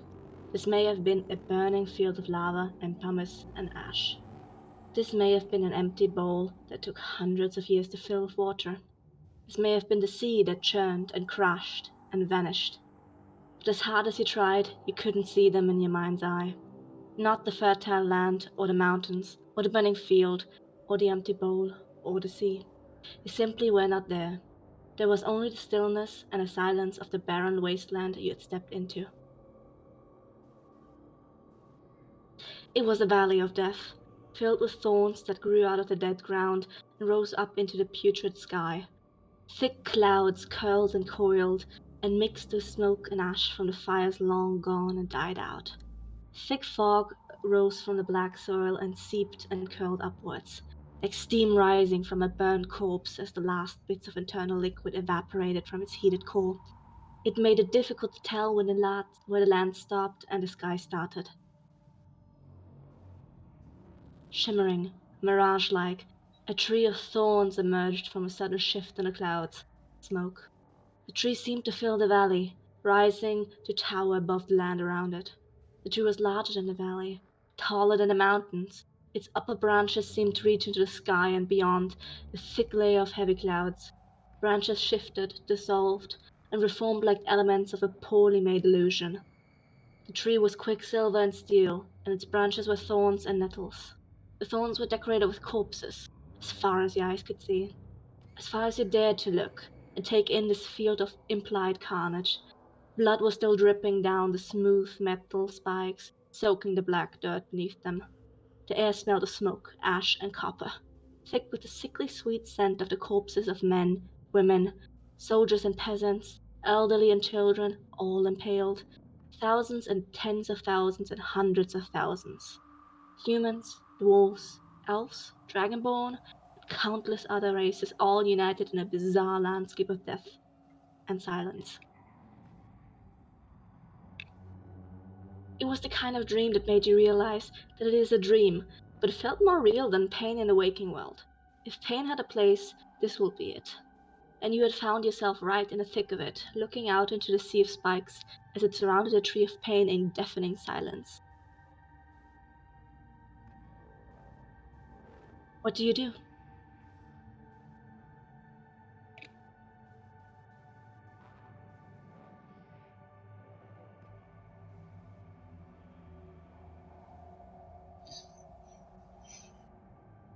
If the picture's anything to go by, she would walk slowly towards the water, I suppose, and see if there's a reflection.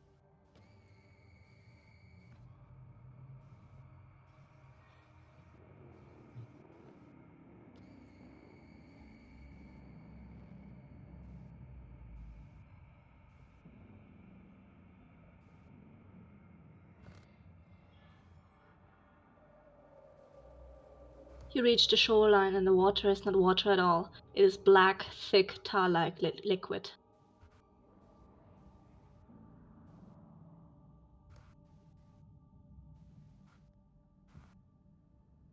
Just stare around in silence, looking at everything.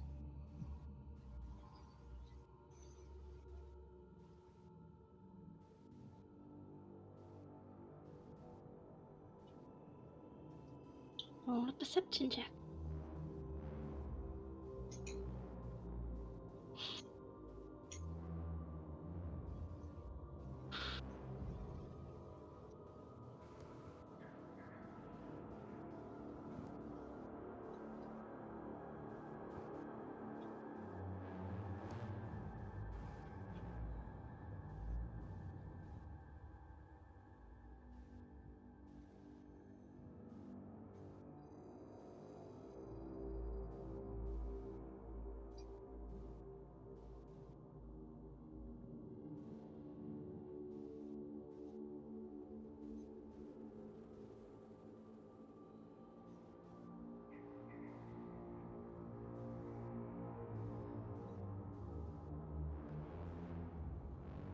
Something catches your eye, like a twitch, or maybe a movement. You're not sure. One of the bodies, maybe. One of the bodies on the tree, one of the bodies lying Up. around here.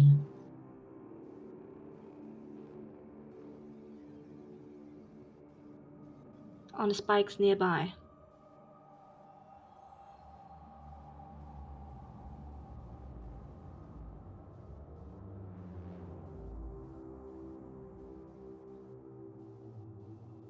Walk towards it.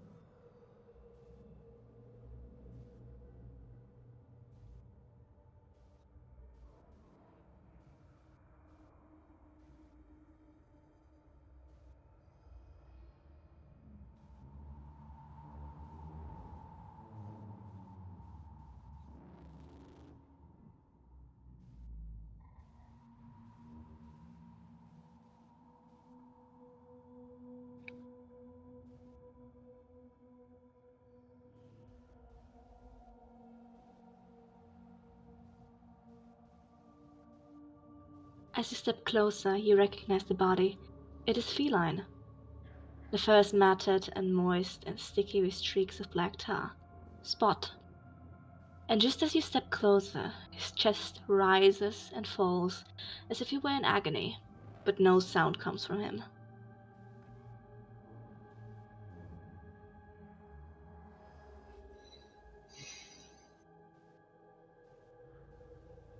Does she recognize any other bodies?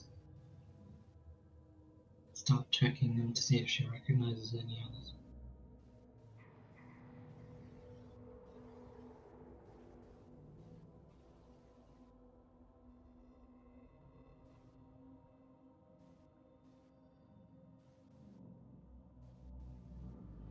Another perception check, please. Just giving me lots of chances to use my fate point here.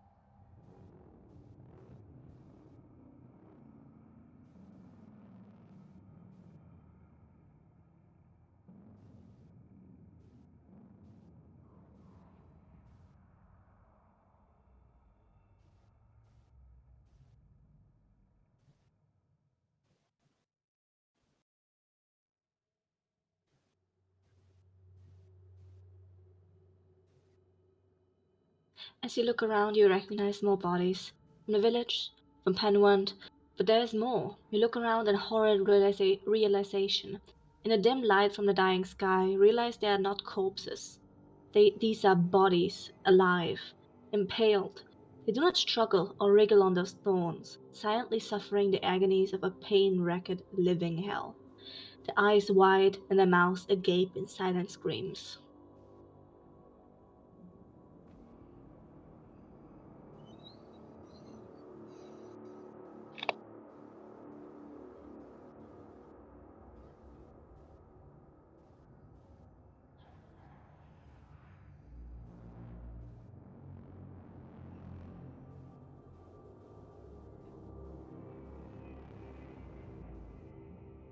She'll just sit down and close her eyes.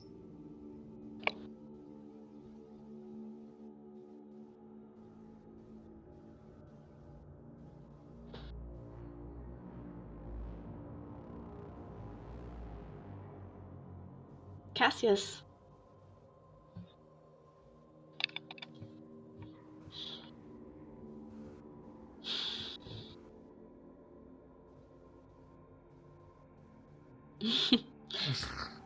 Yeah, so just get up from reading my ritual spellbook, just paging through it, just close it, go over to Samira.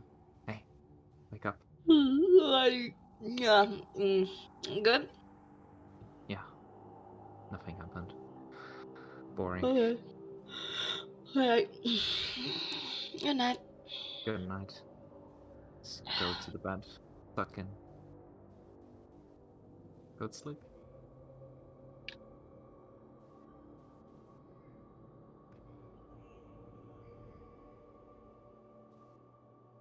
One moment. moment.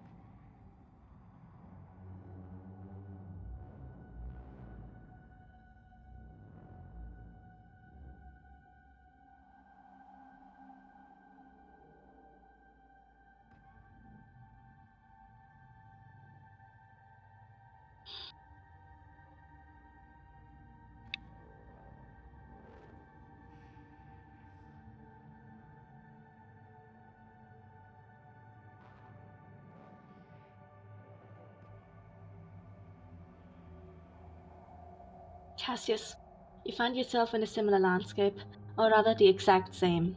Having walked between the spikes for it seems like an eternity, you finally stop before the impaled body of a child.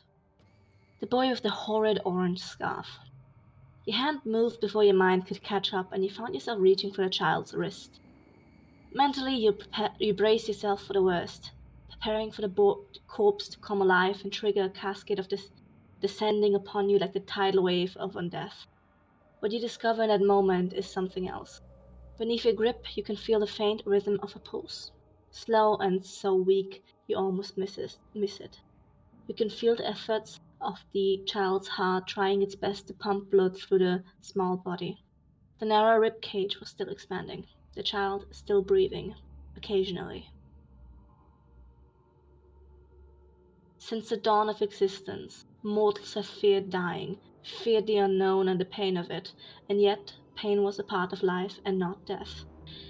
Death was the first moment after pain ceased. It was life that fought and struggled and raged, life that tore at mortals in its last agonizing throes to hold on, even if but for one futile instant longer.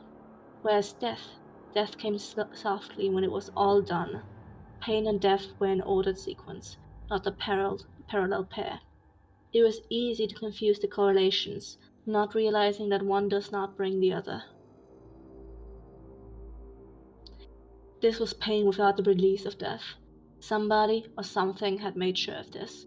Even the way the bodies were impaled on a spike spoke of this undeniable fact. Without any exception, the spikes seemed to have entered the bodies through the lower pelvis. Some exited through the chest, some between the neck and the shoulder, and some through the back of the mouth. Somehow, you knew that the pole had avoided all vital organs for each and every one of them.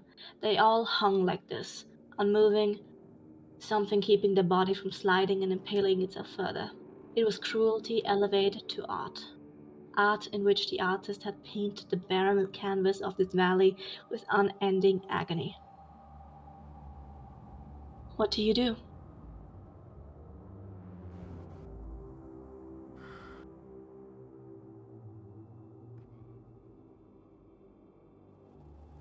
Do I see anywhere close the bodies of Viera or Samira?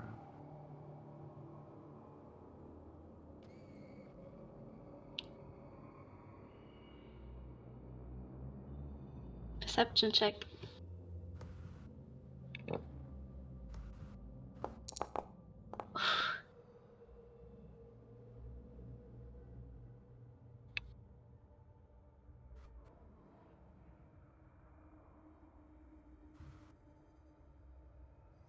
Not nearby, but you can't be sure. I'll try to look for them. One of them.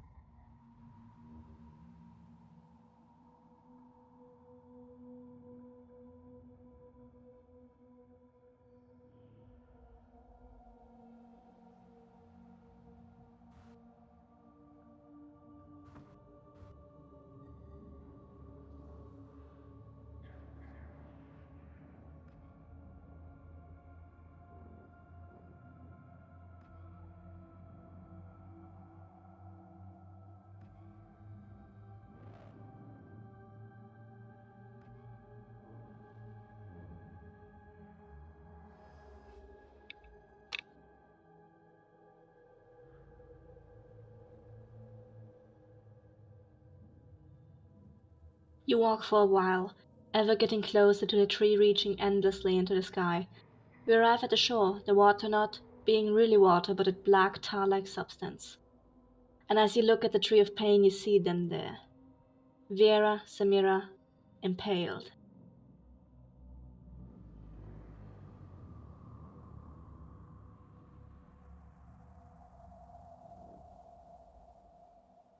And this is where we end our session.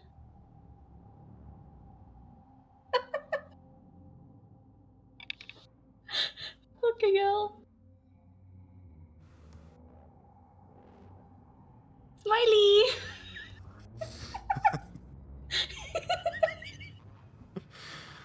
Rep, Ooh, Mhm. yeah. new character next week confirmed. All right. Okay. Jesus. Okay. Right. Let's move over to the office. All right. Okay.